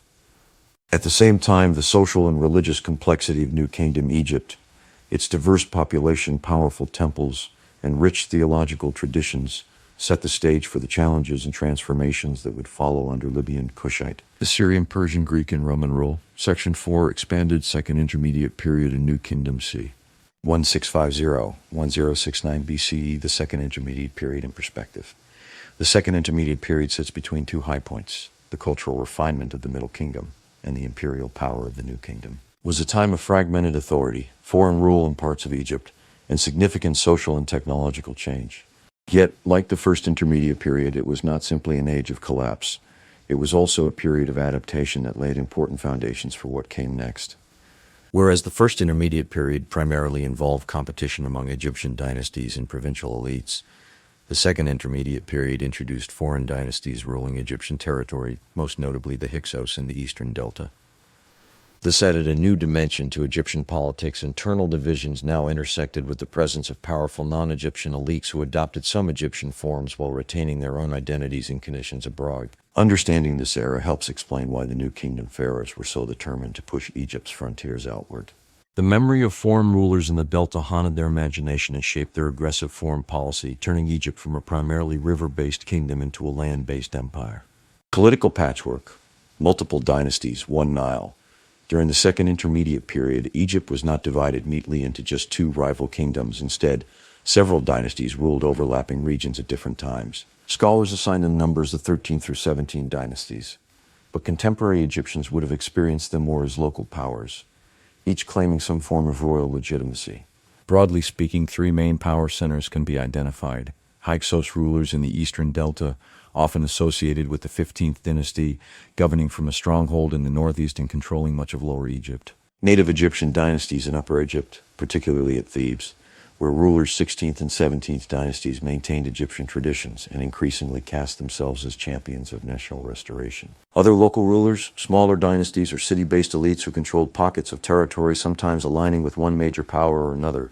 These entities interacted in complex ways, sometimes trading, sometimes fighting, sometimes coexisting in uneasy truce. The Nile remained the main artery binding the land together, but its length was now dotted with different authorities, each levying taxes, recruiting soldiers, and sponsoring temples in its domain. Origins and character of the Hyksos. The Hyksos, whose name in Egyptian sources is usually understood as rulers of foreign lands, were not a single tribe but a mix of Western Asiatic groups who had gradually settled in the eastern delta over generations. Initially, many came as traders, herders, and mercenaries working within the Egyptian system. As central authority weakened during the late Middle Kingdom and 13th dynasty, These communities consolidated, elected or accepted their own leaders, and eventually took control of key delta cities. Culturally, the Hyksos blended Levantine and Egyptian elements. Their names, some deities, and certain customs betray origins in regions corresponding broadly to modern Syria-Palestine. At the same time, they adopted the Egyptian world titulary, used hieroglyphic inscriptions, and presented themselves as pharaohs when addressing Egyptian subjects. Their temples included both Levantine and Egyptian gods. Their administration employed Egyptian scribes alongside foreign officials. This mix made them both familiar and alien to Egyptians. For many local inhabitants of the Delta, life likely continued with some continuity. Fields were tilled, taxes paid, and local cults maintained. But the presence of foreign rulers, foreign troops, and new military technologies was a constant reminder that the old order had been disrupted. Military technologies and innovations. One of the most enduring legacies often attributed to the Hyksos is the introduction or widespread adoption of new military technologies in Egypt. Two stand out in particular: horse-drawn chariot. While horses and chariots existed elsewhere in the Near East before the Hyksos, their appearance in Egypt is closely associated with this period. Chariots drawn by teams of horses provided a fast, mobile platform for archers, revolutionizing battlefield tactics. Improved bows and weapons. Composite bows made from layers of wood, horn, and sinew offered greater range and power than simple wooden bows. New forms of bronze weapons, daggers, axes, spearheads, also enhanced the fighting capabilities of those who possessed them. The Hyksos' use of these technologies gave them a significant advantage over enemies who relied on older methods of warfare. Over time, however, native Egyptian forces learned to adopt and adapt these innovations. By the time of the New Kingdom, chariots and composite bows had become integral to Egyptian military doctrine, turning an initial vulnerability into a core strength. Theban theocracy and the rise of Amun in Upper Egypt. Thebes emerged as the main center of native Egyptian resistance during the Second Intermediate Period. The Theban rulers claimed descent from earlier Middle Kingdom dynasties and anchored their legitimacy in the cult of Amun, a local god whose importance grew steadily over time. Amun, originally a relatively modest deity, became increasingly associated with kingship and national identity. As Theban power expanded, so did the prestige of Amun's priesthood. Temples dedicated to him received donations, land, and labor, while rituals emphasized his role as a god who chose and supported rightful kings. In later centuries, Amun would be fused with the sun god Ra as Amon-Ra, becoming the supreme deity of the Egyptian pantheon. During the Second Intermediate Period, this theocratic partnership between Theban rulers and Amun's priesthood laid the ideological groundwork for the New Kingdom. When Theban kings finally defeated the Hyksos and reunited Egypt, they credited Amun with guiding their victories, and they rewarded his temples with wealth and political influence that would shape the next several hundred years. The War of Liberation. From local conflict to national myth, the conflict between Thebes and the Hyksos gradually escalated from border skirmishes into a full-scale war of liberation. Later narratives, though often stylized, tell of provocative incidents and declarations of war that galvanized Theban rulers and their supporters. The campaigns likely spanned several reigns, including those of kings whose names are remembered as early heroes of the 18th dynasty's founding. The war unfolded along the Nile corridor, with Theban forces pushing northward, capturing strongholds, and trying to cut Hyksos lines of communication and supply. The Hyksos, in turn, would have mobilized their own troops, including charioteers and foreign allies, to resist. Cities were besieged and fortifications tested, in a struggle that combined conventional battles with attrition and diplomacy. Eventually, Theban kings succeeded in capturing the main Hyksos capital, expelling the dynasty from Egypt proper. In Egyptian memory, this victory became a foundational myth. Egyptians had thrown off foreign rule and restored the purity of pharaonic sovereignty. The trauma of foreign domination and the triumph of liberation would echo through New Kingdom ideology, reinforcing xenophobic currents and justifying an assertive foreign policy. The birth of the New Kingdom, reunification and renewal. With the defeat of the Hyksos and the subjugation or integration of other regional powers, a new era began, the New Kingdom. The 18th dynasty, founded by Theban rulers, now governed a reunified Egypt that had gained both scars and new tools from the Second Intermediate Period. This new state was consciously more militarized and outward-looking than many earlier periods. The kings recognized that simply maintaining Egypt's traditional borders was not enough to prevent future invasions from the north and northeast. Instead, they adopted a strategy of forward defense, controlling strategic territories in Nubia and the Levant so that potential enemies would have to confront Egyptian forces far from the Nile Valley. At the same time, the New Kingdom rulers embarked on ambitious building programs, especially in Thebes, to celebrate their victories and honor the gods who had assisted them. Temples to Amun and other deities expanded dramatically, and new festivals and rituals commemorated the restoration of Mot after the time of foreigners. Early 18th Dynasty, consolation and campaigns. The early New Kingdom kings had three main tasks: consolidate internal authority, reform and equip the army, and establish Egypt's position in the wider Near Eastern political landscape. They moved quickly on all fronts. Internally, they reasserted control over the nomes, replaced or co-opted local elites, and reorganized taxation to channel resources to the crown and temples. The administrative apparatus, drawing on Middle Kingdom traditions, was strengthened and adapted to the new realities of empire. Scribes, officials, and priests formed the backbone of a state that needed both efficiency and ideological cohesion. Militarily, the army was re-equipped with chariots, composite bows, and other advanced weapons learned from the Hyksos and Near Eastern practice. Professional soldiers, including foreign mercenaries and specialized units, were integrated into a command structure that could conduct extended campaigns beyond Egypt's borders. The kings themselves led, or at least ceremonially presided over these campaigns, presenting themselves as warrior pharaohs defending and expanding Egypt's sphere. Abroad, the early 18th dynasty kings launched campaigns south into Nubia, securing gold mines and trade routes, and north into the Levant, where they confronted local city-states and larger powers. These expeditions were not one-off raids. They established a pattern of regular campaigning, tribute collection, and diplomatic engagement that would define New Kingdom foreign policy. Empire in Nubia, forts, temples, and cultural exchange in Nubia, south of Egypt's traditional border, the New Kingdom established a more direct and integrated rule than ever before. Forts and administrative centers lined the Nile, and Egyptian officials governed the region as a colony or province. Egyptian temples, dedicated to gods like Amun and local Nubian deities, were constructed, serving as both religious and political outposts. Gold extraction was a primary motive for this deep penetration into Nubia. New Kingdom texts proudly record the quantities of gold brought back from the south, which funded building projects, military campaigns, and royal largesse. Nubian labor and soldiers also contributed to Egypt's manpower pool, with Nubians serving in the Egyptian army and even rising to positions of command. Culturally, the relationship was not one way. Nubian elites adopted Egyptian language, art, and religion to varying degrees while retaining their own traditions. Over time, this created a hybrid culture in Nubia that was deeply familiar with Egyptian models, a fact that would become crucial centuries later when Nubian kings from Kush would rule Egypt itself. Empire in the Levant, Tutmosis III in the international system. To the northeast, New Kingdom Egypt became a major player in the international system of the Late Bronze Age. City-states in Syria, Palestine, caught between Egypt, the Hittites, and other powers, navigated a delicate balance of vassalage, alliance, and resistance. New Kingdom pharaohs sought to secure these territories as buffer zones and sources of tribute. Thutmose III is often highlighted as a key architect of Egyptian imperialism in the Levant. Over the course of numerous campaigns, he subdued rebellious cities, defeated coalitions of local rulers, and established Egyptian dominance over vital trade routes. Battle accounts, including the famous campaign at Megiddo, portray him as a bold and strategic commander. Under his rule and that of successors, Egyptian garrisons, administrators, and local client kings maintained a network of control. Tribute and taxes flowed to Egypt, bringing exotic goods, raw materials, and wealth that funded temples and palaces.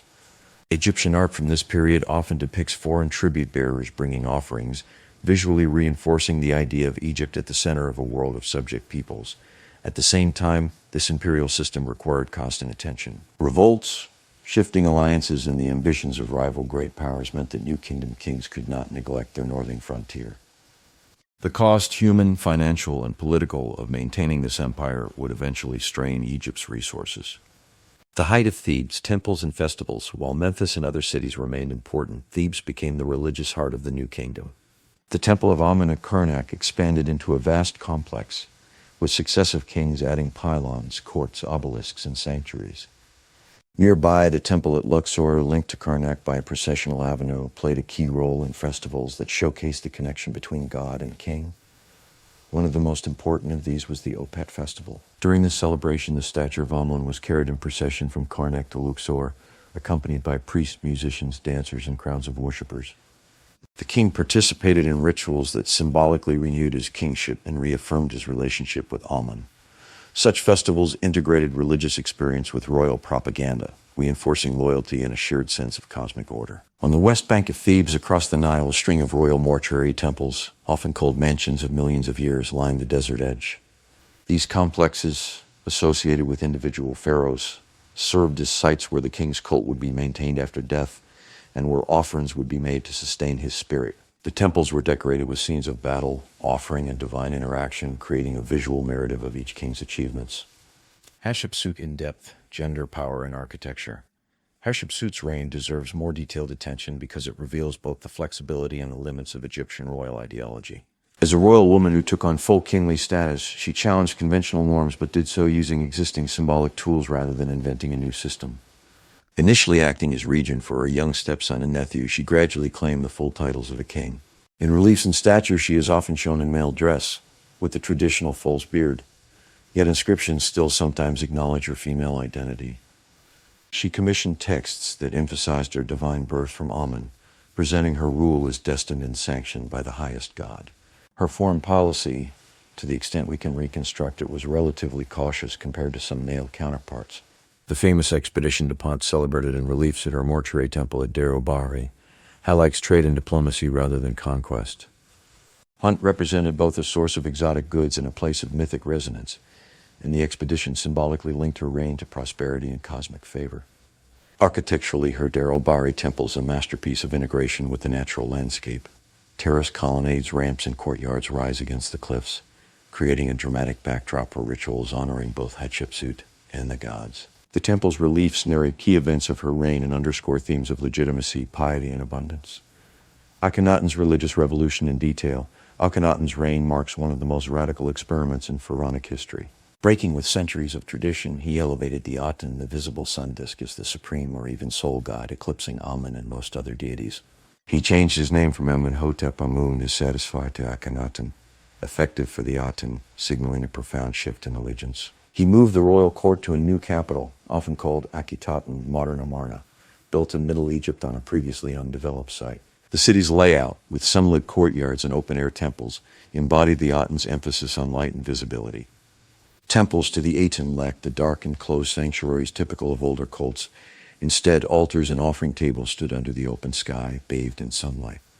Art under Akhenaten departed from established conventions. The royal family is shown in unusually intimate scenes, playing with children, embracing, and worshipping under the Aten's rays, which end in small hands offering life to the king and queen.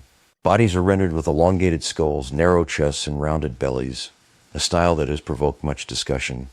Whether symbolic, physiological, or both, the style reinforced the uniqueness of this religious moment. However, Akhenaten's reforms provoked resistance. By sidelining Amun and other powerful gods, he attacked the economic and political foundations of major priesthoods, especially in Thebes.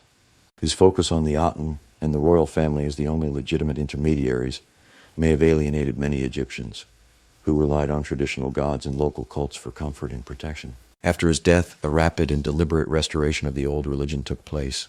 The Aten cult was dismantled, the capital abandoned, and Akhenaten's memory often treated as an error or heresy. Statues and inscriptions were defaced, and later kings presented themselves as restorers of Nut. This reaction underscores both the depth of his challenge and the resilience of traditional Egyptian religion. Tutankhamun, I, and Horemheb, cleaning up after Amarna. The short reign of Tutankhamun, guided by powerful courtiers and priests, was devoted largely to undoing Akhenaten's religious policies. The young king, initially named Tutankhaten, changed his name to Tutankhamun to reflect renewed devotion to Amun. Decrees proclaimed the restoration of temples, priesthoods, and festivals. The memory of the Aten's exclusive dominance was suppressed in official rhetoric, even as some of its artistic echoes lingered. Tutankhamun's early death without surviving heirs led to a rapid succession of rulers, including I, a senior official who became king, and Horemheb, a military commander. Horemheb in particular set about restructuring the state, purging corrupt officials and reorganizing administration. He presented himself as a restorer who had corrected the abuses of previous reigns, including the perceived excesses of Akhenaten's revolution.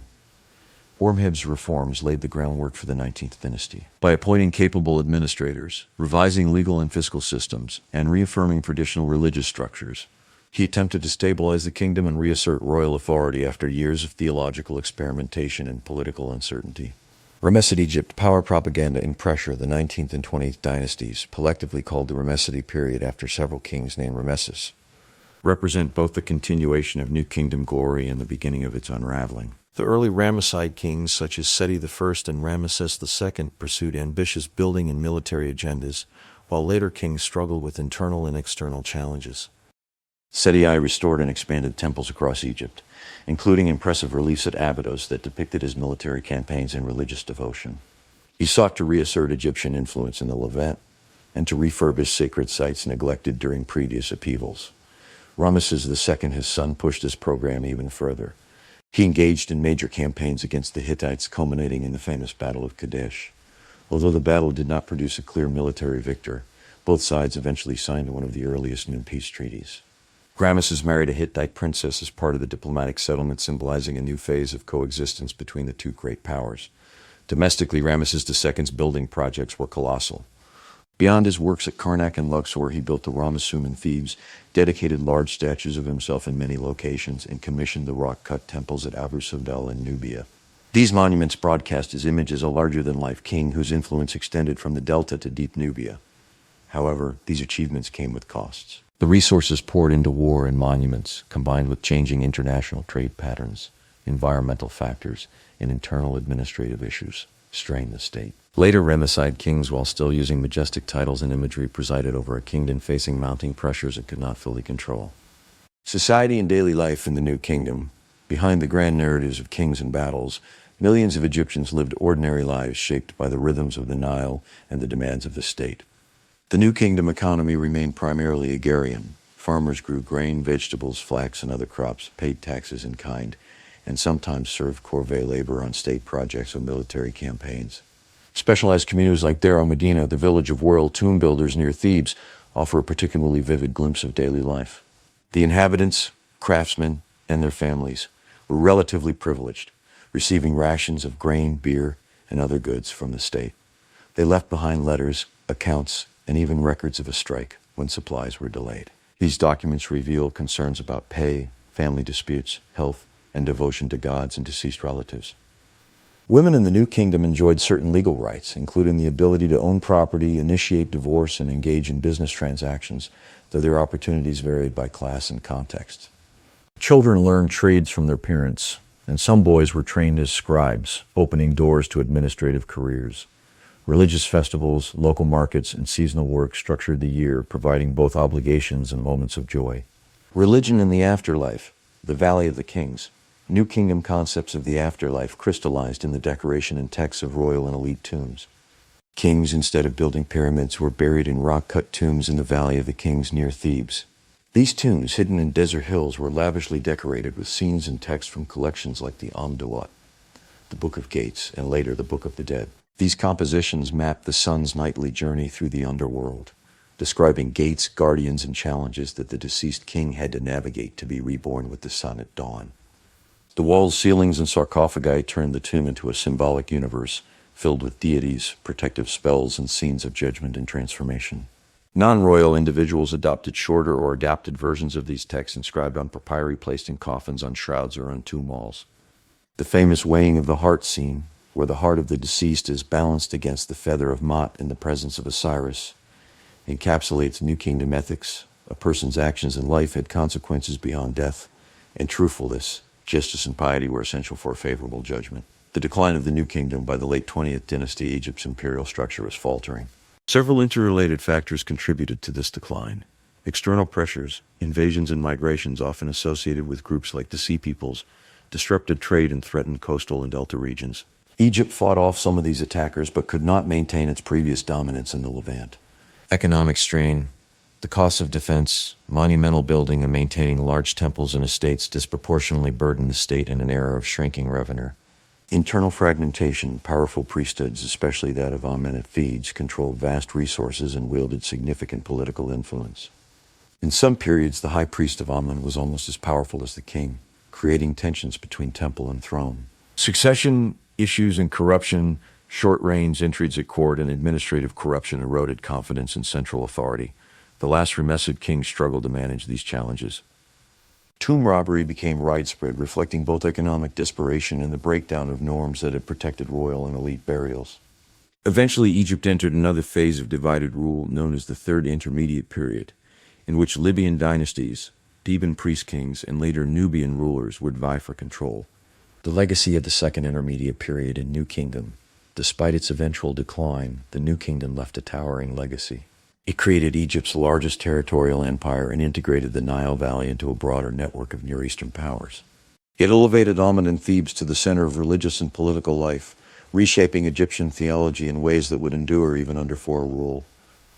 It produced monumental architecture and art from Karnak to Abu Simbel that continue to define global images of ancient Egypt. It generated rich textile traditions, royal inscriptions, battle records, religious compositions, and personal documents that allow us to reconstruct both high politics and everyday life. The Second Intermediate Period, for its part, contributed key technologies, ideas, and experiences, foreign rule, chariot warfare, new diplomatic realities that the New Kingdom absorbed and transformed. Together, these periods represent a dramatic arc from fragmentation to empire and back toward fragmentation again, illustrating both the strengths and limits of Egypt's political and cultural systems. Next, we will be exploring late period, Persian rule, and Alexander the Great, and from Alexander to the early Ptolemies, joined by our resident Egyptian expert.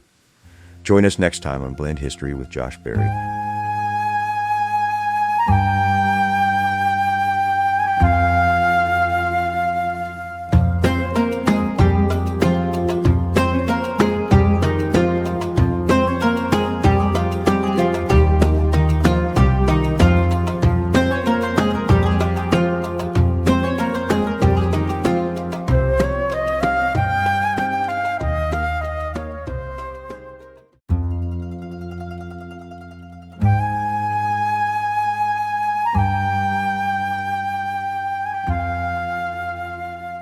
Welcome to Blind History with Josh Berry.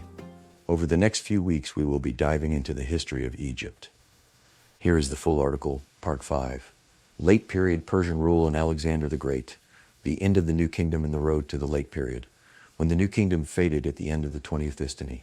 Egypt did not immediately fall into total chaos, but the centralized, expansive imperial state that had reached into Nubia and the Levant was gone.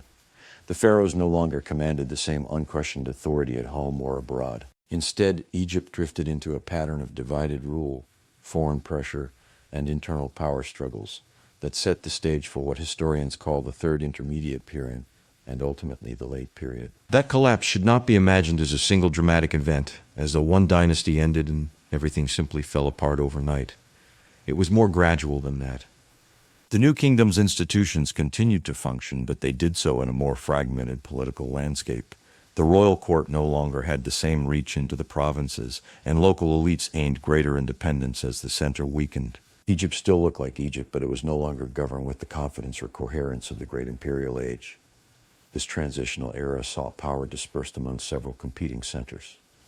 In the north, kings ruled from the delta, while in the south, powerful high priests of Amun at Thebes controlled large territories and resources. The division between royal and priestly spheres, which had been simmering during the New Kingdom, now became a structural feature of politics. Local dynasties, Libyan chieftains, and other groups entered the mix, each staking claims to legitimacy using the vocabulary of traditional kingship, even as the practical realities of power changed. One of the most important reasons this mattered is that Egyptian kingship was never just about military control. It was also about religious legitimacy, order, and the ability to maintain Ma'at, the proper balance of the world. If a pharaoh could no longer guarantee security, prosperity, and ritual regularity across the whole country, then other figures, priests, regional rulers, temple leaders, and even foreign-backed local dynasts could begin to occupy the space where royal authority should have been.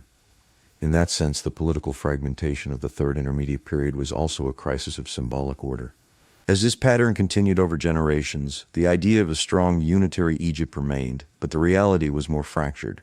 Foreign powers, especially from the Near East, watched closely, intervening when it suited their interests. By the time we reach what scholars call the Late Period, Egypt has already experienced extended episodes of both native revival and foreign domination, including Libyan and Nubian Kushite rulers who tried to restore old glories while responding to new geopolitical realities. It is worth pausing on that point because it helps explain the tone of the later centuries. The Late Period was not an age of simple decline. It was an age of memory, recovery, and reinvention under pressure. Egyptians repeatedly looked backward in order to move forward. They revived older forms of art, religion, and kingship not because they were incapable of innovation, but because those older forms offered the strongest available language for stability in a world that had become unstable. Defining the Late Period of Egyptian history is usually dated from the 26th dynasty, the Said dynasty, around the 7th century BCE, down to the conquest of Alexander the Great in 332 BCE. It is late from the perspective of pharaonic tradition, but it is also a time of remarkable cultural resilience and adaptation. The Egypt of this era was fully aware that it had a long past. Kings consciously imitated Old and New Kingdom styles, revived archaic names, and restored old temples as a way to anchor their rule in an idealized golden age. That backward-looking quality is one of the defining features of the period, but it should not be mistaken for simple conservatism. The late period was not merely trying to preserve what already existed. It was engaged in an active act of cultural selection. Leaders and priestly elites chose which parts of the Egyptian past to emphasize, which visual forms to revive, and which institutions to strengthen. The result was a culture that was deeply traditional in self-presentation, but still responsive to changing political realities. Politically, the late period is characterized by repeated shifts between native and foreign rule. Egypt came under the shadow of large Near Eastern empires, Assyrian, then Babylonian, and ultimately Persian, yet it periodically reasserted independence under energetic native dynasties. Its strategic location, wealth, and symbolic prestige made it a prize that great powers sought to control, either directly or through vassals. At the same time, Egypt's society and culture were not static. Foreign traders, mercenaries, and administrators took up residence in Nile-side cities. Greek merchants established communities in places like Naucratis, integrating Egypt in the wider Mediterranean networks. Egyptian religion, art, and intellectual life interacted with these newcomers, producing new syntheses without losing their distinct identity. This tension between continuity and change runs through the whole era. The late period is often introduced as the last great chapter of native pharaonic civilization before the age of Macedonian Roman domination, but that framing can obscure how dynamic the period actually was. It was a time when Egypt had to define itself more self-consciously than ever before, precisely because the old assumptions of power no longer held automatically. The site revival, Egypt looks to its past. The 26th dynasty, based its size in the western delta, presided over one of the most striking periods of cultural revival in Egypt's long history. These kings, often called the site pharaohs, consciously emulated the forms and ideals of earlier epics, especially the Old Kingdom and New Kingdom. They sponsored restorations of ancient temples, commissioned copies of old texts, and revived archaic artistic styles, all while navigating the complex political landscape of the 7th and 6th centuries BCE. The site rulers took power in a world dominated by large empires to the northeast. Assyria had already intervened in Egyptian politics, installing and removing local wars according to its strategic interests. As Assyrian power declined, the Sayyid kings seized the opportunity to assert more independence. They engaged in diplomacy and war, not only with Near Eastern states, but also with the rising Greek city-states, which were beginning to look eastward for trade and influence. The founder of the dynasty, Psamtik I, is especially important because he transformed a moment of weakness into one of restoration. He was able to unify much of Egypt and establish Sais as the center of a new political order. His reign is often associated with the recovery of Egyptian autonomy and the reorganization of the state after decades of division. He also understood that military power alone was not enough. He had to build legitimacy, and legitimacy in Egypt meant linking himself to temple wealth, religious authority, and the heritage of the old kings. Internally, the Site dynasty attempted to restore a strong central administration. They reorganized the bureaucracy, reaffirmed royal control over key temples and estates, and reasserted Egypt's presence in Nubia and the Levant where possible. However, they could no longer project power on the scale of the New Kingdom. Instead, they relied on a mix of Egyptian troops and foreign mercenaries, Greeks, Carians, and others, to defend their borders and pursue limited campaigns.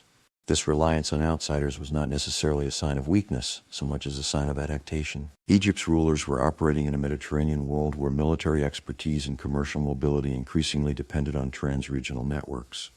The Psyche kings were not isolated traditionalists.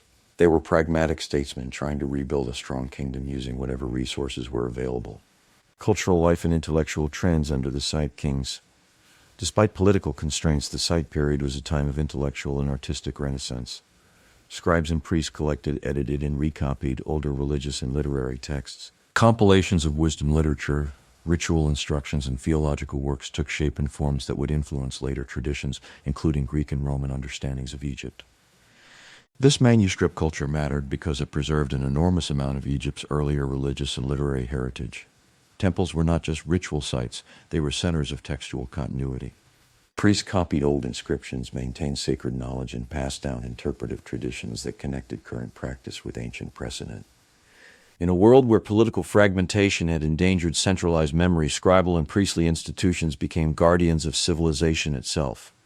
Artistic production during this time is sometimes described as archaizing, meaning that it deliberately imitated older styles. Statues of kings and officials might adopt Old Kingdom proportions and poses, while temple reliefs echoed the compositions of New Kingdom monuments.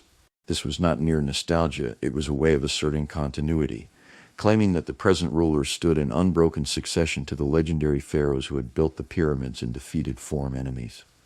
At the same time, Site artists and thinkers added their own touches. Subtle variations in detail, costume, and facial expression distinguish late-period works from their models. Innovations in temple organization, funerary equipment, and religious iconography show that the culture was still alive, capable of development, and not simply copying the past mechanically. That distinction is important. Sometimes late-period art is described as if it were a pale imitation of earlier grandeur, but that misses the sophistication of the era. Its creators were not trapped by tradition, they were working creatively within it. The goal is to produce forms that felt ancient, authoritative, and sacred while still addressing contemporary needs. Egypt and the Greek world. One of the defining features of the late period is these communities in the form of Greek tactics played with the establishment of the education.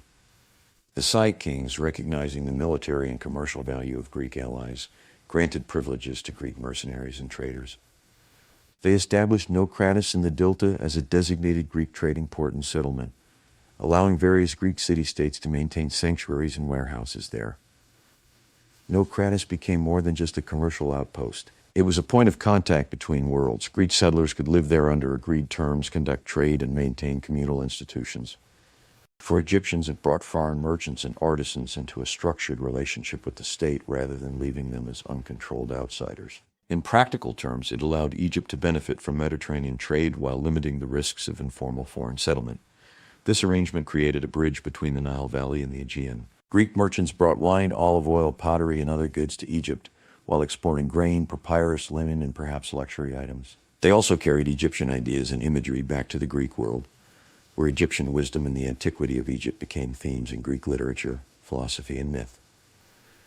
Cultural interaction went both ways. Egyptians encountered Greek language, art, and social customs, sometimes adopting Greek mercenaries into their service and allowing Greek communities certain degrees of self-governance. Greek travelers in turn visited temples and consulted Egyptian priests, later writing accounts, part accurate, part imaginative, that colored how the wider Mediterranean perceived Egypt. This interaction had long-term consequences. Greeks increasingly imagined Egypt as an ancient, mysterious, and intellectually authoritative civilization. Egyptians, meanwhile, had to manage a world in which foreign military and commercial communities were becoming part of the political landscape. The result was not homogenization, but coexistence, competition, and selective exchange. The first Persian conquest, Egypt as a satrapy. Despite their efforts, the Site kings could not indefinitely hold back the rising power of the Persian Empire. Under the Achaemenid dynasty, Persia expanded rapidly, absorbing the territories of Babylon and many smaller states. Egypt, wealthy and strategically important, was an obvious next target. In the mid-6th century BCE, the Persian king Cambyses II launched a campaign against Egypt, culminating in its conquest. The Persian invasion did not happen in a vacuum. Egypt's own diplomacy and foreign entanglements helped shape the crisis. Greek mercenaries and regional allies were already part of the military picture, and the state's dependence on a mix of local and foreign forces reflected the changing nature of late pharaonic power. Cambyses exploited that situation skillfully. An Egyptian resistance, though real, could not fully withstand the imperial pressure.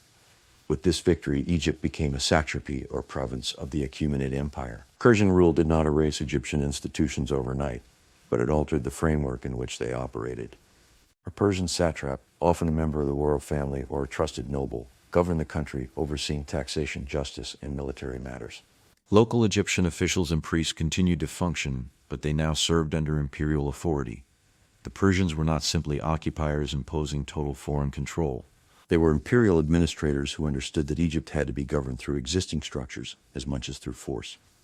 The temple system remained valuable. Local administrative habits remained useful. Even the symbolism of pharaonic kingship remained politically important because a ruler who claimed Egypt without acknowledging Egyptian religious legitimacy risked provoking unrest. Persian kings presented themselves as legitimate pharaohs when addressing Egyptian audiences. They adopted Egyptian royal titles, contributed to temple building, and participated, at least symbolically, in Egyptian religious life. From the imperial perspective, Egypt was one among many culturally distinct provinces, each governed with a mix of respect for local traditions and assertion of central control. Still, the psychological effect of conquest was profound. The very fact that Egypt, long the self-image of an ancient and independent civilization, could be absorbed into a foreign empire was a sign that the old political order had changed irrevocably. The pharaoh was now part of a larger imperial hierarchy, and that transformation would shape Egyptian politics for generations. Egyptian responses to Persian rule. Egyptian attitudes toward Persian rule were complex and varied. Some elites cooperated with the new regime, seeing advantages in maintaining their positions under Persian oversight and benefiting from imperial trade networks and protection. Persian rulers could be generous patrons of temples and were sometimes careful to depict themselves as upholders of Ma'at in Egyptian inscriptions. This cooperation should not be read as simple submission. For many local elites, working with Persian rulers was a practical strategy for preserving influence, land, and religious standing. Temples still needed protection, landholdings still needed management, and local administration still had to function. If Persian rule could be accommodated rather than openly resisted, then some continuity might be preserved. Yet there was also resentment and resistance. Periodic revolts broke out, often led by local dynasts or priests, who claimed to restore native rule and expel the foreign oppressor. These uprisings occasionally achieved temporary success, establishing independent regimes that lasted for a generation or two before being reconquered. The very fact that such revolts occurred shows that many Egyptians did not fully accept Persian rule as legitimate. Propaganda on both sides played a role in how these events were remembered. Greek and later sources often emphasized Persian impiety or cruelty, painting the conquest in dark colors to serve their own political narratives. Egyptian priests writing under later native or Hellenistic rulers could likewise depict Persian kings unfavorably to flatter their current patrons. The reality was likely more nuanced, with some reigns marked by relative calm and others by heavy-handed interference. What seems clear is that Persian rule was never purely a matter of simple occupation. It was a negotiated and often unstable relationship between imperial power and local tradition. The Persians governed through Egyptian institutions even as they asserted authority over them, and Egyptians responded by using those same institutions to preserve as much autonomy as they could. Brief restorations of native rule between waves of Persian domination, Egypt experienced brief periods of renewed independence under native dynasties, sometimes counted as the 28th, 29th, and 30th dynasties. These rulers typically emerged from revolts or regional power bases and portrayed themselves as defenders of Egyptian tradition against foreign aggression. They invested heavily in temple building and restoration, seeking divine favor and popular support by associating themselves with ancient sacred sites and rituals. These restorations mattered not only because they briefly returned Egyptian rulers to the throne, but because they revealed how enduring the idea of native kingship remained. Even after conquest and foreign pressure, Egyptians could still imagine legitimate rule in the older pharaonic style. A restored king could present himself as a restorer of order, a defender of the gods, and a champion of the country's ancient identity. That was especially important in a world where legitimacy was increasingly contested and had to be reaffirmed visibly through monuments, priestly support, and military success. The most successful of these native revivals drew strength from a combination of local loyalty and practical diplomacy. They were not simply anti-foreign reactions. They were attempts to rebuild a viable Egyptian state in a difficult geopolitical environment. The kings of these dynasties knew that survival depended on more than ritual language. They needed allies, resources, garrisons, and the support of temple elites who could help bind the country together. As a result, their reigns often mixed conservatism with realism, reverence for the past with tactical engagement in the present. However, these regimes operated under constant external pressure. The Achaemenid Empire remained a formidable presence, and Greek city-states and other regional powers pursued their own interests in the eastern Mediterranean. Egyptian kings sometimes sought alliances with Greek powers, hiring Greek mercenaries, and entering into diplomatic arrangements to counterbalance Persian strength. This pattern of fragile independence followed by reconquest created a sense of precariousness. Egyptians could celebrate temporary victories and revivals, but they also knew that their autonomy depended on a delicate balance of internal cohesion and external circumstances. The stage was set for a new wave of conquest by a very different kind of empire, that of Alexander the Great. The idea of restoration is important here because it captures something that appears repeatedly throughout the late period. Egyptian rulers were not simply trying to preserve what remained, they were trying to recreate a usable version of the past. That meant temples had to be repaired, ancient religious formulas had to be revived, and the king had to appear as the rightful heir of a much older sacred order. In that sense, the native dynasties of the late period were always working against time. They had to prove that Egypt still had the power to be Egypt in the old sense, even though the larger world around it had already changed. The Second Persian period and the final native pharaohs. In the 4th century BCE, the Persian Empire reasserted control over Egypt, inaugurating what is sometimes called the Second Persian period. Persian kings again acted as pharaohs in an Egyptian context, depending on local administrators and temple elites to manage daily affairs, while using Persian military might to deter rebellion and repel foreign invaders. This second conquest is sometimes overshadowed by the more famous arrival of Alexander, but it was a crucial moment in its own right. It confirmed that Egypt remained vulnerable to imperial intervention, and it exposed the limits of the short-lived native restorations that had followed the earlier Persian occupation. The return of Persian power was a reminder that the political world of the Eastern Mediterranean had become increasingly interconnected and militarized. Egypt could no longer assume that distance or tradition alone would protect it. The last native pharaohs of Egypt emerged during this turbulent time. Kings like Nectanebo I and II of the 30th dynasty are often remembered as the final fully Egyptian rulers before the coming of Alexander. They continued the pattern of temple restorations, military preparations, and diplomatic maneuvering, seeking alliances particularly with Greek powers that might help them resist Persian encroachment. Nectanebo I and Nectanebo II are important not just because they were the last of a line, but because they represent the final attempt to preserve a recognizably Egyptian kingship before the Hellenistic age. Their rule was rooted in traditional forms of legitimacy, temple patronage, monumental construction, and the visual language of pharaonic power. At the same time, they were forced to operate in a political environment shaped by mercenaries, maritime warfare, international diplomacy, and the growing importance of the Greek world. The old order still existed, but it had to compete on new terms. Nectanebo II in particular invested heavily in monumental works and religious patronage, yet even his efforts could not permanently secure Egypt's independence. As Persian kings tried once more to reclaim Egypt, Greek politics and the rise of Macedon under Philip II and his son Alexander began to reshuffle the entire balance of power in the Eastern Mediterranean. The fact that Egyptian kings were increasingly dependent on Greek military support is revealing. It shows that Egyptian sovereignty had become entangled with wider Mediterranean systems. The same mercenaries who could strengthen the state could also become instruments of foreign influence. The same diplomatic contacts that helped Egypt resist Persia also made it more deeply exposed to external powers. By the time Alexander appears, the kingdom is already part of a larger struggle over control of the Eastern world. Alexander the Great and the conquest of Egypt. When Alexander the Great launched his campaign against the Persian Empire, Egypt was one part of the vast imperial system he aimed to dismantle. After his victories in Asia Minor and the Levant, he marched into Egypt, where Persian authority had already been weakened by previous conflicts. In 332 BCE, Alexander entered Egypt and was welcomed, at least in official accounts, as a liberator from Persian rule.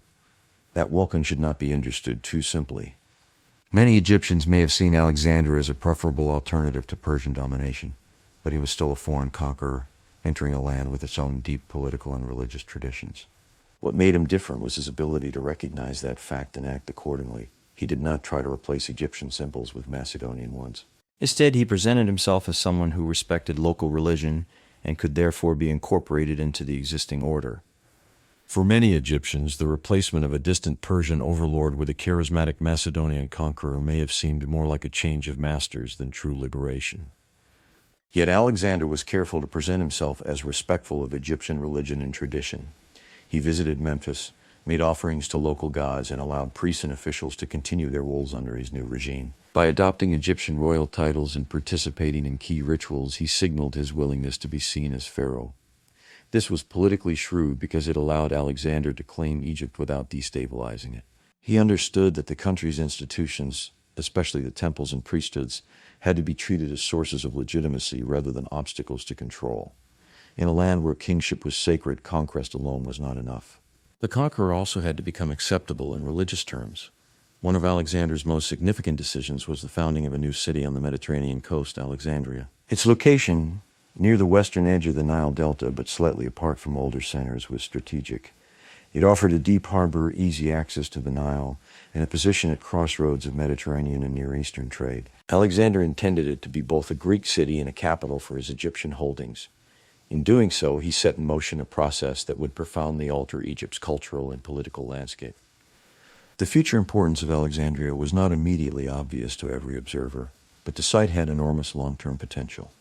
It connected the sea to the river system, the Greek world to the Egyptian interior, and military control to commercial expansion.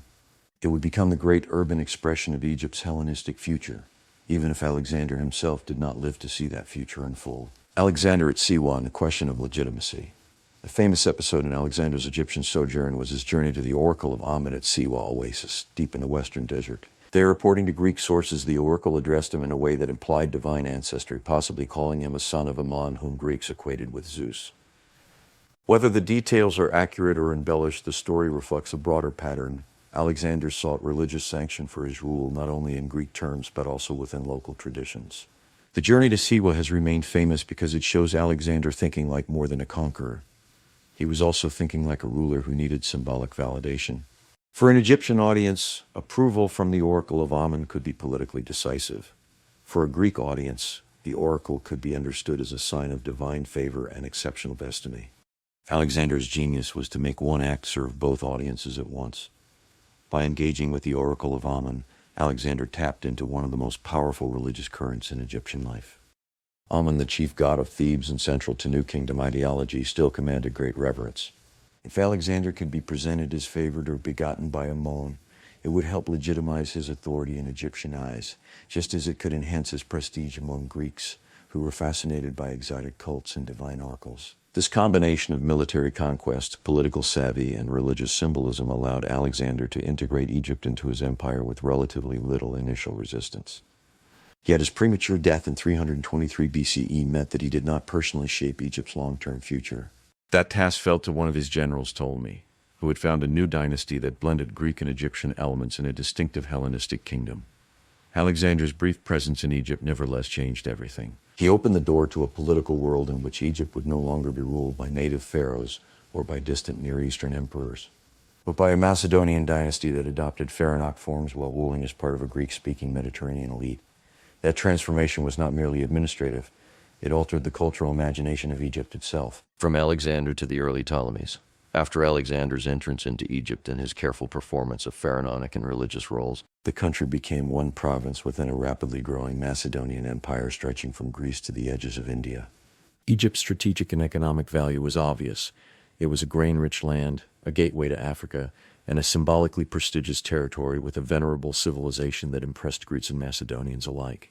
For the short time that Alexander lived after the conquest, Egypt's administration likely combined Macedonian military oversight with continued reliance on Egyptian administrators and priests. The Macedonian and Greek elites concerned themselves with garrisons, taxation, and strategic planning, while local officials ensured that the agricultural cycle, temple rituals, and village life continued with minimal disruption. This pragmatic arrangement reduced the risk of widespread rebellion in a land that could be difficult to control if deeply alienated. That balance between continuity and oversight would become a hallmark of the Hellenistic period. The new rulers did not want to uproot the local population or disrupt the agrarian system on which Egypt depended.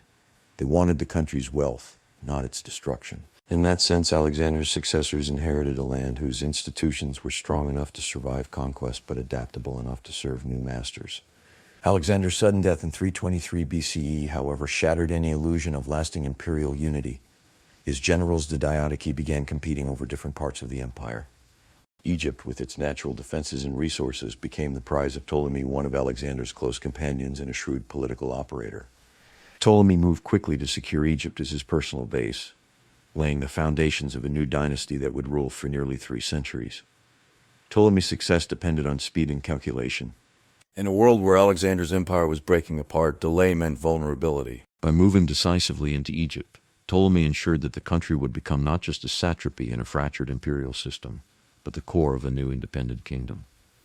The long Ptolemaic age began as a political improvisation and became one of the most durable dynasties in Egyptian history.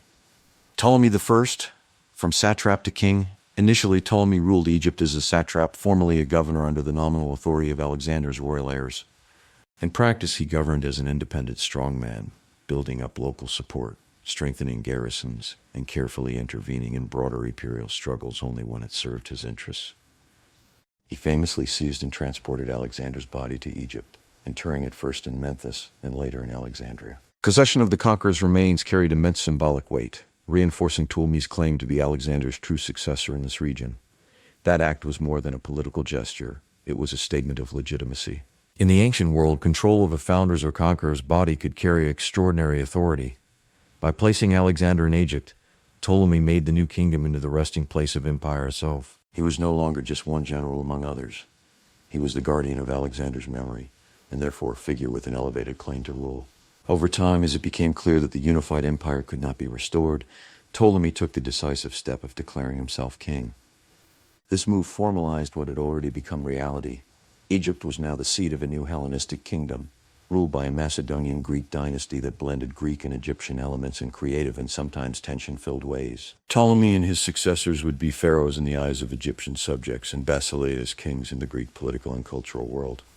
This dual identity became central to Ptolemaic governance. The Ptolemies had to speak two political languages at once. To Greek elites, they were Hellenistic monarchs in a competitive world of successor kingdoms. To Egyptians, they were pharaohs expected to uphold divine order and protect the temples. That made the dynasty adaptable, but it also meant that their rule was always balancing two different systems of legitimacy. Ptolemy I also began shaping the institutions that would make his kingdom distinctive. He continued the development of Alexandria as a metropolitan capital, patronized Greek-style civic institutions, and initiated or supported the scholarly and cultural enterprises that would make the city famous. At the same time, he recognized the importance of Egypt's priestly class and traditional temples, working with them to secure ideological and administrative stability. That combination of Hellenistic ambition and Egyptian pragmatism would define the dynasty for generations. The Ptolemies were not simply Greek rulers in Egypt. They were rulers of Egypt who understood that the country's old institutions still mattered enormously, even when those institutions now served a new kind of monarchy. The founding and early growth of Alexandria quickly became the centerpiece of the new regime. Built on the Mediterranean coast with access to both sea and river, it attracted settlers from Greece, Macedon, the wider Aegean, and the Near East, as well as local Egyptians. Its layout with a grid of streets, monumental public spaces, and separate quarters for different communities reflected Greek city planning ideas while accommodating a diverse population. The choice of location was one of the most important strategic decisions in Hellenistic history. Alexandria was not simply a city placed for convenience. It was a city designed to connect systems. It linked the Nile Valley to the Mediterranean, royal power to commercial movement, and intellectual prestige to imperial administration. That combination made it more than a capital. It became a symbol of the new political world that was emerging after Alexander's conquest. The city served multiple functions: political capital. It housed the royal palace, administrative offices, and military garrisons. Commercial hub, its harbor became a major node in Mediterranean and Red Sea trade, facilitating connections between Egypt, the Greek world, the Levant, and beyond. Cultural center, through world patronage, Alexandria developed into an intellectual powerhouse, attracting scholars, poets, philosophers, and scientists. What made Alexandria initially powerful is the way these roles reinforced one another. Trade brought wealth. Wealth supported buildings, scholars, and fleets. Scholarship enhanced the city's prestige. Prestige in turn strengthened the dynasty's image as a ruler of civilization rather than merely of territory. In other words, Alexandria did not just reflect Ptolemaic rule, it helped make Ptolemaic rule possible. The large lighthouse on the nearby island of Pharos, one of the seven wonders of the ancient world, symbolized Alexandria's role as a beacon for ships and ideas. Its towering presence reflected not just practical navigational needs, but also the Ptolemies' desire to display their wealth, technical skill, and cosmopolitan ambition. The lighthouse is important because it captures the spirit of the city, visible, commanding, and oriented toward the wider world. Alexandria wanted to be seen. It was meant to announce the presence of a dynasty that could outshine rivals in both power and culture. The city was an urban statement of legitimacy, one made in stone, harbor engineering, and monumental scale. Greeks, Macedonians, and Egyptians, a complex society under the Ptolemies. Egyptian society became even more layered and multi-ethnic. At the top stood the Macedonian and Greek ruling elite, the king and royal family, high officials, military commanders, and wealthy settlers who received land grants in return for service. They often lived in or around Alexandria and other Greek-founded cities, speaking Greek, practicing Greek customs, and participating in institutions modeled on Greek city-states. The hierarchy of the kingdom mattered because it shaped everyday experience. Political power was concentrated in the Greek-speaking elite, while the native Egyptian majority remained the backbone of agricultural production and local religious life.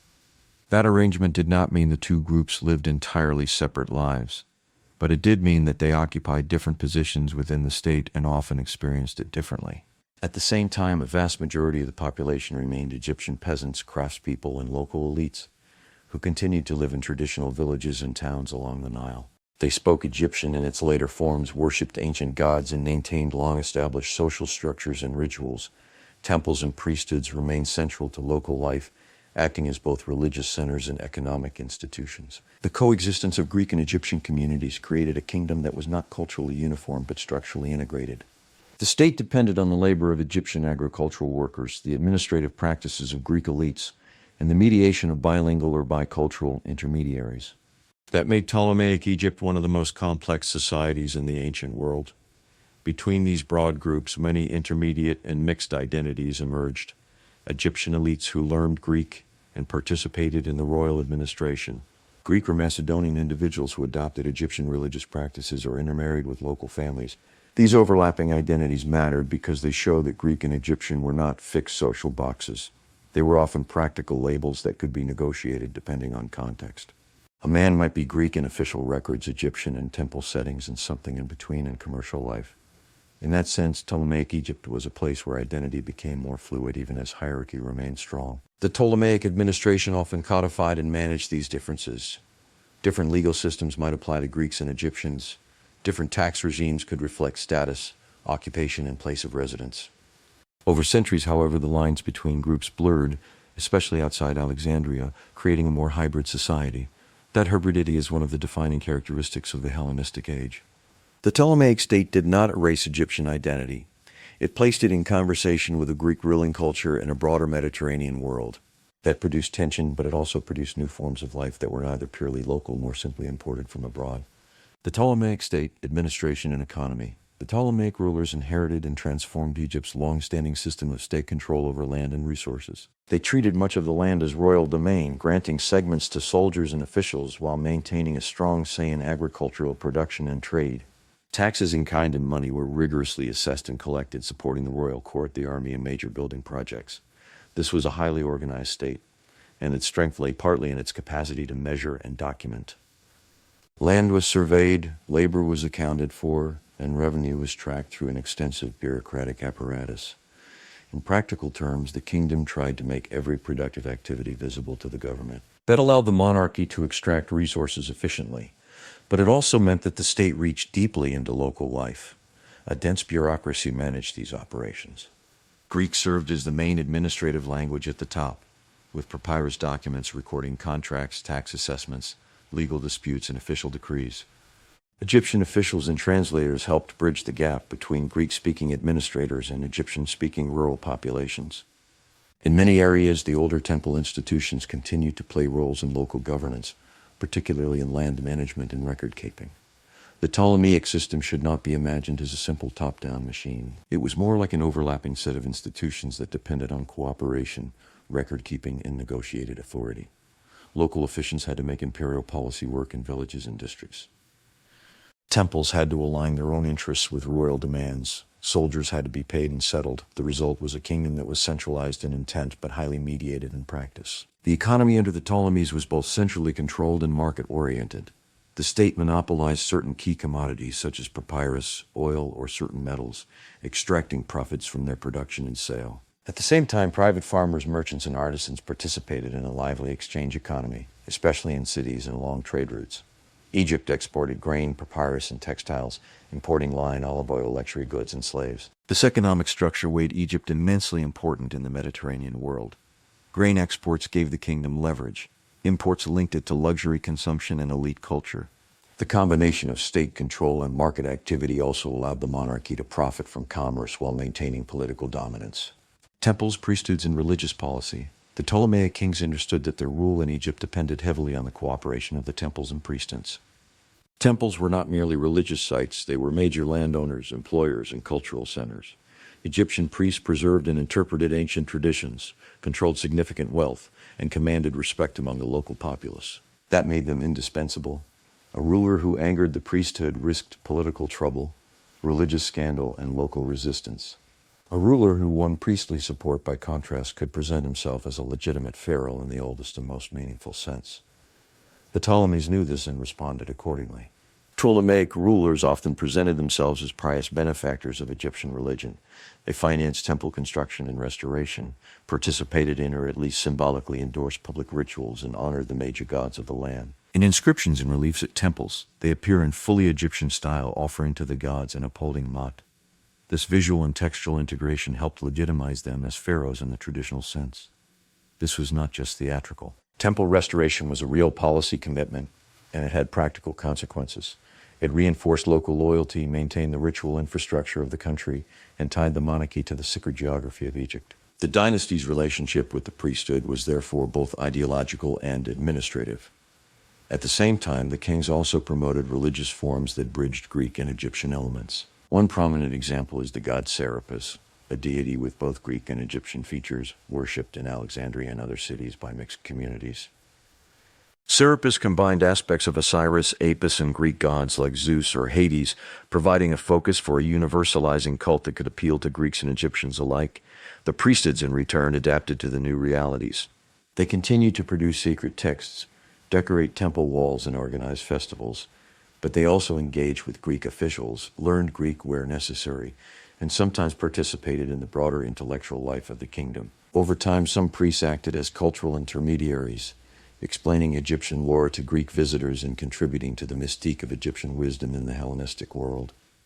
That role as intermediary was crucial. Egyptian priests did not simply preserve the past in isolation. They helped translate it into a form that Greeks could understand, even if imperfectly. That meant they became part of the creation of Egypt's later reputation as a land of ancient secrets, sacred science, and timeless wisdom. The Library and Museum of Alexandria, one of the most celebrated institutions of Ptolemaic Egypt, was the Library of Alexandria and its associated scholarly community, sometimes called the Museum Mauseum. While much about these institutions remains uncertain or idealized in later accounts, their significance in the ancient imagination and their likely real impact on knowledge and culture were enormous. The library's aim, at least in later stories, was to collect all books in the world. Royal agents supposedly acquired texts by purchase, copying, or even temporary confiscation of scrolls from visiting ships. The collection included works in Greek, poetry, drama, philosophy, history, science, but likely also texts in other languages, including Egyptian and Near Eastern traditions, translated into Greek where possible. The library and the museum together gave Alexandria an identity, unlike any other city in the ancient world. They were not just repositories of texts. They were institutions of organized inquiry, supported by the court and tied to the prestige of the dynasty. In practical terms, that meant the Ptolemies were investing in intellectual authority as a form of power. The museum functioned as a community of scholars, supported by royal patronage, who lived and worked in Alexandria. They studied, edited, and commented on texts, conducted research in fields such as astronomy, mathematics, geography, and medicine, and sometimes advised the king. Figures like Euclid, Eratosthenes, and others are associated with this milieu, contributing to the city's reputation as a global center of learning.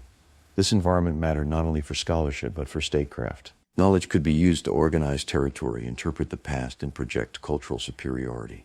The Ptolemies were rulers who understood that books, charts, and learned reputation could strengthen a kingdom just as effectively as fortresses and fleets. For Egyptian history specifically, the Alexandrian scholarly environment played a major role in how Greek and later Roman writers understood and recorded Egypt's past. Egyptian priests and Greek historians, working together or in dialogue, produced chronologies, king lists, and interpretive works that attempted to systematize the vast and complex record of pharaonic dynasties. These efforts shaped the historical framework that modern scholarship still engages with, even as we correct and refine it, using archaeological evidence.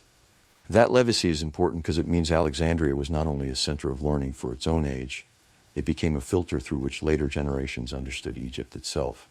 The city did not merely preserve knowledge, it organized the way Egypt would be remembered.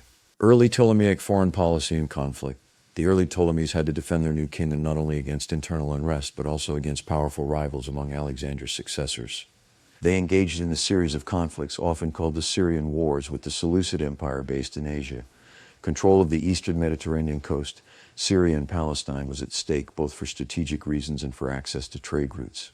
These wars were part of the broader struggle among the successors of Alexander to divide up and stabilize the imperial inheritance. Egypt's position was unique because it was wealthy, defensible, and commercially valuable. But it was also exposed, especially in regions beyond the Nile Valley, where influence had to be maintained by naval power, diplomacy, and military settlements. These wars involved naval battles, sieges, and shifting alliances with smaller states and Greek city-states.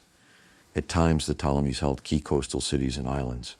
At other times, they lost ground and had to renegotiate their position. The need to maintain a strong military presence and loyal subject populations in contested regions further encouraged the Ptolemies to invest in fortifications, garrisons, and diplomatic marriages. The Syrian wars also reveal how the Ptolemaic kingdom thought strategically. It was not simply defending territory, it was defending roots, prestige, and access. Control of southern Syria could shape the entire eastern Mediterranean balance. That is why the conflict between the Ptolemies and Seleucids endured for so long. It was about the geography of power. Within Egypt, the demands of these external conflicts could exacerbate tensions. Heavy taxation and military recruitment might strain rural communities. Greek and Macedonian soldiers settled as clerics. Landholding soldiers could come into conflict with local populations if their privileges and behavior were seen as oppressive. The monarchy had to balance the needs of war and empire with the imperative of keeping the Nile Valley relatively stable and productive. That balance was never easy. Military success abroad could create pressure at home. A kingdom that was too aggressive in foreign policy might exhaust its domestic base. Yet a kingdom that withdrew too far inward risked losing influence and prestige. The Ptolemies had to walk that line continuously. Social tensions and revolts under the early Ptolemies. Despite the careful balancing act, social tensions under Ptolemaic rule did occasionally erupt into open revolts, especially in Upper Egypt. In some cases, local leaders or priests rallied Egyptian populations against what they viewed as foreign exploitation, invoking traditional religious imagery and promises of justice. Such uprisings could be geographically limited or more widespread, depending on local conditions and the degree of central control. These revolts remind us that the Ptolemaic kingdom was not universally accepted, especially outside the main centers of Greek power. Upper Egypt in particular could become a zone of resistance, where local loyalties, temple authority, and grievances over taxation or administration fed unrest. The king's authority remained strongest where his institutions were most dense and most visible. The monarchy responded with a mix of repression and accommodation. Military campaigns were launched to retake rebellious areas, punish leaders, and reassert royal authority. At the same time, kings might negotiate settlements, issue decrees that adjusted tax burdens, or grant new privileges to temples and local elites to win back support. These episodes reveal that Ptolemaic rule, while often portrayed as heavy-handed, was also pragmatic and adaptable when necessary. Over the long term, these patterns deepened a sense of distinction between the Greek-dominated urban centers and the largely Egyptian countryside. Yet they also contributed to a gradual blending of cultures, as each side learned the language, customs, and expectations of the other in order to manage ongoing coexistence and negotiation. What emerges here is not a simple picture of domination and resistance. It is a more complicated society in which power was constantly being renegotiated. Egyptian communities could resist Ptolemaic authority without rejecting all forms of accommodation. Greek elites could rule Egypt while gradually absorbing local practices. The kingdom remained stable enough to survive, but only because its rulers learned to govern through compromise as well as force. The long arc toward Roman intervention. By the later 3rd and 2nd centuries BCE, the Ptolemaic kingdom began to show signs of strain. Internal dynastic conflicts, often involving sibling rivalries, assassinations, and civil wars, weakened central authority. Economic pressures from prolonged wars, palace extravagance, and the challenges of maintaining a complex bureaucracy took their toll. Provincial unrest, particularly in Upper Egypt, flared repeatedly. This deterioration was gradual, not sudden. The kingdom still retained wealth, institutions, and international significance, but its coherence became harder to maintain. The more complex the court politics became, the more difficult it was to balance the demands of the army, the temple system, the bureaucracy, and the rural tax base. Rare legitimacy remained important, but it was increasingly contested by family members, rival claimants, and local power brokers. At the same time, a new great power was emerging in the Western Mediterranean, Rome. Initially focused on Italy and the Western Sea, Rome gradually extended its influence eastward, defeating Carthage, intervening in Greek affairs, and eventually confronting the Seleucid Empire. Egypt watched these developments with interest and anxiety, sometimes seeking Roman friendship as a counterweight to closer rivals. Early contacts between Ptolemaic rulers and Rome included diplomatic exchanges, trade, and mutual recognition of interests. For a while, Rome preferred to keep Egypt independent but friendly as a useful ally and a major grain supplier.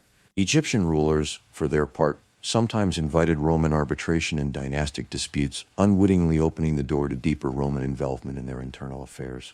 That last point is one of the great ironies of the late Hellenistic period. In trying to use Rome as a tool in their own internal struggles, the Ptolemies helped create the conditions for Rome's eventual dominance. The kingdom that had begun as a clever solution to the fragmentation of Alexander's empire would eventually be drawn into a much larger imperial system. Next, we will be exploring Ptolemaic Egypt and Cleopatra VII, joined by our resident Egyptian expert. Join us next time on Blind History with Josh Berry.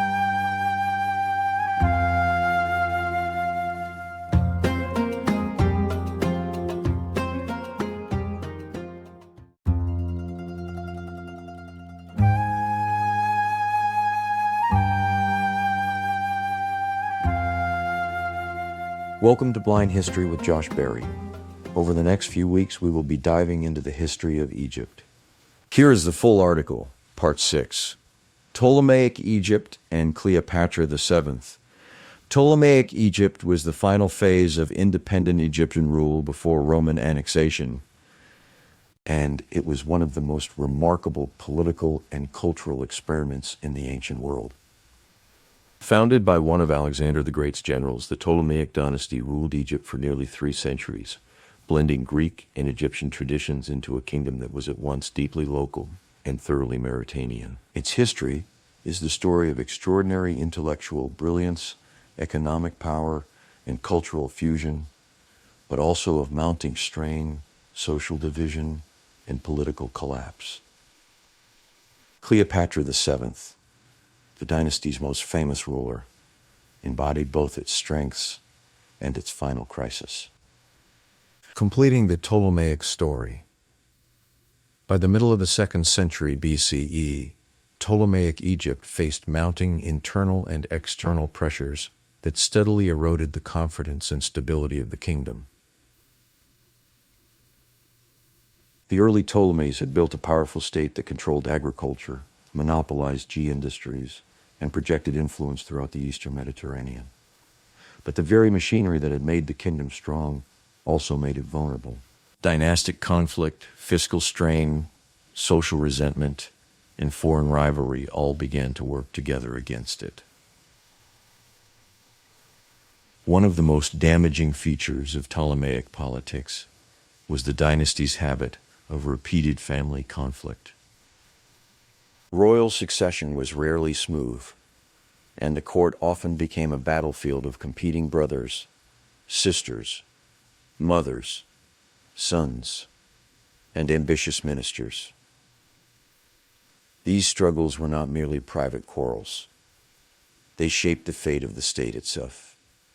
Each succession crisis weakened authority, encouraged factionalism, and invited outside interference. Over time, the dynasty's own family structure became one of the main reasons it could no longer govern effectively.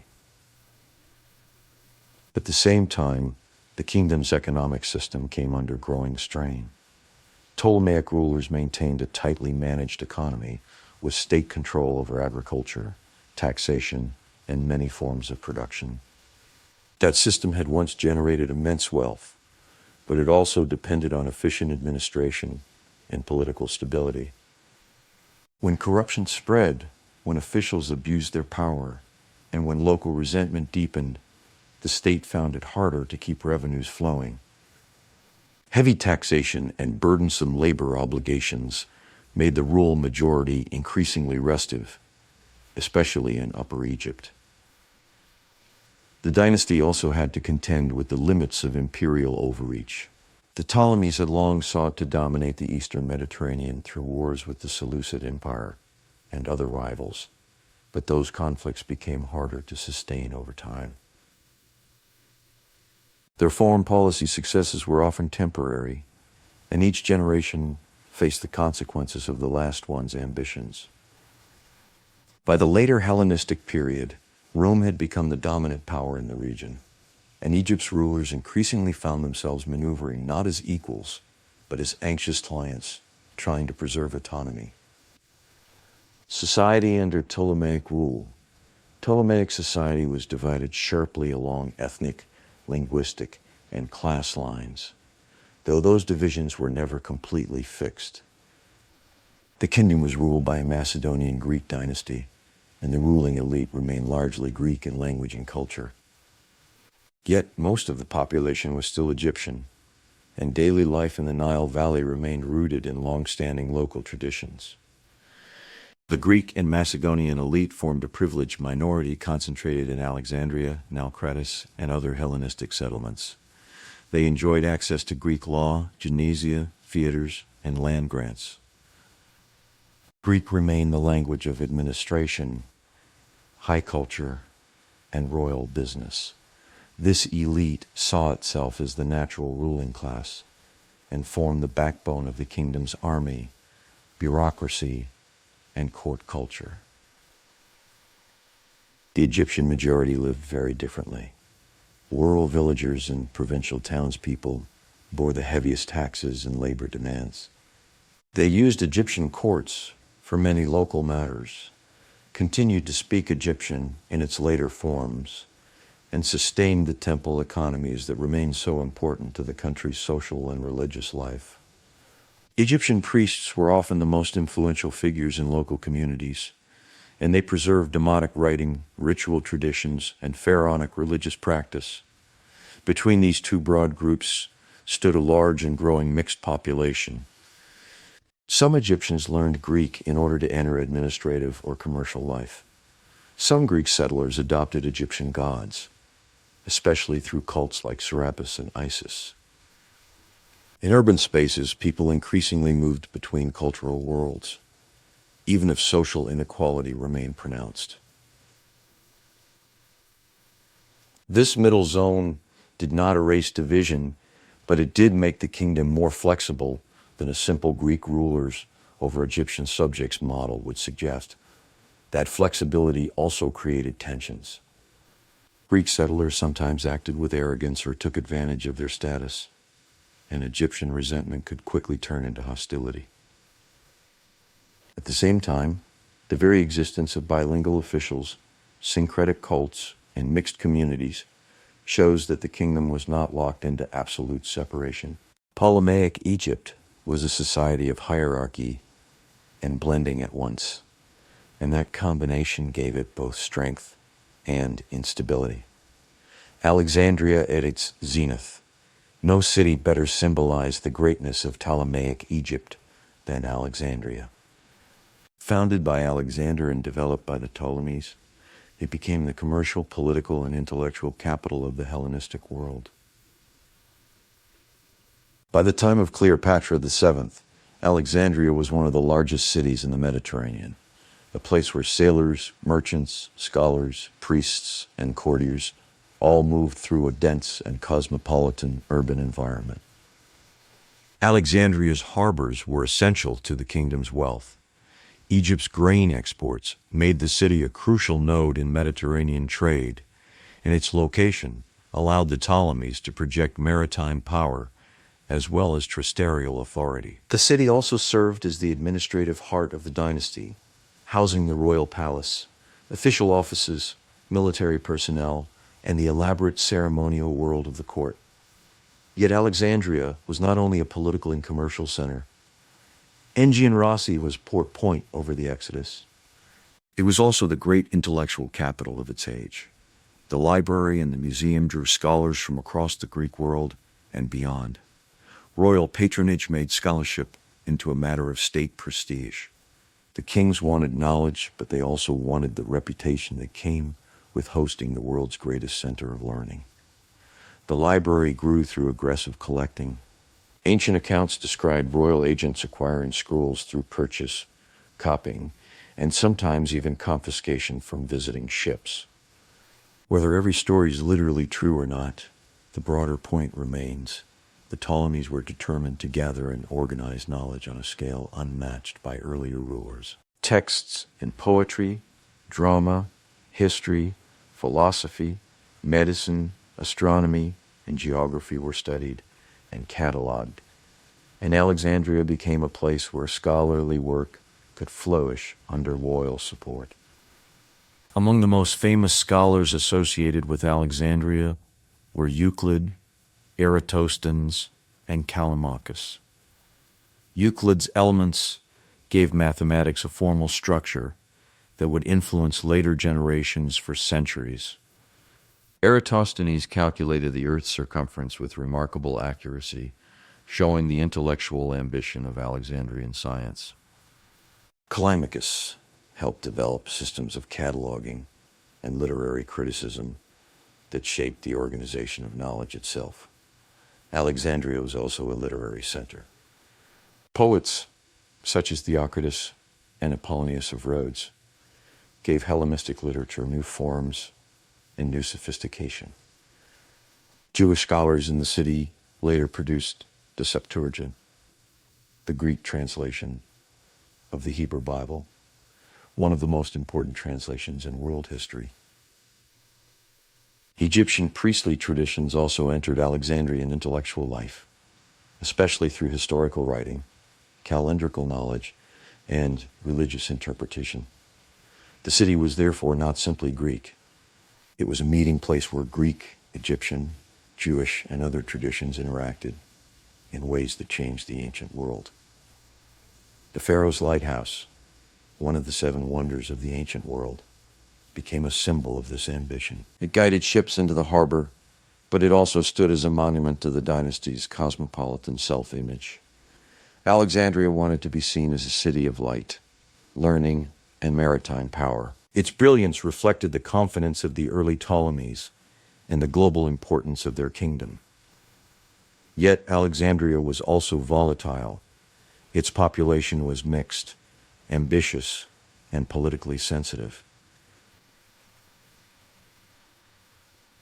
Greeks, Jews, Egyptians, and others lived in close proximity, and tensions over religion, citizenship, privilege, and resources could erupt into conflict. The city's energy made it extraordinary, but it also made it difficult to control. Court intrigue and urban unrest were constant features of Ptolemaic politics. Ptolemaic foundations. The dynasty's founder, Ptolemy I Soter, was one of Alexander's most capable generals. After Alexander's death, Ptolemy secured Egypt as his own power base and eventually declared himself king around 305 BCE, following the fragmentation of Alexander's empire among the Diadochi. His greatest achievement was not simply survival, but institution building.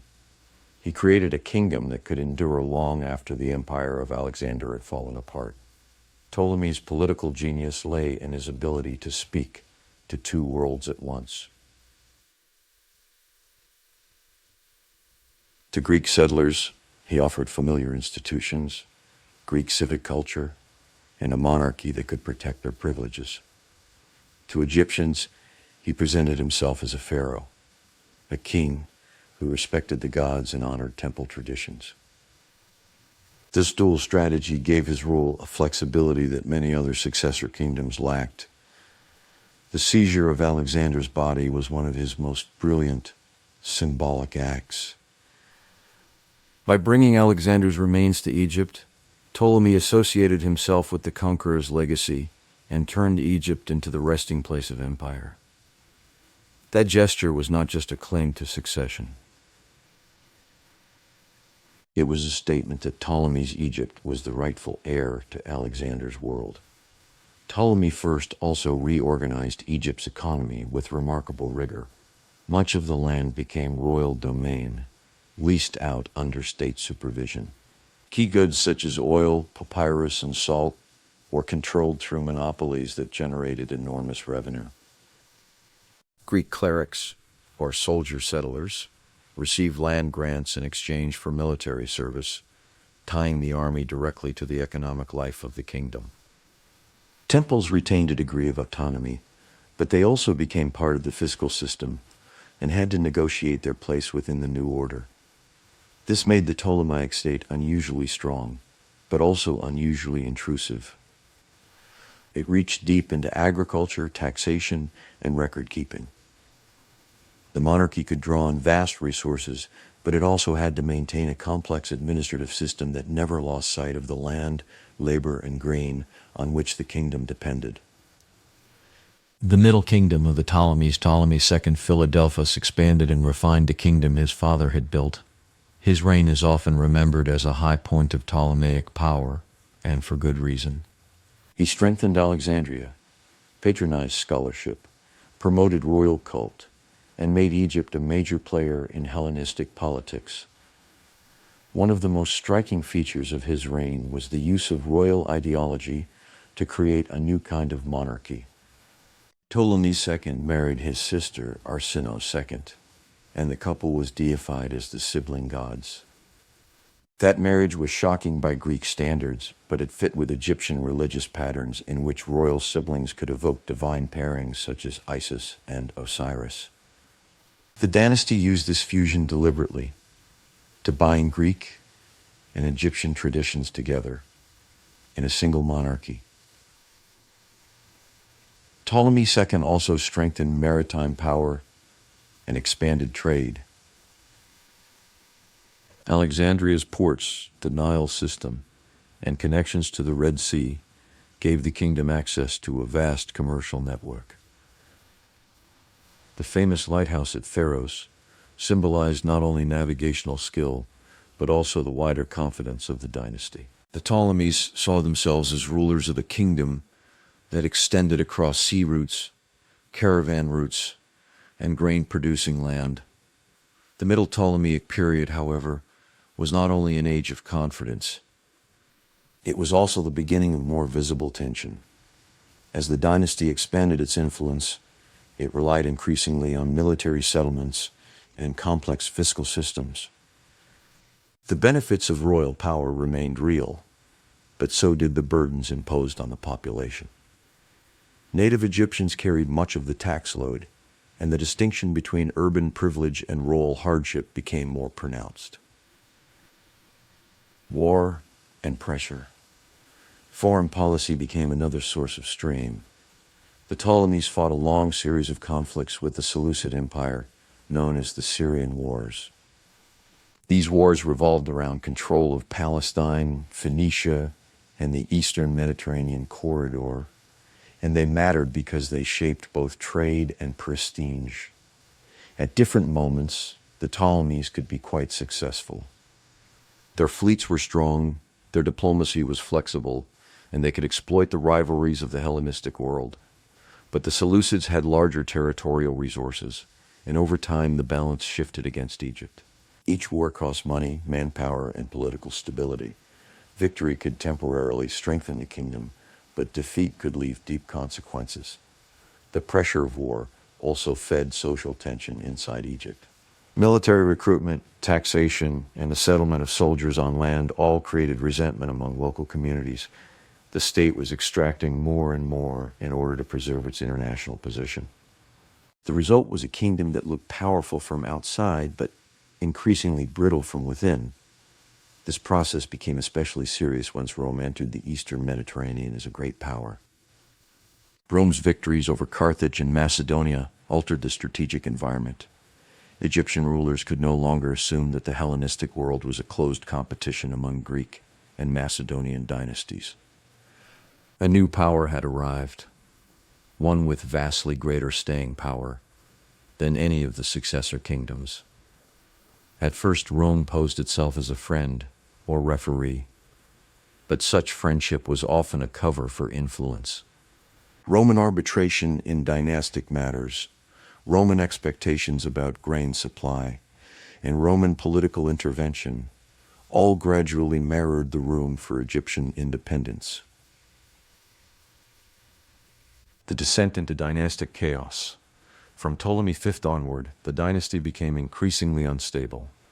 Royal succession was often marked by violence, manipulation, and the routine use of family members as political weapons. Brothers, sisters, mothers, and sons all became part of a brutal struggle for power. The old claim that the Ptolemies represented a stable divine monarchy increasingly rang hollow. Ptolemy VI, Ptolemy VIII, and their relatives engaged in prolonged rivalries that weakened the monarchy from within. Marriage within the dynasty became a political tool meant to preserve bloodline legitimacy, but it often intensified the very conflicts it was supposed to control. The court became more dangerous, and the monarchy looked less like a unified institution than a battlefield of competing claims. These conflicts were not just personal. They had economic and regional consequences. Different family members could gain support in different parts of the kingdom, and rival courts could emerge around competing claimants. Local elites, mercenaries, priests, and foreign allies all became involved in dynastic struggles. That made the state less coherent and more dependent on outside assistance. By the 1st century BCE, Ptolemaic Egypt was still rich, still impressive, and still strategically important, but it was no longer a dominant Mediterranean power. Its rulers increasingly needed Roman support to maintain their positions, and that dependence would prove fatal. Ptolemy XII and the Roman shadow. Ptolemy XII Auletes, Cleopatra VII's father, symbolizes the dynasty's late decline. He is remembered as a warrior who relied heavily on Roman backing, and he spent enormous sums securing his position. His nickname, Auletes, meaning flute player, carried an unflattering implication of weakness and showmanship. Ptolemy XII's reign showed just how dependent Egypt had become on the Roman world. He bribed Roman leaders, paid for recognition, and sought to present himself as a useful ally rather than a sovereign equal. This bought him temporary security, but it came at a huge cost. Egypt's treasury weakened, and the dynasty's independence eroded further. He was also politically vulnerable at home. Exiled more than once, he was forced to rely on foreign and mercenary support to regain the throne. Such dependence made him even less popular with his own subjects. The monarchy's legitimacy continued to rest on ancient forms and temple rituals, but the practical basis of power was now in severe decline. When Ptolemy XII died, he left his young children, Cleopatra VII and Ptolemy XIII, as joint rulers. That arrangement was supposed to preserve dynastic continuity. Instead, it created the conditions for one of the most famous political dramas in ancient history. Cleopatra VII, the last pharaoh. Cleopatra VII Philopatra was born in 69 BCE into a kingdom that still possessed grandeur, but had lost much of its independence.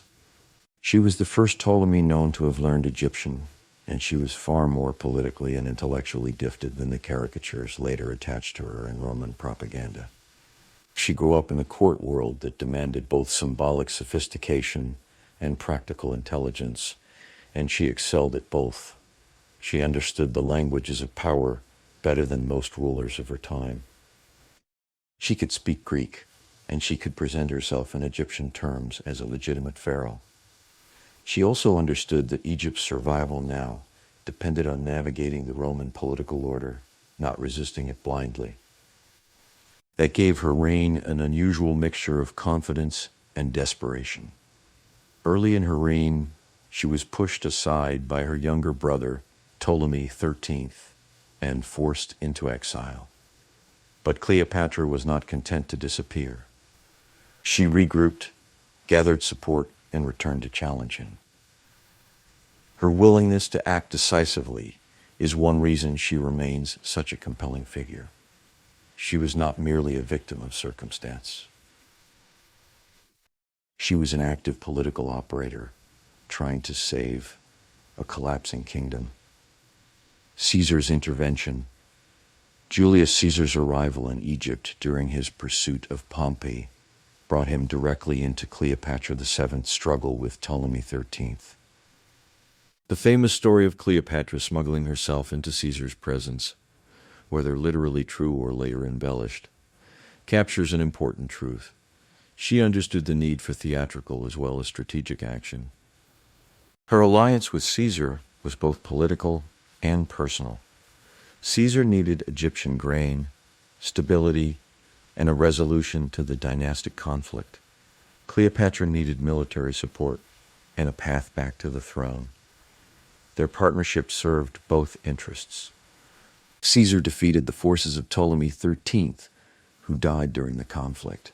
and installed Cleopatra as queen alongside her younger brother, Ptolemy XIV. The birth of Caesarion, her son by Caesar, added another layer to the story. Cleopatra clearly intended him to represent a new dynastic future, one that could tie Egypt more closely to Rome while preserving her own legitimacy. The child symbolized her ambition to keep Egypt sovereign through a political link to the Roman world. Cleopatra later visited Rome, where she was housed at Caesar's villa, and became a source of both fascination and alarm. To some Romans, she looked like a queen of extraordinary intelligence and charisma. To others, she was a dangerous Eastern monarch, drawing Caesar into foreign entanglements. After Caesar's assassination, the political landscape changed again, and Cleopatra returned to Egypt determined to secure her position and protect Caesarion's future. Antony and the Eastern Dream. Mark Antony's relationship with Cleopatra became the next great turning point. Their alliance had political origins, but it also grew into a partnership of shared interests and shared ambitions. Antony needed Eastern resources, and Cleopatra needed a protector powerful enough to defend Egypt against Roman rivals. Together, they imagined a political order in which Egypt and the eastern provinces could form a strong counterweight to the growing influence of Octavian. The famous meeting at Tarsus marked the beginning of this phase. Cleopatra presented herself with all the theatrical brilliance for which she became famous, arriving as a ruler who understood performance as a tool of diplomacy. Antony, like Caesar before him, was drawn into the political orbit of an extraordinary woman who knew how to stage power. The donations of Alexandria, in which Antony granted territories and titles to Cleopatra and her children, were among the most controversial events of the age. Cleopatra's son Caesarion was named king of Egypt in the east, while her other children received lands and honors in the eastern Mediterranean. These grants were politically provocative because they seemed to transform the Roman East into a quasi-Ptolemaic Rome under Cleopatra's influence. Roman propaganda seized on this. Octavian and his allies portrayed Cleopatra as a decadent foreign queen, seducing Antony and threatening Roman order. The political conflict was framed as a moral one, a struggle between Roman discipline and Eastern luxury. That rhetoric helped turn the coming war into something larger than a dynastic contest. It became a civilizational drama in Roman eyes. Actium and the end of the dynasty. The final war between Antony and Octavian culminated in the naval battle of Actium in 31 BC. Antony's fleet was defeated, and the political future of Egypt was effectively sealed. Cleopatra and Antony retreated to Alexandria, where they attempted to regroup, but the outcome had already become clear. Antony's death and Cleopatra's suicide remain among the most famous moments in ancient history. The details vary depending on the source, but the broad sequence is consistent. Antony died after the defeat. Cleopatra realized that Octavian would not allow her to remain independent, and she chose death over humiliation. Her death in 30 BCE ended the Ptolemaic dynasty, and with it, the long tradition of pharaonic independence. Whether she died by asp, poison, or another means has long fascinated later writers, but the exact mechanism matters less than the political reality. Cleopatra refused to be paraded as a captive in Octavian's triumph. She preserved her dignity through death, even as the kingdom she had tried so hard to save disappeared into the Roman Empire. Caesarion was also killed, eliminating the last possible dynastic rival who could claim to continue the Ptolemaic line in Egypt. Rome annexed the country as a personal possession of Octavian, later Augustus, and Egypt became one of the most valuable provinces in the empire. His grain fed Rome. Its wealth supported imperial administration. Its old political independence was gone. Cleopatra's legacy. Cleopatra's image has often been shaped more by Roman propaganda and later literature than by her actual achievements. She became a symbol of seduction, luxury, and Eastern danger in Roman memory, especially once Octavian had defeated her and needed to justify his victory. Shakespeare, later European art, and popular culture continued to emphasize romance and tragedy over administration and statecraft. That is unfortunate, because Cleopatra was far more than a romantic figure. She was a skilled ruler who understood economics, diplomacy, religious symbolism, and cultural legitimacy. She likely knew Egyptian better than any earlier Ptolemaic ruler, and she carefully presented herself in pharaonic and divine terms. Her association with Isis was not superficial. It was part of her effort to root her rule in Egyptian theology and monarchy. She also ruled during a period of real difficulty and managed, for a time, to stabilize the kingdom. She navigated Rome with intelligence, resisted total subordination, and tried to preserve Egyptian sovereignty in a world that was rapidly becoming Roman. That she failed does not make her insignificant. It makes her one of the most important last defenders of an ancient political order. The Ptolemaic legacy.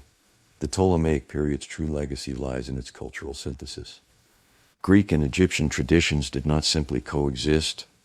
They interacted, fused, and transformed one another. The result was a civilization that influenced the ancient world long after the dynasty itself disappeared. Art in the Ptolemaic period often blended Greco-Roman naturalism with Egyptian symbolism. Religious life became increasingly syncretic, with gods such as Serapis and Isis traveling far beyond Egypt's borders. Bilingual documents like the Rosetta Stone preserved the layered linguistic reality of the kingdom and later made possible the decipherment of hieroglyphs in the modern era. Alexandria remained a major center of learning, trade, and cosmopolitan culture under Roman rule and beyond. The dynasty also left behind a political lesson. Egypt's rulers showed that an ancient civilization could adapt to foreign rule without disappearing. They created a kingdom that was neither fully Greek nor fully Egyptian, but something new and historically powerful. Even in decline, the Ptolemies proved that Egypt remained central to the imagination and politics of the Mediterranean world. That is why Cleopatra VII remained so compelling. She was the final ruler of a dynasty that had spent centuries balancing two worlds. She inherited a kingdom that was both brilliant and unstable, and she tried to save it through intelligence, performance, diplomacy, and force. Her defeat did not erase the achievements of the dynasty. It made them part of a larger Roman and global legacy. Next, we will be exploring Roman and Byzantine Egypt, Christianization, joined by our resident Egyptian expert. Join us next time on Blind History with Josh Berry.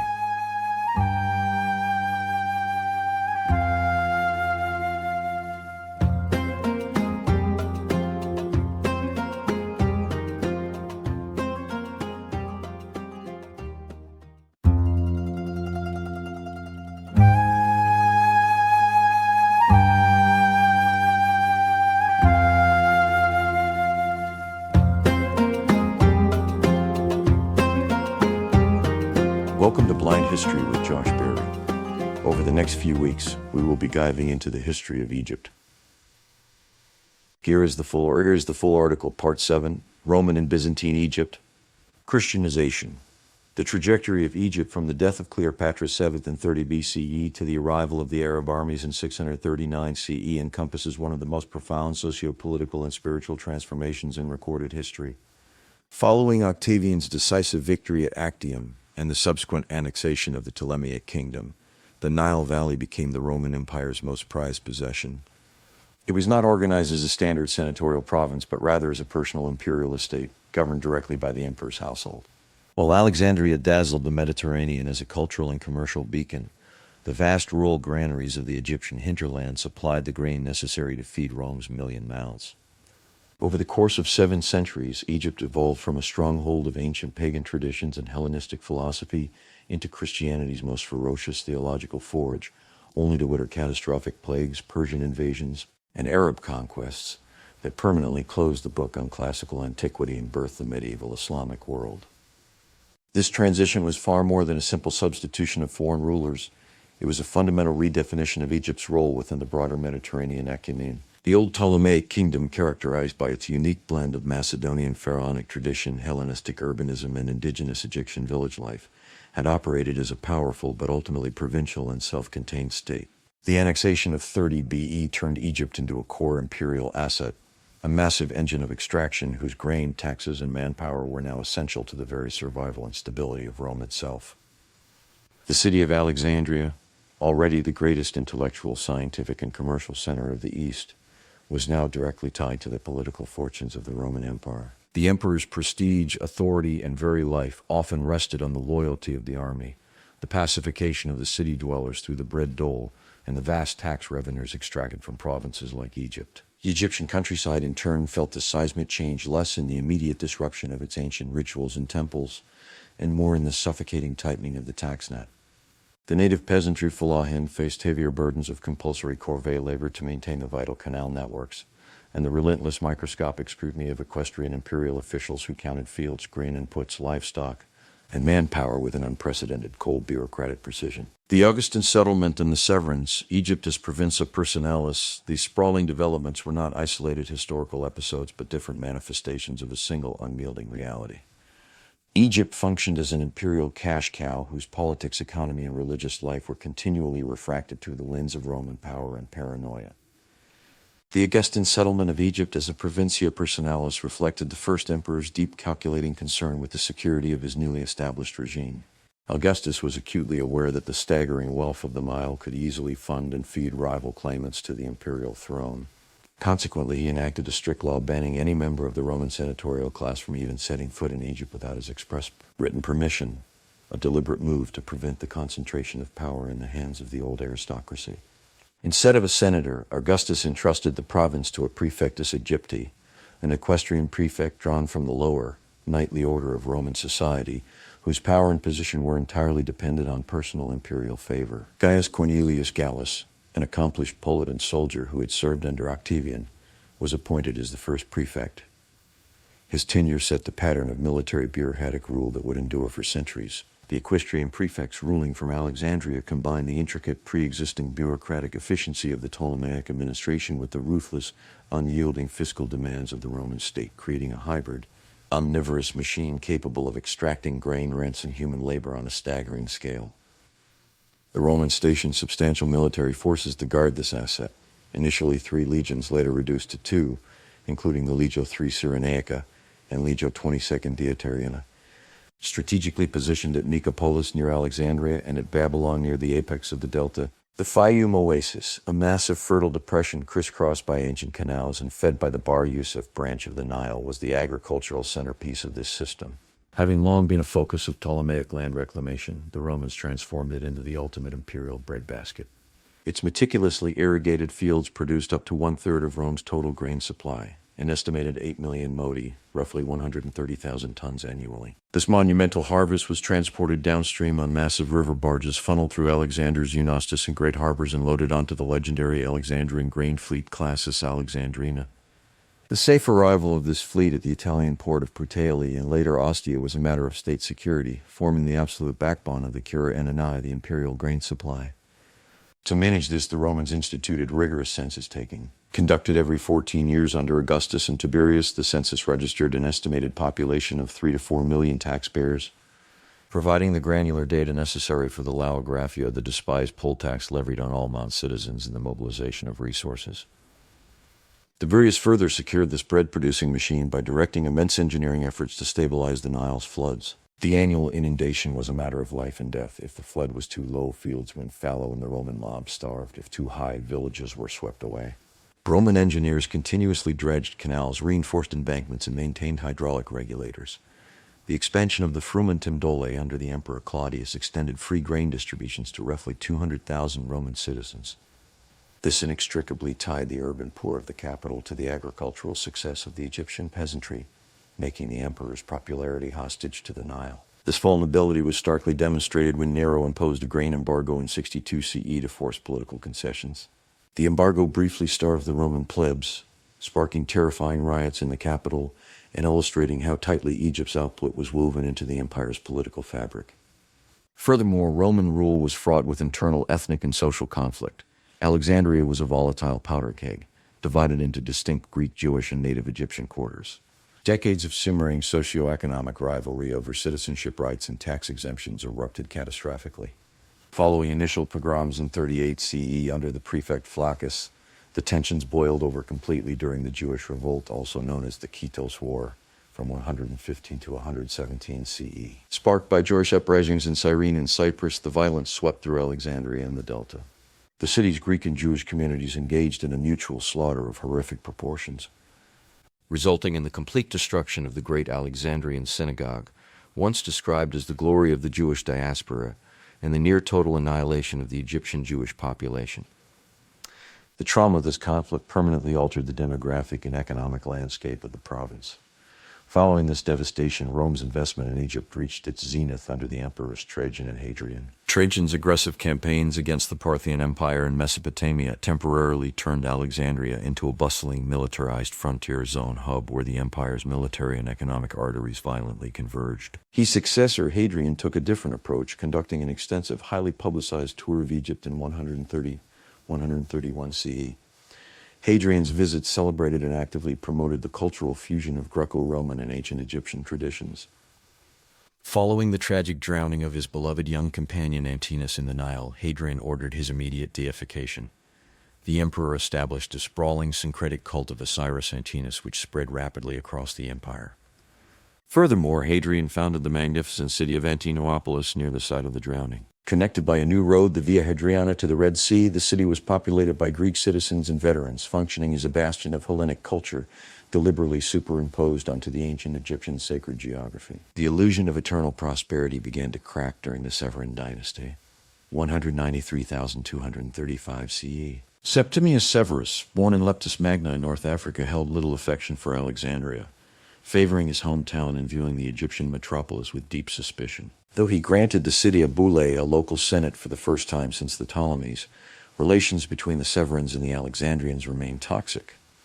This culminated in 215 CE during the reign of his son Caracalla. Enraged by the city's notorious tradition of producing mocking satirical plays directed at him, Caracalla entered the city under the guise of peace. He subsequently unleashed his legions on the populace, allegedly slaughtering thousands of Alexandrian youths, the Epebes, and prominent citizens in a brutal, unchecked massacre. This atrocity occurred just 3 years after Caracalla issued the constitutional Anteminiana in 2012 CE, an edict that formally granted Roman citizenship to all free inhabitants of the empire. While ostensibly a unifying measure, its primary motivation was fiscal. Citizenship meant the imposition of new inheritance and emancipation taxes on the previously exempt provincial populations, a desperate measure to fund the emperor's massive military expenditures. The 3rd century crisis, economic collapse, and Diocletian's overhaul. As the Severan dynasty collapsed, Egypt was dragged into the catastrophic 3rd century crisis, a 50-year period of relentless economic, military, and social upheaval that nearly shattered the Roman Empire. Egypt's prosperity was utterly eroded by a toxic combination of hyperinflation, political fragmentation, and recurrent plague. To pay for endless civil wars, successive emperors drastically debased the silver Anteminian as currency, reducing its silver content to less than 5%. Consequently, prices skyrocketed to stratospheric levels, devouring the life savings of the provincial population and forcing the economy to regress into a state of semi-barter, where taxes were increasingly collected in kind and honor rather than worthless coin. Compounding the economic ruin was the terrifying outbreak of the plague of Cyprian c. 249-262 CE. This devastating, highly contagious pandemic, believed by modern epidemiologists to have been a hemorrhagic fever or a severe strain of smallpox, ravaged the Mediterranean. In Alexandria, the death toll was staggering, with some estimates suggesting the city lost over half its population. The plague crippled the agricultural labor force in the countryside, leading to abandoned fields, a collapsing tax base, and severe disruptions to the Mediterranean trade networks. Military instability further fractured the province. Taking advantage of Rome's weakness, the powerful Blenny tribes from Nubia continuously raided the southern frontiers around the Thebaid. More devastating was the invasion by the Palmyrene Empire in 2069 CE. Under the brilliant and ambitious Queen Zenobia, Palmyrene forces commanded by her general Zabdas successfully conquered Egypt, cutting off Rome's grain supply and asserting independence. It required a massive, brutal military campaign by the Roman Emperor Aurelian in 2072 CE to crush the Palmyrenes and drag Egypt back under imperial control.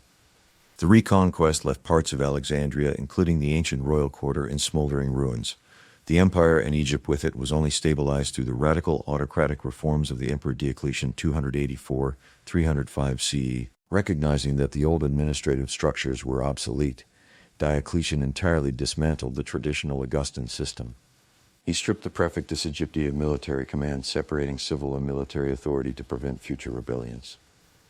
He compartmentalized the province, dividing Egypt into several smaller administrative units. Egypt is Jovia, Egypt is Herculea, the Thebaid, and Libya, integrating them all into the larger diocese of Oriens, the east. Alexandria, once the unrivaled metropolis of the eastern Mediterranean, was administratively demoted, its power subordinated to Antioch. To secure the province against southern raiders and internal revolts, Diocletian initiated a massive fortification program. Impenetrable Roman fortresses were constructed at strategic choke points, most notably the colossal fortress of Babylon in modern Cairo, which guarded the apex of the delta, and garrisons in Elephantine and Luxor. At Luxor, the ancient towering temple of Amun at Karnak was partially gutted and militarized, its sacred pylons doubling as garrison watchtowers for the Legio III Diocletianer. In a desperate bid to halt the hyperinflation that was destroying the state budget, Diocletian issued his famous Edict on Maximum Prices in 301 CE. The edict attempted to legally fix the prices of over 1,300 commodities and services across the empire, including grain, wine, linen, and transport. It was a spectacular failure that drove goods into the black market, but the surviving inscriptions provide a stark snapshot of the economic deterioration. Egyptian wheat, once cheap enough to sustain the Roman masses, was listed at 100,000 denarii per modius, a staggering millionfold increase over the prices of the Augustan era. It was also under Diocletian that the simmering tensions between the Roman state and the growing Christian population reached their horrific climax. Violence against Christians was not new. It had flared under Nero, Domitian, and notably under Decius in 250 CE, who had mandated that every citizen obtain a libellus, a certificate proving they had offered a pagan sacrifice to the state gods, sparking widespread martyrdoms like that of Apollonia of Alexandria. But Diocletian's great persecution 303-313 CE was different. It was an empire-wide, systematic, and bureaucratically efficient attempt to utterly exterminate Christianity, which the emperor viewed as a treasonous state within a state. Diocletian issued 4 increasingly severe edicts. Churches were systematically raided, seized, and razed to the ground. Sacred scriptures were confiscated and burned in public squares. Christian civil servants were stripped of their ranks, and eventually, the clergy and laity were imprisoned, tortured, and forced into the deadly porphyry and gold mines of the eastern desert. In Alexandria, the revered Bishop Peter was arrested and beheaded in 311 CE, his martyrdom becoming an enduring rallying point for the faithful. The Coptic Synaxaron, the liturgical book of saints, preserves horrifying, deeply detailed accounts of this error, recounting the agonies of martyrs such as Philaeus, the bishop of Themais, who was flayed alive, and Paetanius, who was boiled in a cauldron of pitch. Far from destroying the faith, this trauma forged a permanent, distinct Coptic identity among the native Egyptian population. The Greek term for an Egyptian, Aegyptios, was gradually adapted into the Coptic self-designed Asian Romi, Romans in the spiritual Christian sense. The native Egyptian Christians, many of whom spoke Coptic rather than Greek, came to view themselves as a holy remnant who had endured the fires of the Roman state to preserve the true faith. The martyrdoms of the early 4th century left such an indelible psychological mark that the Coptic Orthodox Church still dates its calendar from 284 CE, the year of Diocletian's accession, naming it the Anno Martyrum era of the martyrs. Constantine's revolution in Alexandria's theological crucible, the abdication of Diocletian in 305 CE, plunged the empire into a series of bloody tetrarchic civil wars from which Constantine the Great emerged victorious. In 313 CE, Constantine and his co-emperor Licinius issued the Edict of Milan, officially legalizing Christianity and returning confiscated property. This did not merely end state persecution, it fundamentally, irreversibly altered the relationship between the Roman state and the Christian churches of Egypt. Almost overnight, bishops transitioned from hunted fugitives to powerful state actors, holding court, managing vast charitable funds, and advising the emperor. Alexandria, with its centuries-old tradition of philosophical inquiry and its massive, highly organized Christian population, immediately became one of the most influential centers of this new imperially backed Christian order. The city's famous catechetical school, the Didascalia, which traced its intellectual lineage back to the theologians Pantaenus and Clement of Alexandria, flourished under state patronage. The legacy of its greatest scholar, Origen, whose allegorical method of interpreting scripture and massive textical projects like the Hexapla had shaped generations of readers, continued to reverberate. Even as later bishops debated his more speculative theological propositions regarding the pre-existence of souls, the school nurtured figures like Didymus the Blind, a brilliant scholar who directed the institution for half a century. Didymus embodied the fusion of spiritual seriousness and Alexandrian intellectual sophistication, famously utilizing a precursor to Braille, carved wooden blocks with raised letters to allow blind students to read, demonstrating the school's commitment to disseminating knowledge across social and physical barriers. However, the legalization of the faith did not bring peace. Rather, it shifted the violence from pagan versus Christian to vicious, internal doctrinal warfare. The figure who absolutely dominated this era was Athanasius of Alexandria, a brilliant, combative theologian and bishop whose turbulent career spanned most of the 4th century. Athanasius's rise coincided with the explosion of the Arian controversy. A popular Alexandrian presbyter named Arius began preaching that Jesus Christ, the Son of God, was not eternal but was a created being subordinate to God the Father. This theological dispute over the exact nature of the Trinity threatened to fracture the newly Christianized empire. Constantine convened the Council of Nicaea in 325 CE to settle the matter.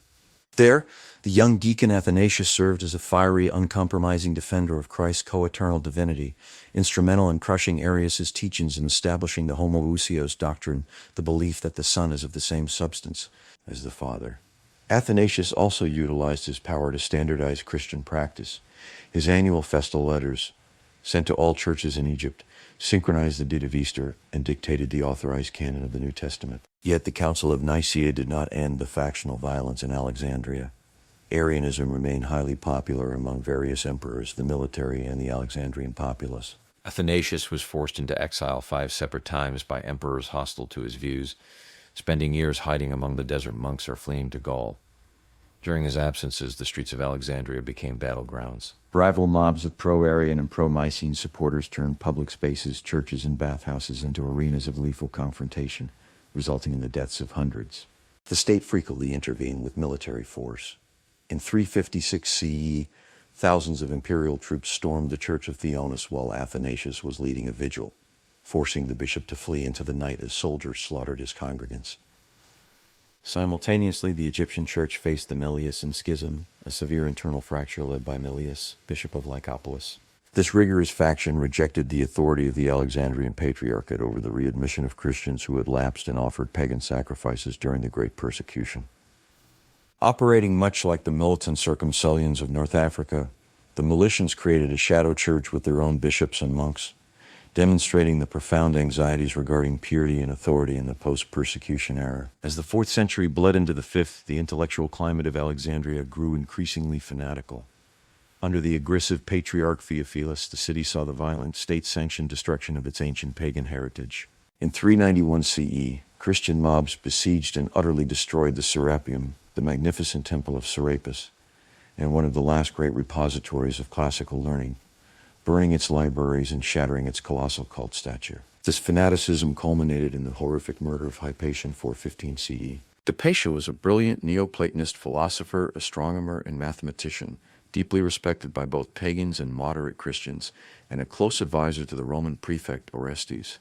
Amidst the bitter, escalating political turf war between Orestes and the city's new, deeply ambitious patriarch Cyril of Alexandria, a mob of Parabolani, a militant brotherhood of Christian hospital workers loyal to the patriarch, ambushed Hypatia's carriage.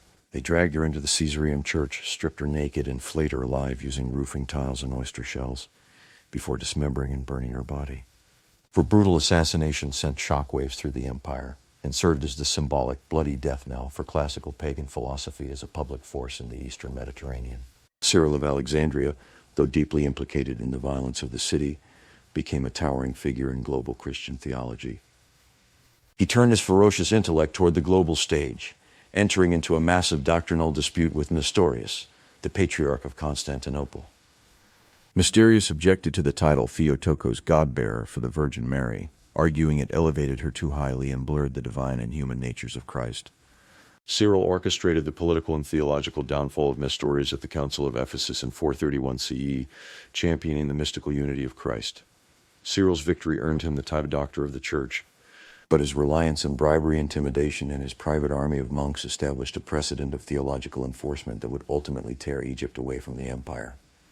The breaking point arrived at the Council of Chalcedon in 451 CE. Convened to permanently settle the ongoing Christological disputes, the Byzantine emperors and Western legates forced through the Chalcedonian definition, the doctrine that Christ possessed two distinct natures, divine and human, united in one person. The Coptic Patriarch Dioscorus, representing the vast majority of the Egyptian church, vehemently rejected this formula as a betrayal of Cyril's teachings. He insisted on the Miaphysite position that Christ had one single incarnate nature, a seamless union of the human and divine. Dioscorus was deposed and exiled, sparking an immediate catastrophic schism that permanently severed the Egyptian church from the Byzantine Greek mainstream, birching what is today the Coptic Orthodox Church. The schism was as much ethnic and political as it was doctrinal. The native Coptic majority viewed the two natures formula as a heretical imposition by an arrogant Greek-speaking imperial court in Constantinople. When the Byzantine emperor attempted to install a Chalcedonian or Melkite, meaning imperial patriarch named Proterius in Alexandria, the Coptic populace rioted. In 457 CE, a Coptic mob assassinated Proteus in his church, dragging his corpse through the streets and burning it, immediately electing their own Miaphysite patriarch, Timothy Allurus, Timothy the Cat. For the next 2 centuries, Egypt would be internally paralyzed by a shadow war of rival patriarchs, imperial persecutions, and deep-seated simmering resentment against Byzantine lordship. Monasticism's golden age.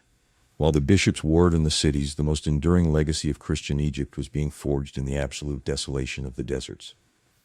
The rise of Egyptian monasticism was a revolutionary spiritual and social movement that fundamentally transformed the nature of global Christianity. It arose not in a vacuum, but as a direct response to the suffocating pressures of imperial taxation, the moral compromises of the newly wealthy, state-aligned urban church, And a profound psychological need to find a new martyrdom now that the Roman state had stopped executing Christians.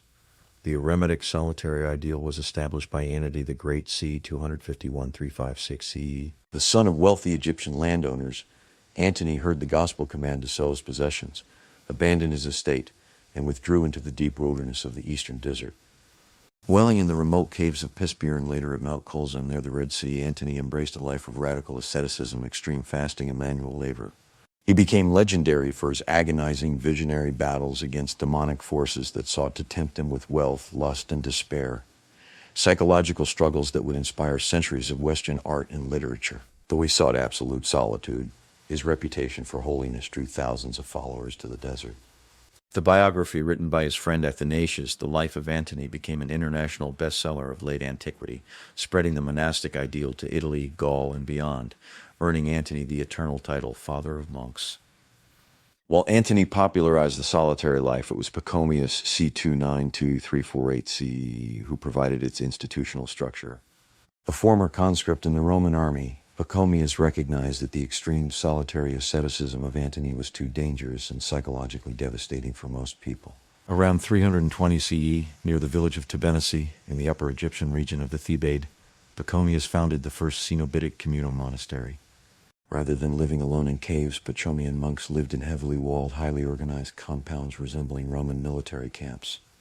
Pachomius wrote the first monastic rule, organizing the lives of thousands of monks into a strict routine of communal worship, absolute obedience to the abbot, and specialized manual labor. The monastery was divided into houses, based on trades: weavers, bakers, carpenters, and farmers. The rule was brilliant in its pragmatism.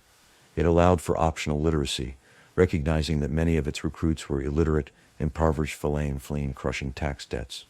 It required daily scripture memorization while integrating spiritual life with the massive industrial-scale production of textiles and agricultural goods necessary for self-sufficiency.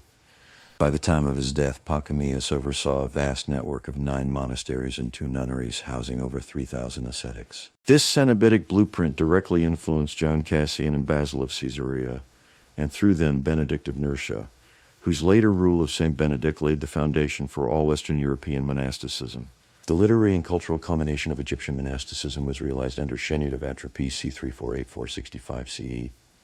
As the fiery authoritarian abbot of the massive white monastery Der Anba Shenouda across the river from Panopolis, Shenouda ruled over a community of 2,200 monks and 1,800 nuns. Shenouda combined ferocious ascetic rigor with a highly sophisticated, deeply nationalistic Coptic literary culture. Under his leadership, the Coptic language transitioned from a vernacular peasant dialect into a powerful poetic vehicle for high theology and ecclesiastical politics.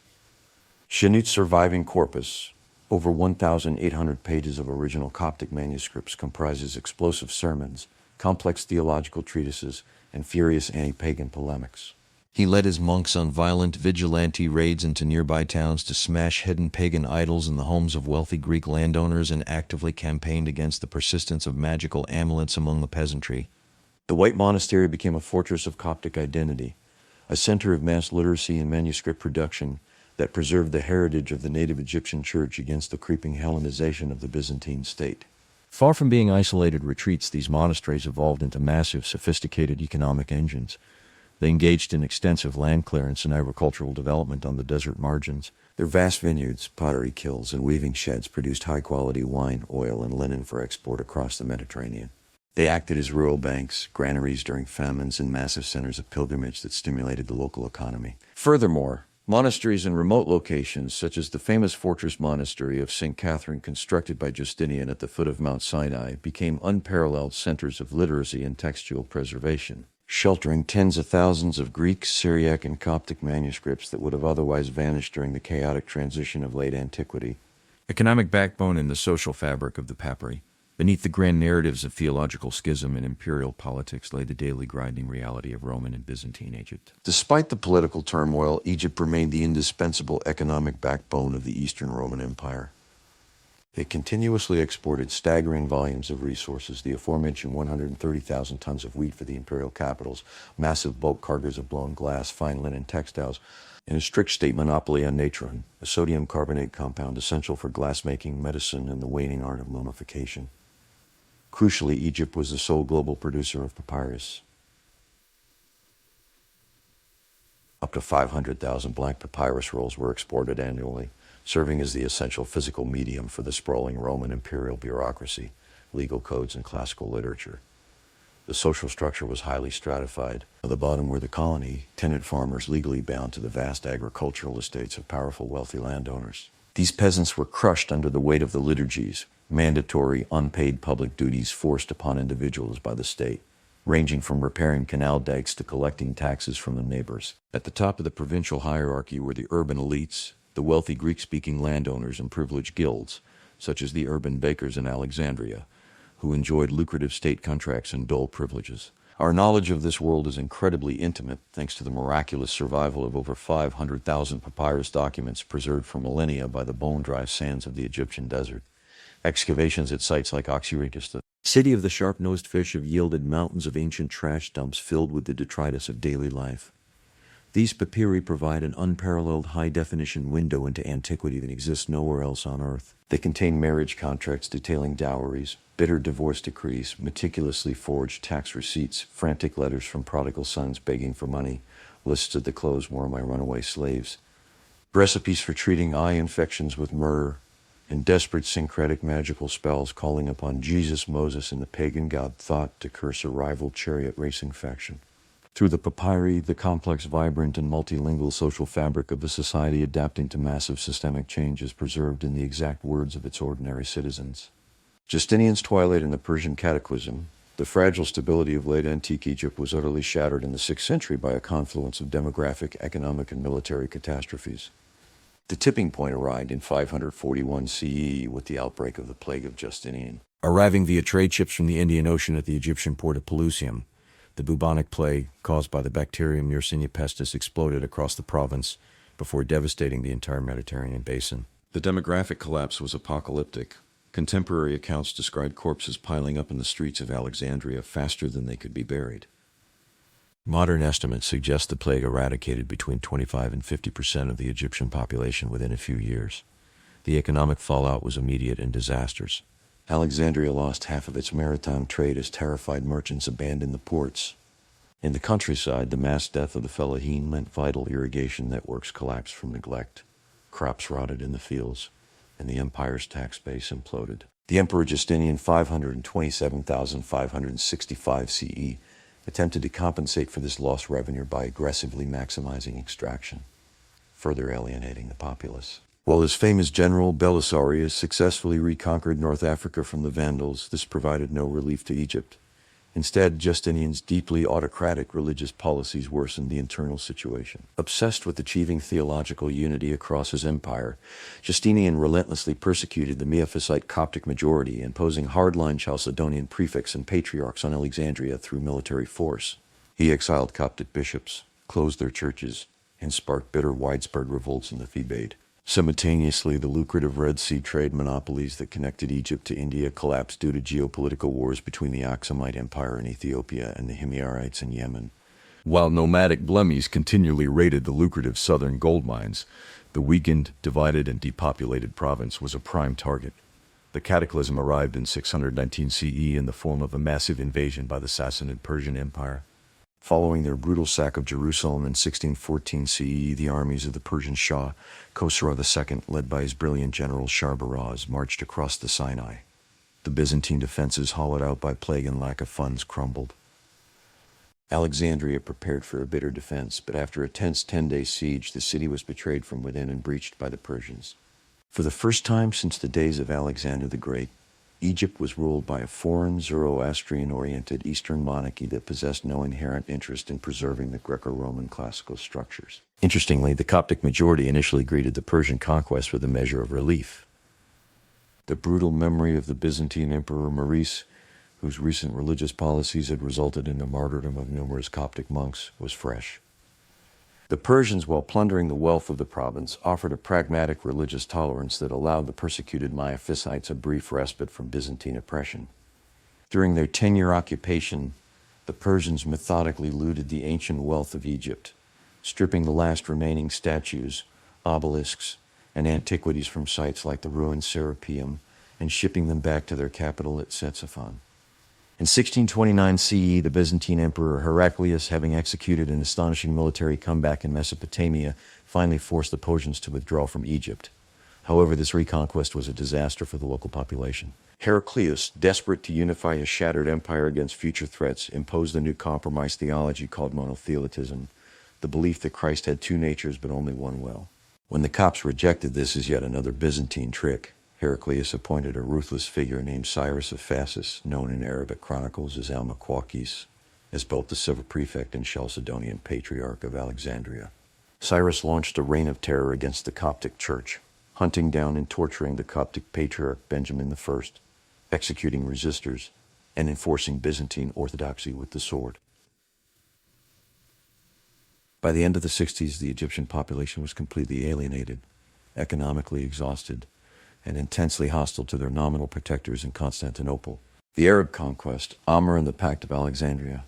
It was against this backdrop of profound imperial exhaustion, demographic collapse, and toxic religious hatred that the Arab conquest of Egypt unfolded, abruptly ending 7 centuries of Roman and Byzantine rule. In December 1639 CE, an army of roughly 4,000 battle-hardened Bedouin cavalrymen, commanded by the brilliant Muslim general Amr ibn al-As, acting under the authority of the Rashidun Caliphate, crossed the Sinai Peninsula. The Byzantine high command drastically underestimated the threat, believing their massive fortress system and numerical superiority, boasting tens of thousands of heavily armed troops, would easily crush the desert raiders. Amr moved with terrifying speed.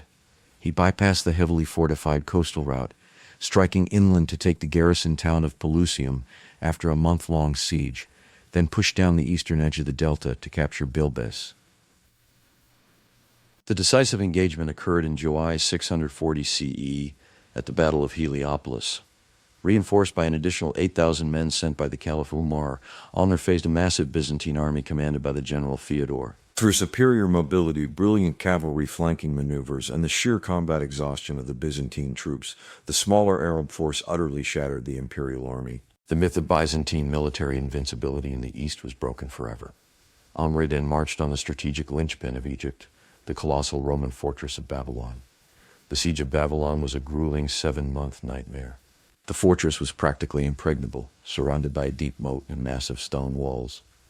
Inside, the hated Byzantine prefect Cyrus Almuquaquis desperately tried to negotiate a truce, but his efforts were repeatedly sabotaged by hardline commanders and the Emperor Heraclius in Constantinople.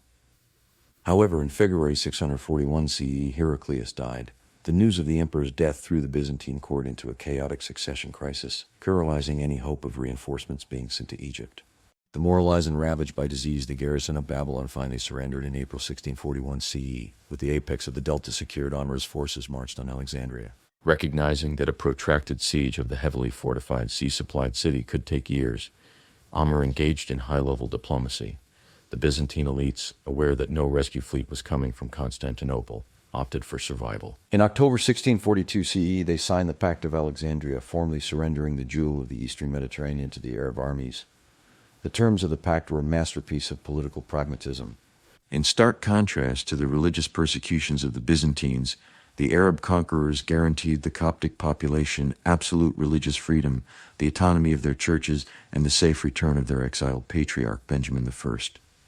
In exchange, the non-Muslim population was required to pay a poll tax, the jizya, and a land tax, the kharaj. Crucially, these new Islamic taxes were assessed at a rate significantly lighter than the crippling fiscal burdens imposed by the former Roman administration. Amr did not make Alexandria his capital, viewing its coastal vulnerability to Byzantine naval counterattacks as a liability. Instead, he pitched his tents near the captured fortress of Babylon. On this site, he ordered the construction of the Mosque of Amr ibn al-As, the first mosque in Africa. Around this mosque, a vast new military garrison city rapidly grew, named Fustat from the Roman word fasidum, meaning entrenched camp. Fustat would serve as the vibrant nucleus of Islamic Egypt, eventually evolving into the sprawling, magnificent metropolis of Cairo, superseding Alexandria as the political and economic center of the country. The Umayyad Caliphate that followed was highly pragmatic. Rather than dismantling the complex administrative apparatus of the state, they retained the entire existing Coptic bureaucracy. Coptic officials, deeply familiar with the intricate Byzantine tax systems, land registries, and the seasonal rhythms of the Nile, continue to serve as accountants, administrators, and scribes for their new Arab lords. Figures like Kua and Sharik successfully integrated the old administration into the new Islamic state. The papyri from this transitional era, known as the Dini papyri, show a fascinating, slow evolution as Greek and Coptic documents gradually began to feature Arabic headers and seals. The transition to an Islamic Arabic-speaking society was remarkably slow and largely peaceful. It would take nearly 5 centuries, until roughly 1100 CE, for Coptic to fade as the primary spoken language of the streets, replaced by Arabic. Yet Coptic never truly died. It retreated into the ancient desert monasteries founded by Parchamius and Shenute, where it was and remains fiercely preserved as the sacred liturgical language of the Coptic Orthodox Church. The enduring legacy of Roman and Byzantine Egypt is profound. The grain of the Nile sustained the empires of Rome and Constantinople for 700 years, acting as a geopolitical instrument that shaped the lives of millions. The theological crucible of Alexandria birthed the Nicene Creed, shaped the doctrine of the Trinity, and forged the intellectual bridge between ancient Athenian philosophy and medieval Christian theology. The burning sands of the Egyptian desert gave birth to the monastic movement, creating a blueprint for communal life that would save Western literacy during the Dark Ages. Most importantly, the hundreds of thousands of papyri left behind ensure that this era is not remembered solely as a chronicle of emperors, patriarchs, and conquering generals, but as a deeply human story of ordinary peasants, merchants, and monks whose lives, loves, and struggles have been perfectly preserved in the dust of antiquity. Next, we will be exploring Islamic Egypt, from conquest to Mamluk Sultanate, joined by our resident Egyptian expert. Join us next time on Blind History with Josh Berry.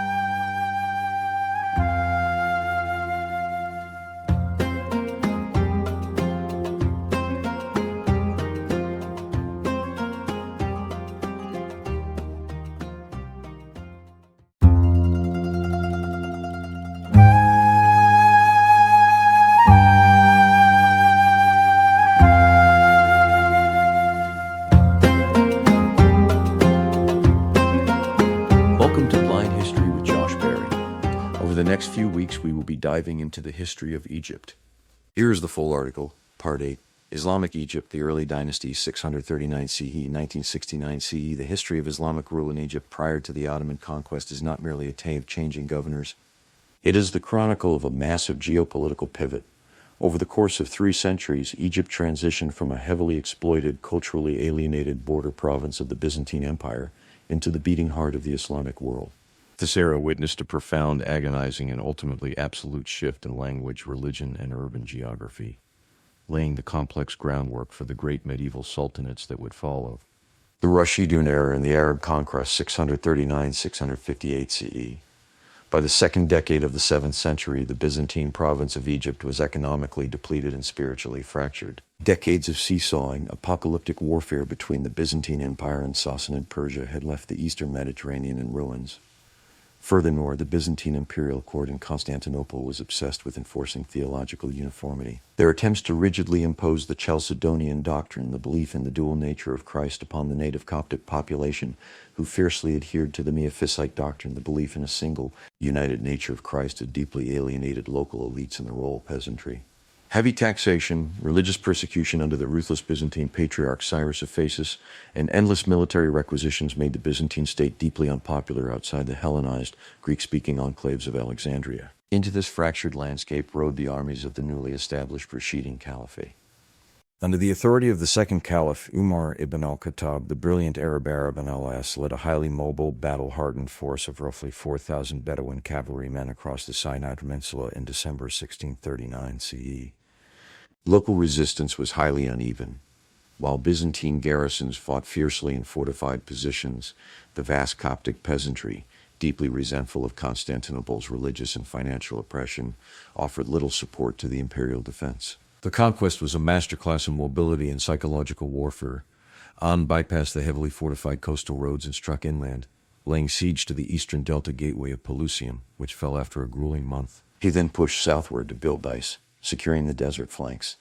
The decisive field engagement occurred in July 640 CE at the Battle of Heliopolis.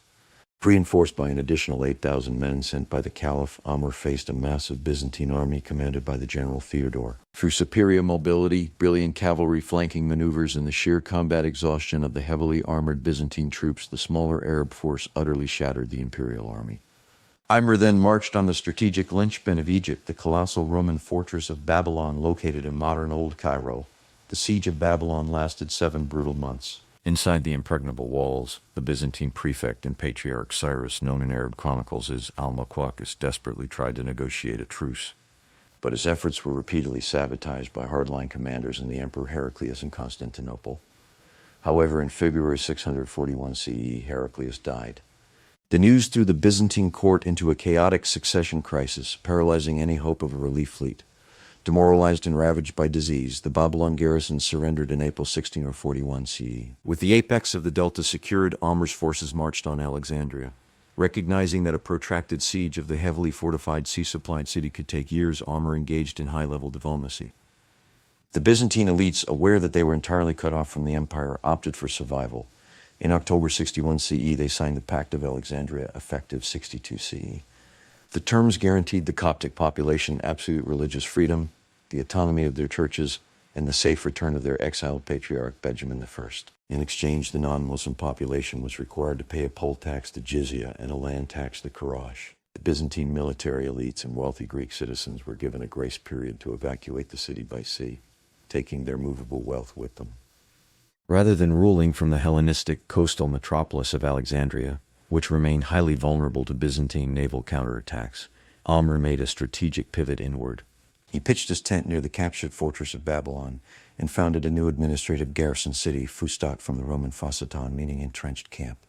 Fustat was organized into tribal quarters, kittas, where the conquering Arab armies settled. At its center, Amr constructed the Mosque of Amr ibn al-As in 642 CE, the first mosque in Africa, which served as the spiritual and political form of the new capital. The Umayyad Caliphate 661-750 CE, the granary of Damascus. Following the assassination of Caliph Ali and the end of the Rashidun era, the Umayyad dynasty seized power, shifting the capital of the Islamic world to Damascus in Syria. Under the Umayyads, Egypt functioned strictly as a highly lucrative, tightly controlled extraction province. The primary geopolitical function of Egypt was to feed the expanding Islamic Empire and fund its endless wars of expansion across North Africa, the Maghreb, and into the Iberian Peninsula. To facilitate this, the Umayyad governors reopened the ancient Canal of the Pharaohs, renamed the Canal of the Commander of the Faithful, which linked the Nile directly to the Red Sea. This allowed Egyptian grain to be shipped directly to the holy cities of Mecca and Medina and the Hijaz, preventing famine in the Arabian Peninsula. Early Islamic administration in Egypt was highly pragmatic. Because the Arab ruling elite formed a tiny minority, they relied heavily on existing provincial structures. Coptic and Greek scribes were retained to maintain the intricate land registers, manage the irrigation networks, and collect taxes. The local administration was left in the hands of Coptic pagarchs, district administrators. For the average Falah peasant, the change in regime simply meant that their taxes were forwarded to Fustat and Damascus instead of Alexandria and Constantinople. However, as the Umayyad state expanded, its financial needs skyrocketed. Governors appointed from Syria were heavily pressured to maximize tax revenues, leading to widespread corruption and the aggressive taxation of Christian monks who had previously been exempt. Furthermore, the Umayyads began settling loyal Arab tribes in the eastern delta to secure the province and break the demographic monopoly of the Copts. This aggressive fiscal policy triggered massive social unrest. In 725 CE, the first of the great Bashmoruk revolts erupted in the marshlands of the northern delta. The Copts, infuriated by extortionate taxation and the arrogance of the newly settled Arab tribes, launched a bloody decentralized guerrilla war against the Umayyad tax collectors. The revolt was brutally crushed, but it set a precedent of native resistance that would plague the Arab governors for the next century. During this period, the Islamization of Egypt was incredibly slow. The Umayyads generally discouraged mass conversion because it would deplete the jizya revenue base. Greek and Coptic remain widely used in official state documents, resulting in a complex layered bureaucracy where bilingual papyri were the norm. It was not until the reign of the Umayyad Caliph Abd al-Malik in the late 7th century that Arabic was decreed the sole official language of the state, beginning the slow decline of Greek in the administrative spheres. The early Abbasid era, 750-868 CE, rebellion and turmoil. In 750 CE, the Abbasid revolution violently swept across the Islamic world, obliterating the Umayyad dynasty. The final Umayyad Caliph, Marwan II, fled to Egypt in a desperate bid to rally support, but he was hunted down and killed by Abbasid forces in the Fayum, marking the definitive end of the Umayyad era. The Abbasids shifted the imperial capital far to the east, founding the magnificent city of Baghdad in Iraq. For Egypt, this geographic shift was profound. The province was no longer adjacent to the imperial center in Syria. It was now a distant, wealthy outpost treated largely as a cash cow. To signify a break from the Umayyad past, the Abbasid governors founded a new administrative capital adjacent to Fustat, named Al-Aska, the cantonment, complete with a new governor's palace and congregational mosque. Abbasid rule in Egypt was characterized by intense instability. The governor sent from Baghdad rarely lasted more than a year or two before being recalled or assassinated, creating a chaotic political vacuum. The Abbasid tax policies were even more relentless than those of their predecessors. By 831 CE, the boiling frustrations of the native population culminated in the final, most devastating Bashmoruk revolt. Uniquely, this rebellion united the oppressed Coptic peasantry with disgruntled Arab settlers in the Delta, both of whom were being crushed by the Baghdad-appointed tax farmers. The revolt was so severe that the Abbasid Caliph al-Ma'mun personally traveled to Egypt with a massive army of heavily armed Turkic cavalry to suppress it in 1832 CE. The rebellion was crushed with apocalyptic violence. Villages were burned to the ground, mass executions were carried out, and thousands of Copts were enslaved or deported to Iraq. This brutal pacification marked a demographic turning point in Egyptian history. The destruction of the Coptic resistance broke the political power of the native Christians forever.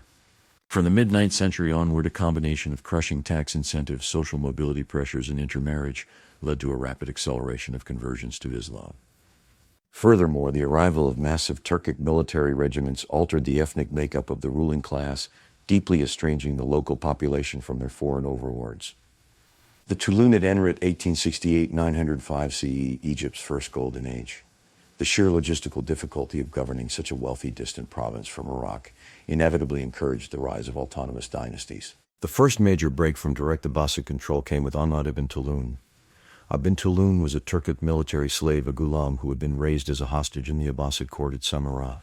Known for his brilliant intellect, administrative genius, and fierce martial prowess, he was appointed resident governor of Egypt in 1868 CE. Recognizing the terminal decline of Abbasid authority in Baghdad, which was crippled by the Zanj rebellion and internal Turkic military coups, Ibn Tulun methodically transformed his governorship into a fully independent hereditary emirate. His first masterstroke was financial.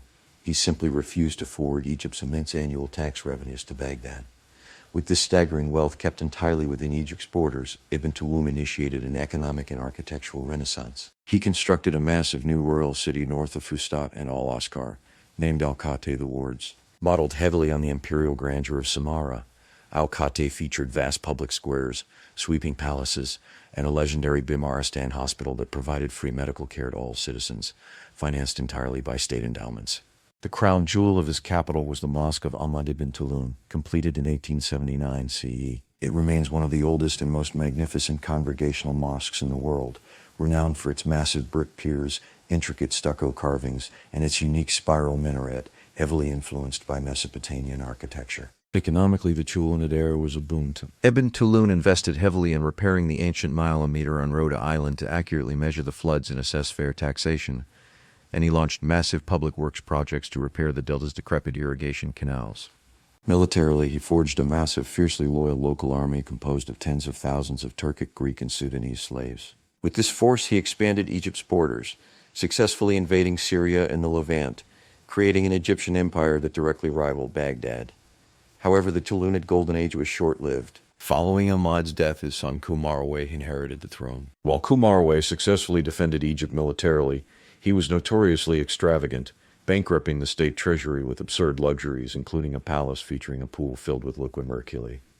After his assassination by his own eunuchs in 1896 CE, the dynasty fell into chaotic infighting. Capitalizing on this weakness, the Abbasids sent a massive invasion force in 1905 CE. They captured Egypt, burned the beautiful city of El-Khatai to the ground, sparing only the great mosque, and dragged the province back under the direct suffocating rule of Baghdad. The Ikhshidid dynasty 935,969 CE, the anarchic interlude, the Abbasid restoration in Egypt was a disaster. The next 30 years were marked by spectacular corruption, military mutinies, devastating low Niles, and terrifying incursions from the west by the newly risen Fatimid Caliphate in North Africa. The Abbasid state was financially ruined and utterly incapable of maintaining order. In 1935 CE, Baghdad appointed another powerful Turkic commander, Muhammad ibn Tubi, as governor, hoping he could stabilize the bleeding province. Claiming royal descent from the ancient kings of Fergana and Central Asia, Ibn Tubi was granted the prestigious Persian title al-Ikhshid, meaning prince or king, by the Abbasid caliph. Like Ibn Tulun before him, the Ikhshid quickly realized that relying on Baghdad was pointless. He ruthlessly crushed local rebellions, violently repelled the Fatimid invasions from the Maghreb, and seized control of Syria and the Hijaz, carving out a new, fiercely independent Egyptian state. The Ikhshidid military machine was heavily reliant on an army of over 400,000 Turkic and black African slave soldiers. The most fascinating figure of the Ikhshidid era was not a king, but a slave. Following the death of Muhammad ibn Tuji, real power fell into the hands of Abu al-Miskafor, an Abyssinian Ethiopian eunuch who had been purchased as a young boy. Khufu rose through the military ranks to become the supreme commander of the army and the tutor to the Ikhshid's young sons. For 22 years, Khufu ruled Egypt as the de facto sovereign with an iron fist and brilliant political cunning. He was a lavish patron of the arts, most famously hosting the legendary Arab poet al-Mutanabi at his court, though their relationship eventually soured, leading to al-Mutanabi writing vicious and mortal satires against him. Despite Khufu's competence, the foundations of the Ikhshidid state were rotting. The economy was heavily reliant on military extortion, and the agricultural system was collapsing due to state neglect. When Kafur died in 1968 CE, Egypt was struck by a series of catastrophic low Niles, triggering mass famine, hyperinflation, and horrifying outbreaks of plague. The Ikhshidid army, unpaid and starving, splintered into warring factions, looting Fustat and abandoning the frontiers. The Egyptian state was paralyzed, its people starving, and its military in ruins. Across the western desert in modern-day Tunisia, the Fatimid Caliphate watched this collapse with predatory anticipation. The stage was perfectly set for the greatest invasion in medieval Egyptian history.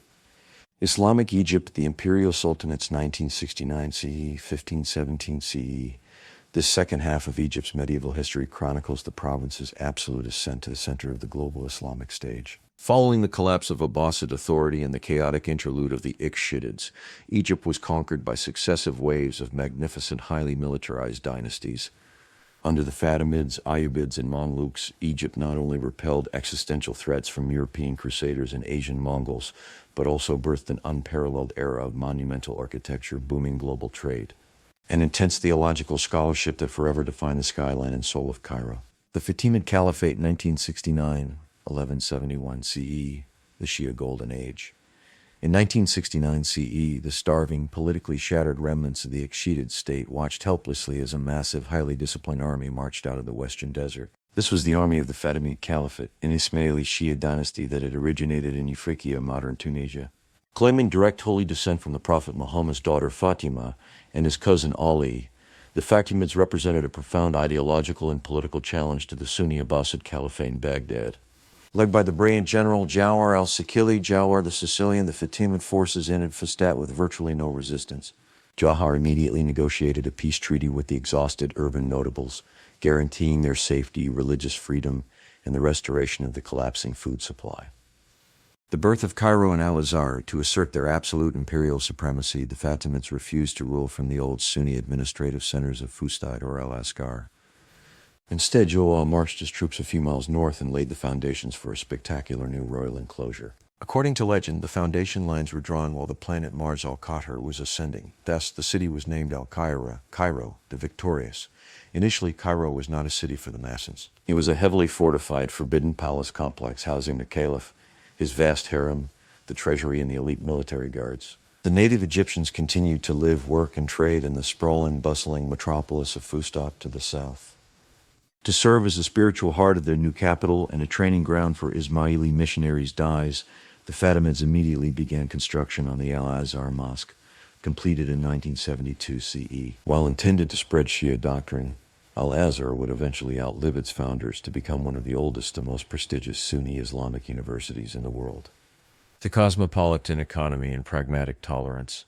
In 1973 CE, the Fatimid Caliph Al-Mu'izz Din Allah officially transferred his court from North Africa to Cairo, bringing with him the coffins of his ancestors and immense wealth. Under Al-Mu'izz and his successor Al-Aziz, Egypt entered a staggering economic golden age. The Fatimids capitalized on the shifting dynamics of global trade. As the Persian Gulf route became unstable due to Abbasid decline, the Fatimids redirected the hyper-lucrative Indian Ocean spice trade through the Red Sea.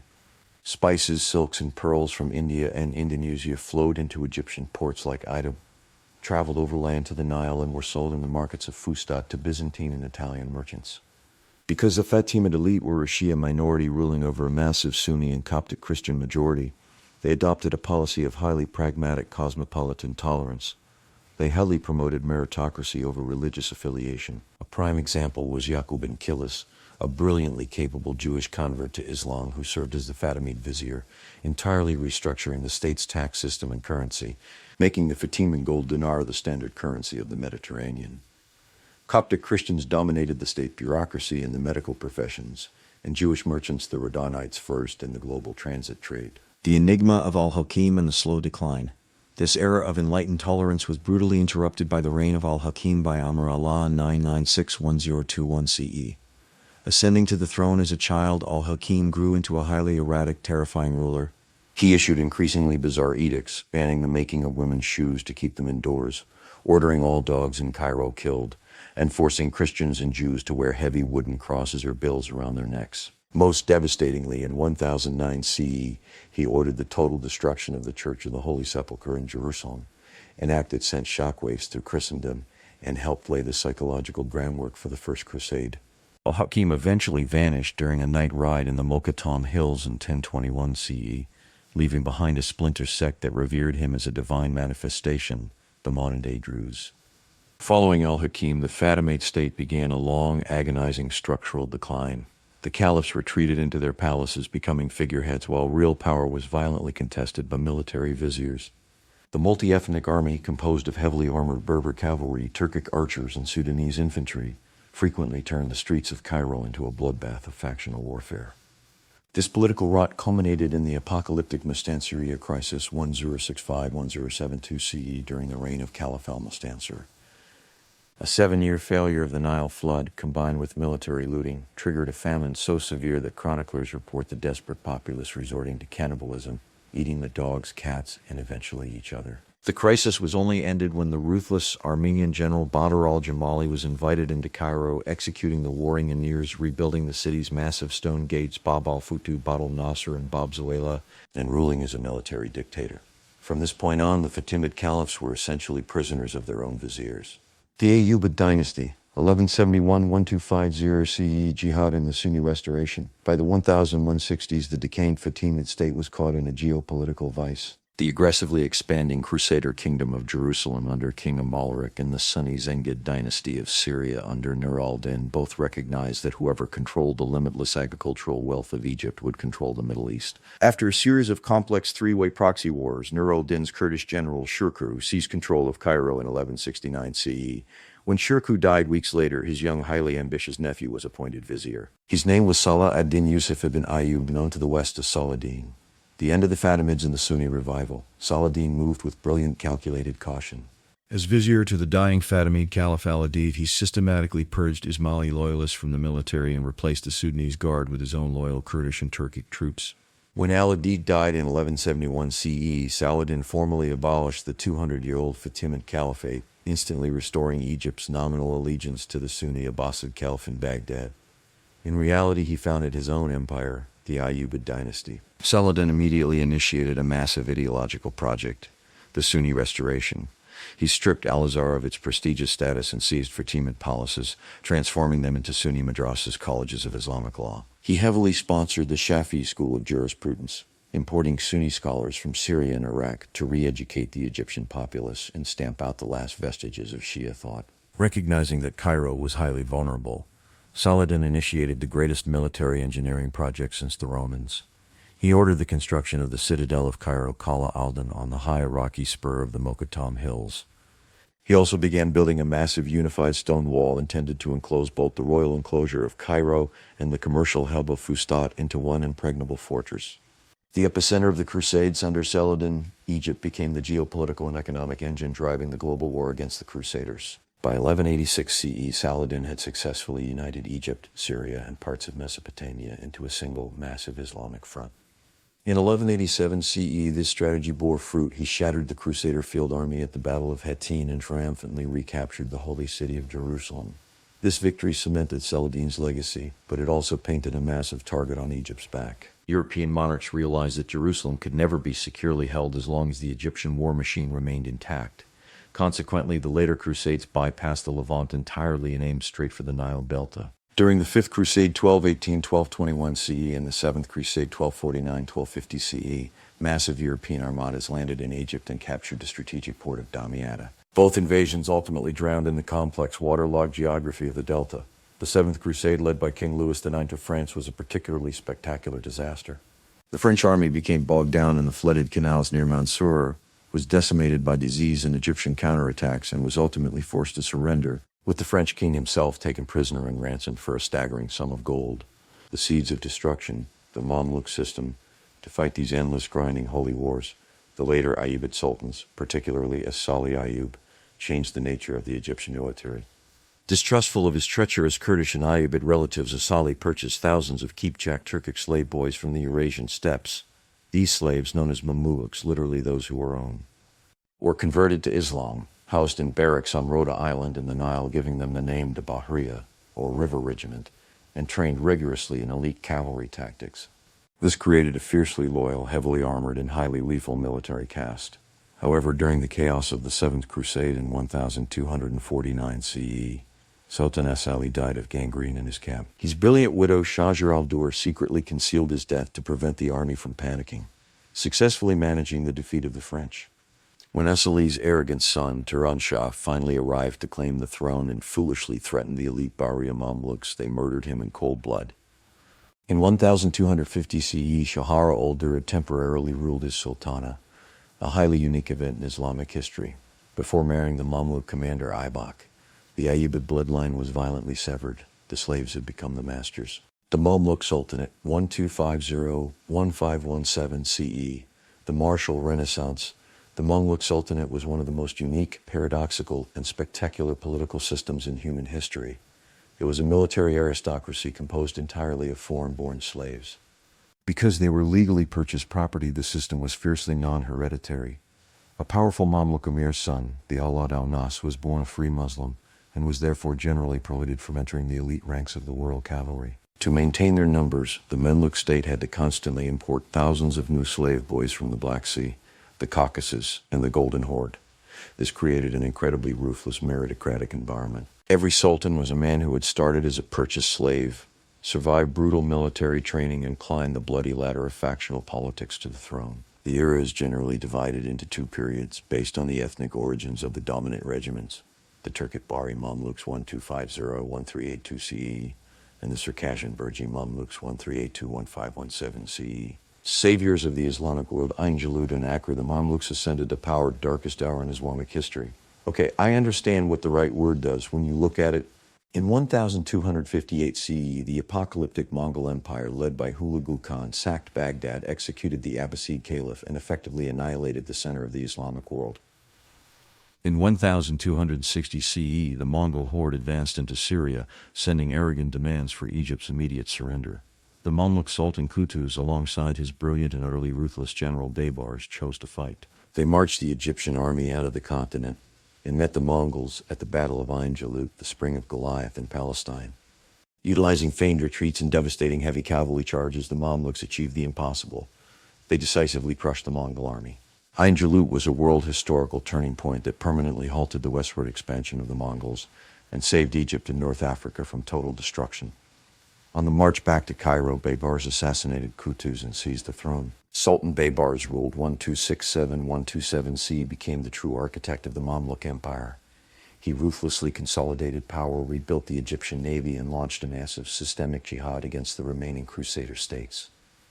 His campaigns, later finished by Sultan al-Ashraf Khalil, culminated in the terrifying siege and destruction of Acre in 1291 CE, permanently driving the Crusaders out of the Levant and ending a 200-year European presence in the Middle East. The imperial metropolis, trade, piety, and architecture.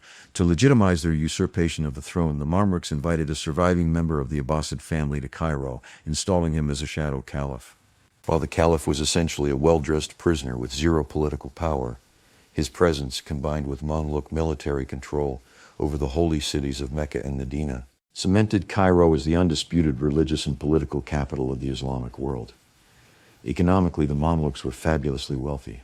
They institutionalized a state monopoly over the transit trade. Spices from India arrived in the Red Sea, were taxed exorbitantly by the Mamluk Karami merchants, and sold to Venetian and Genoese traders in the port of Alexandria. This immense wealth was pumped directly into the urban fabric of Cairo. Because Mamluk wealth could not be legally passed to their sons, the emirs utilized Islamic trust laws, al-Qaf, to build monumental tax-exempt pious foundations. The Mamluk skyline exploded with breathtaking architecture. Sultans like Kelouan built massive hospital complexes, Maristans, that offered free, state-of-the-art medical care to the public. Sultan Hassan constructed a gargantuan mosque and madrasa complex that remains one of the largest in the world, serving as a fortress during urban civil wars. The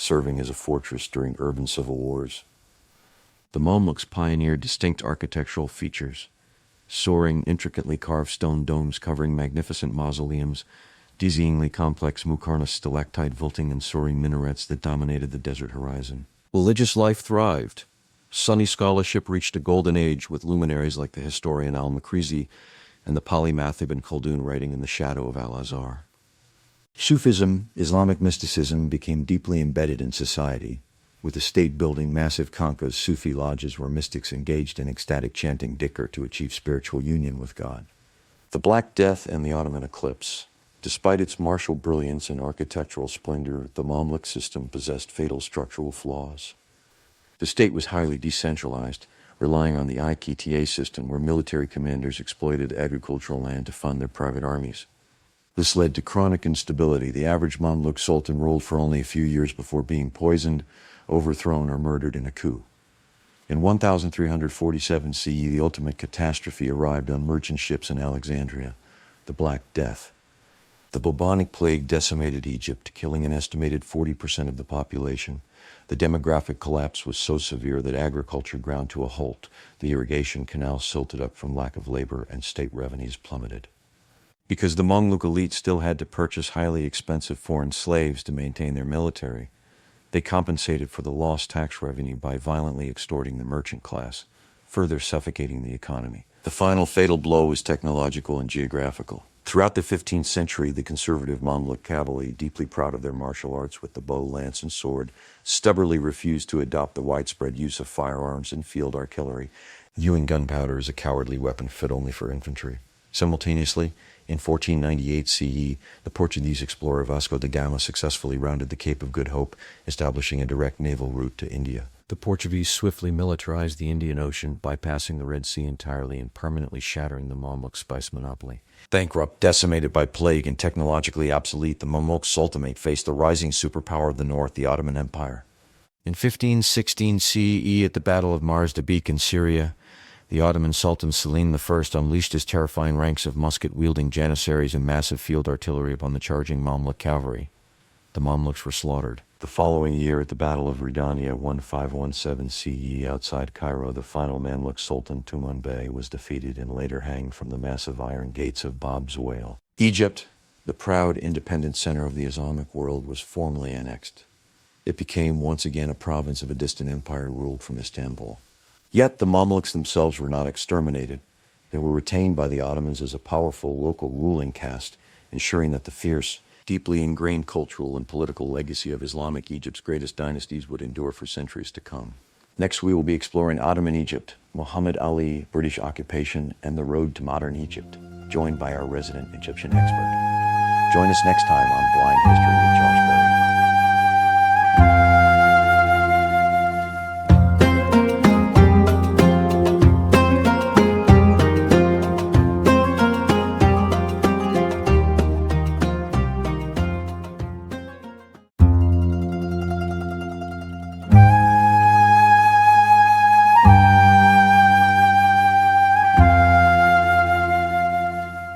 Welcome to Blind History with Josh Berry. Over the next few weeks, we will be diving into the history of Egypt. Here is the full article, Part 9, Ottoman Egypt, Muhammad Ali, British occupation, and the road to modern Egypt. From the Ottoman conquest in 1517 to the Free Officers' Revolution in 1952, Egypt underwent a seismic transformation from a prized province within vast Islamic empires to a nominally independent kingdom shackled by foreign interests, and finally to a military-led republic. This 435-year arc forged the bedrock of modern Egypt, a hypertrophic centralized bureaucracy, an export-dependent agrarian economy vulnerable to global whims, pressing foreign debts that haunted generations, hyper-strategic exposure via the Suez lifeline, and a restive, politicized middle class born of uneven modernization. These structures, etched by conquest, reform, and occupation, continue to echo in Cairo's corridors of power today. Ottoman Egypt, province of an Islamic empire, 1517-1798. The Ottoman incorporation of Egypt was less a clean conquest than a pragmatic layering of imperial control over resilient local power structures, setting a template for centuries of shared sovereignty. Conquest and the survival of the Mamluks. In the sweltering summer of 1516-1517, Sultan Selim I Ottoman army shattered the Mamluk Sultanate at Mars-Dabik near Aleppo and Ridania outside Cairo, avenging earlier humiliations and annexing Egypt as a key province. Yet Selim, ever the realist, spared many Mamluk emirs, integrating them as beys who retained vast rural estates, tax rights, and private armies numbering thousands. This tripartite power balance, Ottoman Pasha governor, Janissary garrisons, elite infantry often numbering 5,000, 10,000, and Mamluk households defined governance. The Pasha, appointed triennially from Istanbul to curb entrenchment, collected imperial tribute estimated at 700,000 gold ducats annually by 1520 surveys. That Mamluks like the Fakhari and Cassini factions frequently orchestrated coups, such as the 1623, 1624 Janissary revolt that installed their puppets. Periodic purges like the 1650 execution of over 200 beys maintained a tense equilibrium, with real authority fluidly shifting amid assassinations and Bedouin raids. Administration, land, and taxation, the Iltizam labyrinth. Ottoman land policy preserved Mamluk precedents rejecting outright private property. Maryland state domain, 80% of cultivable Nile Valley was granted as Timar's military fiefs or Iltizam tax farms auctioned to the highest bidder. A Tahir-Defter cadastral survey from 1528 meticulously logged 2,700 villages, crop yields wheat at 10-15 ardabobs per feddan, and poll taxes extracting 12 million oxes yearly. By the 1700s, Iltizam evolved into multi-generational monopolies. A single bey might control 100-plus villages, squeezing fellahin peasants via exorbitant rents up to 50% of harvest and corvée for Nile irrigation. Waqf endowments, 15% of land funded 1,200-plus mosques and madrasas, immunizing them from taxation but often manipulated by elites. The system fostered chronic fiscal shortfalls, Istanbul received just 20,000, 30% of projected revenues by 1750, exacerbating peasant flight to swamps of Bedouin tribes. Economy and trade, from spice hub to shadow route, Egypt's Nile bounty, barley, rice, sugar fed Istanbul's granaries up to 100,000 Arabs shipped yearly, while Alexander's entrepot thrived on Red Sea caravans laden with Indian pepper, Yemeni coffee, And Ethiopian gold slaves, Venetian and French nations' merchant colonies dominated, exporting 20,000 bales of cotton by 1600. Yet Portugal's 1,498 Cape route and Dutch intra-Asian shipping slashed transit volume 70% by 150. Suez's customs dwindled from 400,000 tailors 1580 says to under 100,000 by 17. Rural economy stagnated around the Bossian flood cycle. Fellahin sowed in November, harvested May, paying usher tide and courage land tax. Urban guilds, e.g. 38 Cairo Tiras silk weavers, regulated crafts, but corruption eroded them amid 18th century inflation from New World silver. Social and religious landscape, layered hierarchies and piety networks. Society stratified as Ottoman Turkish officials 5-10% of elites, Mamluks Turkic Caucasian slave soldiers often polygamous with 50-plus wives concubines. Ayan notables, merchants, Lama and Fellahin, 80% population density 500 per square kilometer in Delta. Women navigated Purdal but dominated markets as Sukan as female vendors. Sunni orthodoxy prevailed via Shafi Hanafi schools. Al-Azhar, with 7,000 students by 1700, issued fatwas against Bedouin heresies. Sufi Churuk, like the Shadiliya, commanded 100,000 followers, their 500-plus Zavias dispensing charity in Maulid festivals, drawing 10,000 pilgrims. Kaf's 10% population endured jizya, head tax 1 dinar adult male, but excelled as scribes, e.g. 80% tax officials by 1750. Jews, Cairo's 5,000 thrived in credit chains funding Mamluk armies. Tolerance fluctuated. 1,700 riots killed 200 Copts, but interfaith marriages and shared guilds persisted. 18th century shifts, Mamlukwi ascendancy and European creep. By 1700, Janissaries devolved into tax racketeers, empowering Mamluks like Ali Bey al-Kabir 1760c, who declared quasi-independence, minted coins, and allied with France. His 1,769 conquest of Hijaz netted Mecca's revenues. Rivals Ibrahim Morag Beys dominated 1780s, 1790s, withholding 80% of tribute. Europeans infiltrated French consul Jean-Marie de Saint-Jean, brokered grain deals. British factory at Rosetta shipped 50,000 Arabs yearly. Mamluk armies, 20,000 cavalry fielded Nachlocks, but lagged Europe's drilled infantry, foreshadowing collapse. The French expedition 1798-1801, a shock to the system. Napoleon's Armada of 400 ships, 55,000 troops disembarked at Alexandria July 1st, 798, routing 40,000 Mamluks at Enda Bay Battle of the Pyramids. The French volleys felled 5,000 horsemen in 45 minutes. Cairo's Divan Consultative Council of 60 ulama notables initially cooperated, dazzled by hot air balloons and plague vaccines, but Khazar Ayn 1798 revolt, 800 French dead, exposed fissures. Scientific and cultural earthquake, 165 savants. Engineers like Monge, linguists like Sylvestre de Sassy, produced Description de Egypt, 23 volumes, 900-plus plates cataloging obelisks, ibises, and Fellahin sanitation. Rosetta Stone discovered Fort Julian. 1799 unlocked hieroglyphs via Chapolian 1822. Printing presses rolled 30,000 Arabic pamphlets, first Arabic newspaper, Courier des Jevdoud. Yet requisitions 1 million francs per month and church demolitions fueled riots. Expulsion in Vacuum Nelson's Nile route, Abelcourt 1798, Star French, Kleber's 1800 assassination in Amuse 1801, surrender to 60,000 Anglo-Ottoman Mamluks ended it. Egypt lynched Europe's bayonets and books, priming appetite for change. Muhammad Ali, founder of a new Egyptian state, 1805-1848, consolidation of power. From chaos to citadel, Albanian tobacco trader turned officer Muhammad Ali, 1769-1849, arrived 1801 with 4,000 troops. Mastering factions aligned with Ulama, bribing Janissaries who weathered 1803-1805 riots proclaiming jihad. Sultan Selim III confirmed him Wali, March 1805, March 1st, 1811, Sidalit massacre liquidated 500 Mamluks, trap shot flame tower, birthing his monopoly. Military and administrative reforms, Europe's template new army, 36 semi-modern Nizami jetted regiments, 130,000 peak 1830s conscripting, one-third Fellahin males, 3 5-year terms. French advisor Seve Suleiman Aga drilled them. Armed at Balak, forged 1,300 cannon. Navy peaked 70 ships, 1,831 Navarino disaster. Ministry's Diwan for Finance with 1820 was budget 17 million reals, 60% military centralized 18 Mahafazat provinces. Economic and educational transformation. State capitalism monopoly seized one-third cultivable land for cotton exports, 1.5 million contars, 1.82600% rise. Indigo rice peasants got fixed one-third yield. State resold at 5x markup. 30 factories, Alexandria Textiles. 2,000 looms produced 200,000 irids cloth yearly, but inefficient versus Manchester. Barrage Delta, 31 million reals, doubled acreage. Schools, 100 plus Khosraw medicine. 1827, 300 students to Paris, 1820s, 1830s, birth and 4,000 effendis. Social impact. Burdens and birth of elites Falahan adored Corvée, 500,000 on Mahmoudia Canal, 118, 1820, 100,000 deaths rumored. Desertion hit 50%. New classes, 10,000 officers, 20% Europeanized Coptic bureaucrats. Raphael Zakharos, finance minister.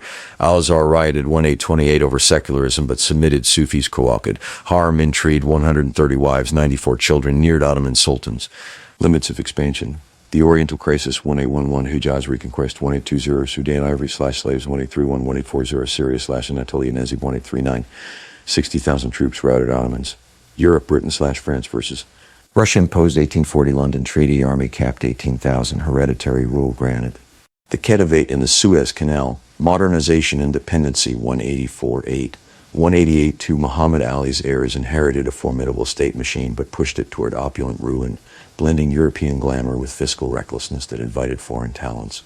Successors in Europeanization, Ismail's Paris on the Nile, Abbas Pasha, R. 1848, 1854, reversed reforms.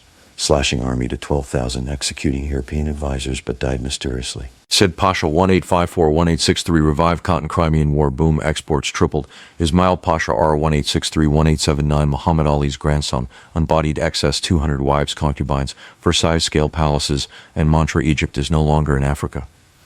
He quadrupled debt via London bonds, 6-12% interest funding, Cairo's Ismailia Quarter, 2000 gaslit boulevards, Opera House, 1871, Verdi Premier, Ida, 300 kilohertz railways, Cairo, Aswan, telegraphs, 1,500 kilometers linking Alexandria, Suez, Khartoum, irrigation, 500,000 fed dams added via Ibrahimiya Canal extensions by 1867, Ottoman firman elevated him to Khedive, tacitly autonomous. The Suez Canal, lifeline in Leash Ferdinando Lesseps's 1,854 concession berth, the 163-kilometer canal, 1859-1669, 1.5 million meter excavated, 400,000 Falahin Corvée, 20,000 deaths, 10,000 Europeans origins toiled, steam dredges bit 100 meters per day. Opened 1869, Empress Eugenie's yacht, 60 warships, it slashed Europe, India route, 6,000 nautical miles, 40 to 6 days, tolls £4,500,000 by 1875, Britain 70% traffic. Egypt got 15% share, sold to Britain 1875 for £4 million bailout. But the Lesseps's company pocketed £20 million profits. Strategically chained Egypt to imperial arteries, Britain's Indian lifeline, France's Indochina route. Debt crisis and foreign control, the vultures due post-U.S. Civil War cotton crash, 1865, prices 60%. Ismail's £100 million debt, 1876, snowballed by usury 12-18% rates. 1876 law of liquidation, handed revenues, customs, caisse de lands to caisse de law, debt public, Anglo-French, dual control, 1878, Rivers Wilson, UK, during France vetoed. Taxes doubled, land tax 50 piastres per fed don, Corvée riots flared, 1,879 European coup dethroned Ismail for plying Tawfiq, riots killed 50 Europeans, Egypt's sovereignty evaporated, foreign comptrollers audited every piastre. Society in flux, glitter amid gloom, Cairo's 375,000 swelled with 50,000 foreigners, Greeks, Syrians, Italians, Bullock tramways, Khediville harem, 1,000 women dazzled. Effendia ballooned to 20,000 lawyers via Khediville school, Copts, Jews-dominated finance, Aidis brothers loaned £8 million, peasants starved, Falah diet 1,500 calories day, while Ismail threw £2 million parties. Al-Azhar 12,000 students fumed at secularism. First newspapers Al-Waqt al-Mizriya, 1867, critiqued. The Arabi movement and British occupation, 1882, Arabi's revolt, Egypt for the Egyptians. Colonel Ahmed Urabi, 1841-1911, a fellow officer, embodied resentment. Circassian Turkish pashas monopolized ranks despite 90% Egyptian troops. September 1881, Abdin scored mutiny, 1,500 soldiers, demands a literal assembly, army parity, Khedive limits. Chamber of Notables, 50% urbanites backed, Arabi became war minister, 1882. Peasants rallied Delta petitions, 10,000 signatures, ulama fatwas hailed and Mahdi-like. Alexandria riots, June 18th, 82, 50 Europeans, 200 Egyptians dead, prompted by bombardment, 11 July, 500 shells razed one-third city. Tel el-Kebir and the Veil of Occupation. Wolseley's 17,000 expeditionary force amphibiously struck 9 September 1882 dawn. Bayonet charge routed 60,000 Hurbists, 2,000 dead. Orbi exiled to Ceylon. Cairo surrendered bloodlessly. Tafit puppetized. Britain proclaimed temporary occupation, echoing 1882 Gladstone. Not 1 acre, but troops lingered 75 years. Ottoman suzerainty, nominal consul general, later agent, wielded veto. Lord Cromer, 1883, 1907 archetype. Suez guarded, debt service £9 million per year. British role, indirect. Empire and social change, 1882-1914. Cromer's Vale, cotton dams and despots. Evelyn Baring, Lord Cromer ruled via Tawfiq Abbas Hilmi II. 1880's budget balance surplus £2 million by 1890. Army reform to 18,000 loyalists. Irrigation zenith, Aswan Dam, 1972, £3 million, 120 meters long, triple basin acreage to 2.5 meters, fed dance. Delta barrages, 1897, enabled summer crops. Cotton exports, 2 meters, Qantar's 1900, 32% global long staple. Taxes rationalized, no corvette post-1990s. Railways, 2,000 kilometers, yet industry stifled. Manchester lobby tariffs, locals barred heavy plant. The Effendiya rises, education is double-edged sword. American University, Cairo, 1908. Precursor Kedvivio Law School, 1886. Minted 5,000 graduates. Literacy tripled to 5% voice. Journalist Yaqub Seno's exile paper, Abu Nadara Lamprone Cromer. Mustafa Kemal National Party, 1907. Fused liberalism, Islam. 1906 Den Shawai incident, pigeon shoot, 4 peasants hanged, 63 flogged. Radical S students, 10,000 protested. Guru misery, 70% Falaham landless. Malaria epidemics have life expectancy 33 years. Veiled tensions, minorities and monarchy, cops 6% ascended bureaucracy but face 1908 church riots. Jews 80,000 dominated Delta cotton.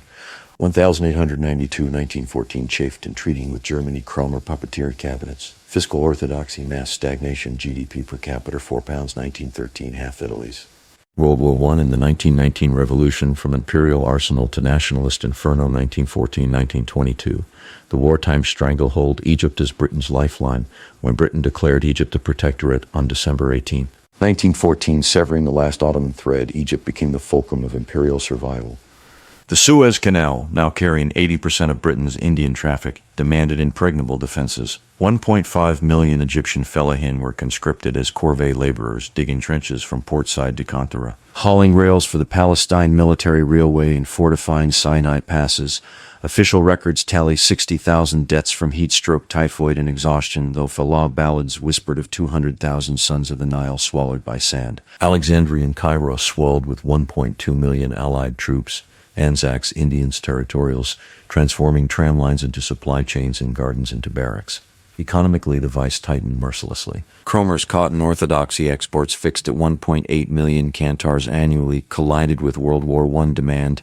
1915-1917 requisitions bought at 15 piastres per pound, while market prices soared to 40 piastres, bankrupting 60% of Pasha estates. Inflation hit 260% by 1918.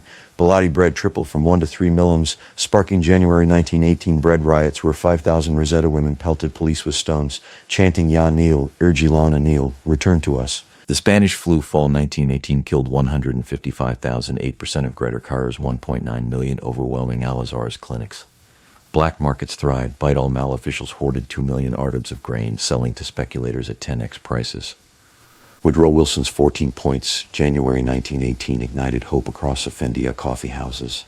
Self-determination for small nations. But Lloyd George's March 1919 House of Commons quip, Egypt is not yet ripe for independence, Dasta Williams. Mohammed Farid's exile, Hizbul Ittihad al-Watani distributed 50,000 smuggled tracts demanding Hurriya liberty. The waifed in Saad Zaghul, the delegation that ignited revolution. Saad Zaghul Pasha, 1857-1927, provincial Qadi's son, Kedivio Law School graduate, ex-justice minister, emerged as Zayim Alam, a nation's leader. November 13, 1918, he formed the waifed delegation with 14 luminaries, Muhammad Mahoud, Sinutama Kopt, and Ali Sharawi. Their demand seats at Versailles to plead Egypt's case. March 28, 1919, arrest deported to Malta's Villa Spinella proved the spark. Thawrat 1919 erupted instantaneously, a hydra of 4,000 incidents across 800 villages. Urban firestorm, Cairo University students 4,000 paralyzed. Al-Qasr Al-Aini Medical School, tram workers struck, halting traffic from Pyramids to Shubra. Rural Jackery, Delta peasants burned effigies of High Commissioner Wingate. Women like Huda Sharawi and Nabawiya Musa veiled national flags from 200 minarets, singing Bilad Bilad, my country. Sabotage: 210 railway bridges dynamited, 47 stations torched, telegraph wires cut from Mansoura to Tanta. Copses Bridge: 12% of Loft leadership, they mediated sect tensions. Zaghalou attended Christmas Mass in Luxor. British response: martial law, 20,000 arrests, 846 dead. Official: Waif claimed 3,000. Yet Allenby's restraint, no Amritsar-style massacre, signaled fracture. Zarghul smuggled appeals via fishing boats to Athens, reaching global press. July 7th, 1919 release. February 20th return left by 1 million at Ramla Station. Sham Independence, the 1922 Declaration and its asterisk Miller Mission 1919-20 recommended gradual independence, waived boycotted. Allenby's February 28, 1922 unilateral declaration ended the protectorate, but reserved 4 reserve points: British communications, rail post, defense against foreign aggression, protection of foreign interests, minorities. Suez Canal Zone 10-year minimum. Sultan Fuad I ex-Hussein Camel Crown March 16, 1922 amid 100,000 cheering Abbasiya crowds. Weaves April 1923 Constitution, bicameral parliament, PM accountable to Chamber of Deputies, universal male suffrage, promised liberal order, but Fuad suspended it November 1924 after Waif's 75% landslide appointing Ziwar Pasha to rig elections. The tripod game began. Palace dissolves Waif majorities. Britain vetoes nationalist. Waif riots return to streets. Word count so far in this part: 1850. The liberal era, fractured democracy and rising courage, 1922, 1939. The political carousel, 20 cabinets, endless intrigue, Fuad IR, 1922, 1936. German-educated polyglot, Freemason mastered Ottoman intrigue. 20 cabinets spun, 1923, 1936. Waves, Nahas Pasha won, 1924, 90% seats. 1928, 1936 landslides, only to face dissolution. Ziwar Pasha's 1925 riot law. Effendiya disenfranchisement sparked 10,000 student riots. 1928 murder of Adliyak and Waf defector forced Nahas exile. Electoral fraud peaked 1931, 10% turnout, 90% Wafd invalid. Prussia salaries £10,000 per year, dwarf fella 50 piastres, sugar rations half 1930. Press exploded 1932, dailies by 1936, Allah haram al-Nasi, but sedition fines £500, silence critics. Mustafa Kemal's National Party 1907 orphaned a Waith youth. 1960s Denshawai incident lingered as martyrdom, 4 presidents hanged for killing British officer's pigeon. Economic vice, Great Depression and timid industrialization, 1929 Wall Street crash created long staple cotton exports, T32 million pounds to T16 million, 50%. 1 million rolled bankruptcies, 35% Philihan landless by 1936. Naz's 1931 tariff, 30% protection, birth mistress spinning, 1927. Talat Harb, 2,000 looms. Abbasiya textiles, 20,000 jobs, but Britain veto full autonomy until 1930 Ottawa Agreement loosened. Railways hit 2,500 kilometers. Cairo trams carried 100 million year. GDP per capita 1,957. Literacy 16%, boys 28%, drove 6%. Social ferment, brotherhood, labor, feminism, Muslim Brotherhood, Hassan al-Banna 1906-1949, Ismailia school teacher founded 1928 with 6 workers. By 1938, 500,000 members, 300 schools, clinics, 2,000 branches preaching Hezbollah versus secular poison. Anti-waved, anti-British, Al-Manar serialized Qutb's tracks. Labor, Misra Bank 1920 spawned 70,000 textile workers. 1936, Shubha al-Qaima strike 5,000 marched, won 25% raises. Communist cells 1930s distributed 50,000 Iskra pamphlets. Women, Huda Sharawi 1879-1947, Egyptian Feminist Union 1923, unveiled at Cairo Station 1923. 10,000 attended 1944 conferences. Nabawiya Musa opened girls' school in 1935. Suffrage delayed to 1956. Minorities, Cairo Jews 63,000 mediated 30% cotton exports, but faced 1938 Asabia riots, 200 shops burned. Cops 6% dominated education ministry, but clashed with brotherhood over church bells. Communicated this part, 1,600 World War II and post-war crisis, El Alamein to monarchy's death spiral, 1939-1948 Desert Fortress, Egypt as North African pivot for Rukush, R. 1936-1952 Dapper Playboy, 99% illiterate army, flirted Axis word while hosting 250,000 British troops. Rommel's 1942 Ghazala to Alamein, 60 miles from Alexandria, brought Luftwaffe over mile. Churchill cabled Egypt lost equals India lost. Second El Alamein, October 23rd, November 4th, 1942. Montgomery's 195,000 versus 116,000 Axis, 13,000 British dead, 60 tanks lost, 30,000 Axis captured. Cairo's 2 million sheltered, 500,000 refugees. Brothels boom, 10,000 women registered. Comb front, inflation 340%. Black marketeers bite on wall scandal, 2 million Ardobs hoarded sold rice at 12 times prices. Brotherhood youth al-Masir cells plotted 1943 Cairo University riots, 2 dead demanded evacuation. Farouk's follies, corruption and palace puppets. King of the Nile's palaces through 1,145 fatwa, called Farouk enemy of Islam. 1946 treaty riots saw 50,000 students burn Union Jack. Black Saturday, January 26, 1942, 50 British tanks encircled Abdin Palace, forcing Nahez PM Farouk's indelible humiliation. 1948 Palestine catastrophe, the monarchy's death knell. Egyptian expeditionary force 40,000 under Ibrahim Awad crossed 15 May 1948, 13,000 dead, 1,500 captured by IDF. Corruption scandals. 25 million arms budget vanished. Glub Pasha sold Egyptian rifles to Zionists. Gaza swelled with 200,000 refugees. Wave lost Brotherhood support 500,000 fighters. Sadat's prison memoirs 1948 broke the army's spine. Student riots, November 1948, 200 dead. Worker strikes, misspending, 15,000 out. Brotherhood wave clashes, 15 killed, created anarchy.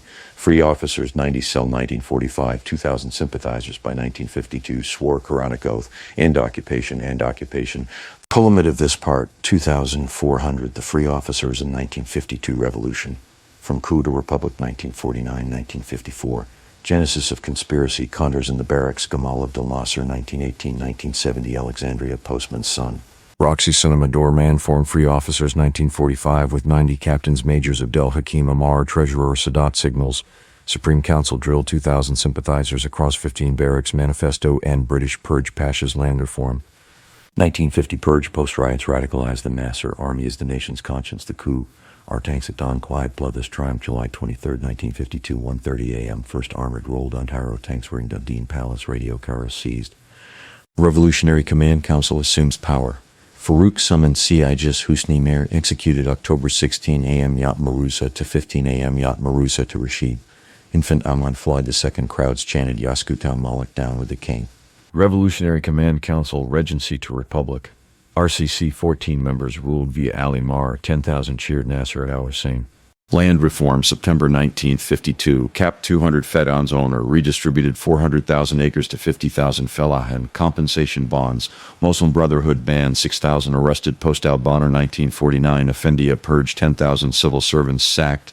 IG President June 1953. Nasser Deputy PM. Nasser Deputy ousted, house arrest. 18 June 1953. Republic declared. 1956. Constitution fused socialism, Islam. Suez Evacuation Treaty 1954. Bureaucracy ballooned to 500,000. Cop monopoly ended. Nasser adorned assertive status, Arabist yet haunted by Ottoman debts. British dams, Muhammad Ali's ghost. Epilogue, legacies etched in sand and stone. Ottoman tax firms, birth bureaucracy, Muhammad Ali's conscripts, today's Philippine soldiers, British Cotton orthodoxy, export dependency, 1919 wave mass politics, free officers, military Praetorianism. From Salimai's 1517 banners to Nasser's 1956 Suez defiance, Egypt's arc traces sovereignty's eternal wrestle. Next we will be wrapping up our series with modern and contemporary Egypt 1952 present, joined by a resident Egyptian expert. Join us next time on Blind History with Josh Berry.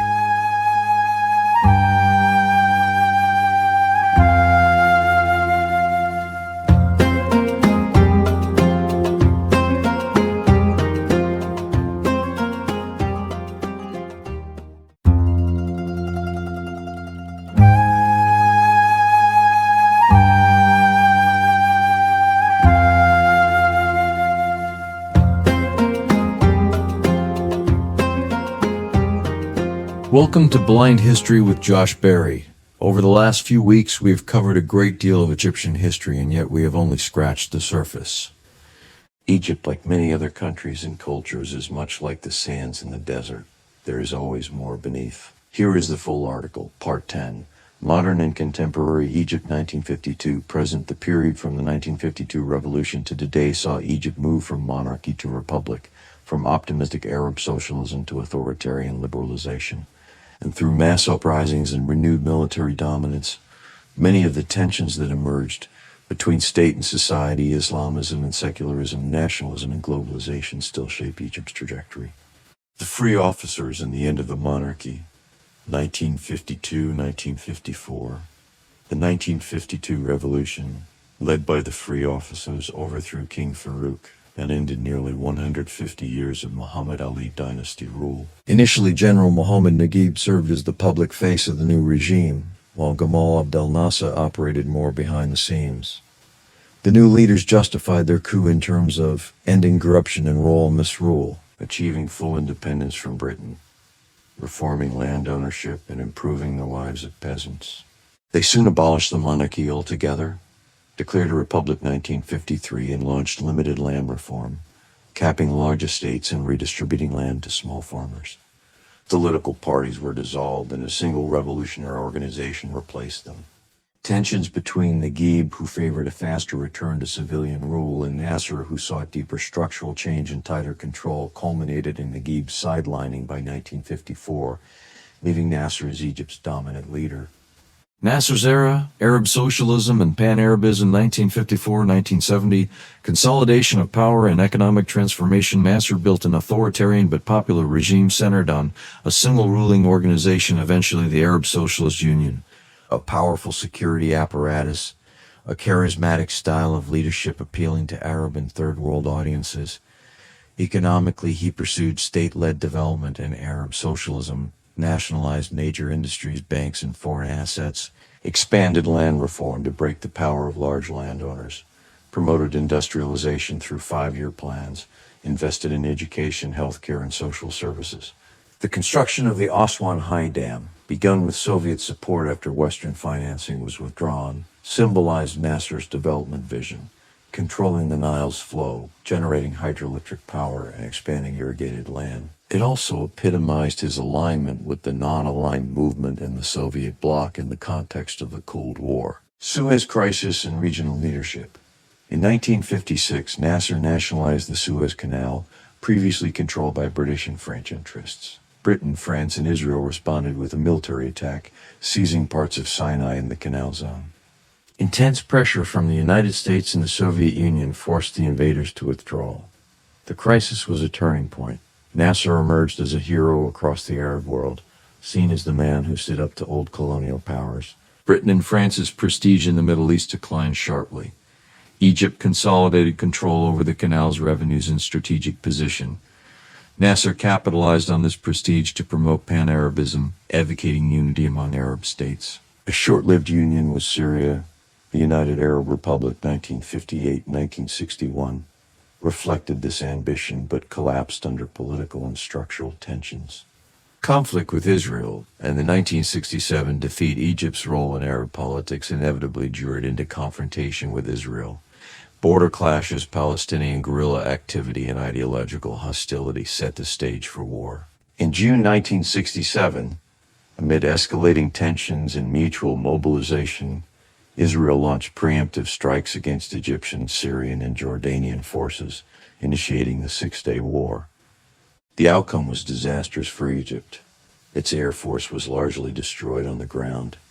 Israel captured Sinai, Gaza, the West Bank, East Jerusalem, and the Golan Heights. The defeat, widely called the Nakba setback, shattered the aura of Arab invincibility. Within Egypt, it undermined Nasser's image, though his decision to remain in office after briefly announcing his resignation and being pressed to stay by mass demonstrations showed his enduring popularity. In the years that followed, he launched a war of attrition along the Suez Canal and attempted to rebuild the military and economy under increasingly difficult conditions. Nasser died in 1970, leaving a mixed legacy. Land reform, social mobility, and national pride for many, authoritarianism, economic inefficiencies, and a bitter military defeat for others. Sadat's era, Infitah, peace with Israel, and rising Islamism, 1970-1981. Anwar Sadat, Nasser's vice president, succeeded him in 1970. Initially underestimated, Sadat soon established his own course, diverging sharply from Nasser's policies. Economic opening and political shifts. Sadat launched Infitah Opening, a policy aimed at liberalizing the economy, encouraging foreign investment, reducing the central role of the state and industry. Some Egyptians benefited from new opportunities, especially those connected to Gulf economies or foreign companies. However, the benefits were unevenly distributed, and subsidies remained critical for the poor. Attempts to reduce subsidies on basic goods in 1977 led to massive bread riots, forcing Sadat to back down. Politically, Sadat loosened some of the controls of Nasser's era but maintained strong presidential powers. He allowed limited political pluralism and released some political prisoners, including Islamist activists, as a counterweight to leftist and Nasserist opposition. The 1973 War and Peace with Israel. In October 1973, Egypt and Syria launched a surprise attack on Israeli positions in Sinai and the Golan Heights, beginning the Yom Kippur October War. Egyptian forces crossed the Suez Canal and achieved early successes, restoring a measure of Arab and Egyptian pride after 1967. Although Israel eventually regained the initiative, the war's outcome allowed Sadat to claim a crossing victory and leverage it diplomatically. Sadat then pursued a dramatic diplomatic shift. In 1977, he made a historic visit to Jerusalem, addressing the Knesset. This led to the Camp David Accords 1978 and the Egypt-Israel Peace Treaty 1979, which returned Sinai to Egyptian sovereignty in stages and established diplomatic relations between the two countries. The peace treaty realigned Egypt. It received substantial U.S. economic and military aid, anchoring the new strategic partnership. Many Arab states, viewing the treaty as a betrayal of the Palestinian cause, suspended Egypt from the Arab League and reduced ties. Domestically, Sadat's peace move and economic policies generated both support and intense opposition, especially among Islamist groups who condemned peace with Israel and Western cultural influences. Assassination and the rise of Islamist opposition. By the late 1970s, Sadat faced growing opposition from different quarters: leftists, Nasserists, and increasingly militant Islamists. In September 1981, he ordered a sweeping crackdown, arresting hundreds of opponents across the political spectrum. On October 6, 1981, during a military parade commemorating the 1973 war, Sadat was assassinated by Islamist army officers linked to extremist groups. His death highlighted the depth of internal tensions, particularly regarding the peace treaty and the role of Islam in politics. Vice President Hosni Mubarak, former Air Force commander, became president, inheriting a polarized and fragile political landscape. Mubarak's era: stability, authoritarianism, and neoliberal turn. 1981-2011, Hosni Mubarak's nearly 30-year presidency is often characterized by relative external stability, cautious economic liberalization, and entrenched authoritarianism. Political structure and emergency rule. After Sadat's assassination, Mubarak's immediate goals were to restore stability, avoid the extremes that had led to Sadat's downfall. He maintained a peace treaty with Israel and Egypt's strategic alignment with the United States, which ensured continued aid and international support. Internally, Mubarak kept Egypt under a state of emergency for most of his tenure, granting security forces wide powers to arrest and detain individuals without trial and limiting political freedoms. While formal political pluralism existed, multiple parties, elections, and a parliament, the system was tightly managed. The ruling National Democratic Party (NDP) dominated politics. Elections were marred by irregularities and restrictions on opposition. The Muslim Brotherhood, officially banned but tolerated to varying degrees, participated indirectly through independents in parliament. Civil society, including professional syndicates, NGOs, and independent media, expanded, but activists and critics often faced harassment. Economy, from state-led to neoliberal reforms. Economically, Mubarak inherited a system still heavily influenced by Nasser's state ownership and Sadat's partial opening. Over time, especially under pressure from international financial institutions in the 1990s and 2000s, his government pursued structural adjustment and market-oriented reforms. Privatization of state-owned enterprises. Reduction of some subsidies, though many persisted, especially on bread. Liberalization of trade and investment regulations. These reforms contributed to periods of respectable GDP growth, particularly in the 2,150 years, and a visible boom in sectors like construction, banking, and tourism. However, the benefits were unevenly distributed. A small circle of businessmen and political insiders amassed considerable wealth. Many Egyptians, especially in rural areas and urban working-class neighborhoods, face stagnant wages, precarious employment, and rising living costs. Youth unemployment remained high, fueling frustration among a growing generation of educated but underemployed young people. Islamism, militancy, and state response. Islamist movements played a central role in Mubarak-era politics. The Muslim Brotherhood grew as a social and political force, providing services and articulating an Islamic reformist agenda. It oscillated between cautious participation and confrontations with the state. Militant groups, such as Egyptian Islamic Jihad and Al-Dama al-Islamiyah, carried out violent attacks in the 1980s and 1990s, targeting state officials, intellectuals, and tourists, e.g. the Luxor massacre in 1997. The state responded with a heavy security crackdown, mass arrests, and trials in special courts. Over time, major militant organizations suffered setbacks. Some leaders renounced violence. Yet the presence of Islamist movements, both legalistic and militant, continued to shape Egyptian politics and public discourse. The 2011 uprising, revolution, and uncertain transition. By the late 2000s, multiple grievances converged: political repression and lack of meaningful participation, widespread corruption and nepotism, socioeconomic frustrations, especially among youth, anger at police brutality epitomized by high-profile cases of abuse. Inspired in part by uprisings in Tunisia, protests erupted in January 2011. Demonstrators mobilized through social media and networks of activists filled Tahrir Square and other public spaces, demanding bread, freedom, and social justice, and the end of Mubarak's rule. After 18 days of mass protests, strikes, and clashes with security forces, the military leadership withdrew support from Mubarak. On February 11, 2011, he resigned, handing power to the Supreme Council of the Armed Forces, SCAF. The moment was widely celebrated as a revolution, but the path ahead was uncertain. Post-1911 elections, Morsi's presidency, and a new military intervention. In the years following Mubarak's fall, Egypt went through multiple political phases: transitional military rule 2011-2012. SCAF managed the transition, promising elections but also confronting protesters who demanded deeper reforms. Elections and the rise of the Muslim Brotherhood.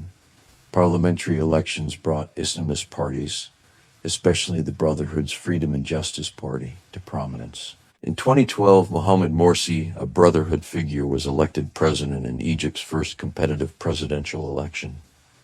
Morsi's troubled presidency, 2012-2013. His tenure was marked by deep polarization, accusations of overreach, especially regarding a controversial constitutional declaration, economic difficulties, and widespread protests from various segments of society, including those who had opposed Mubarak. By mid-2013, massive demonstrations against Morsi's government took place. On July 3, 2013, the military led by General Abdel Fattah al-Sisi intervened, removing Morsi from office and suspending the constitution. Supporters of the change saw it as correcting a failed transition. Opponents viewed it as a military coup against a democratically elected president. Recent years, Sisi's rule and contemporary challenges. Abdel Fattah al-Sisi subsequently became Egypt's president, winning elections in 2014 and again in 2018.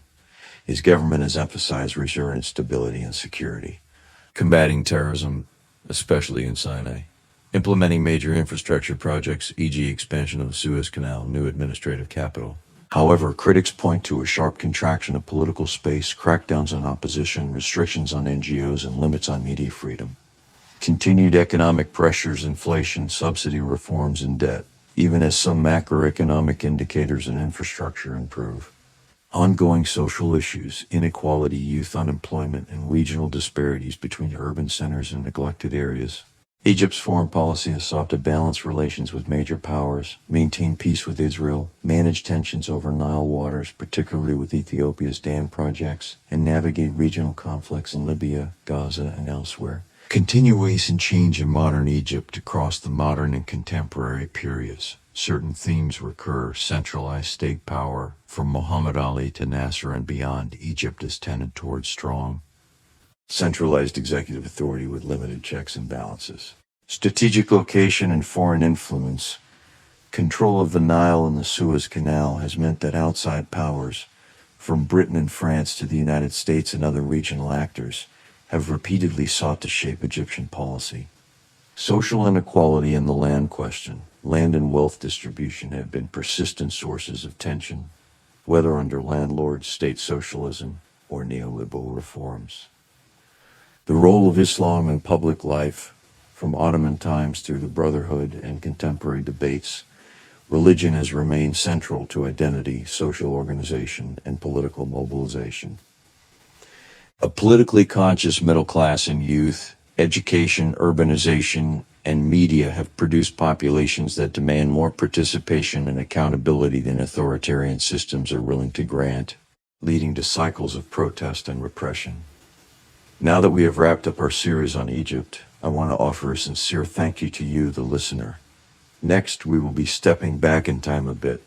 I will be bringing you a bit of history by way of historical figures from the American West, or as it is often referred to as the Wild West.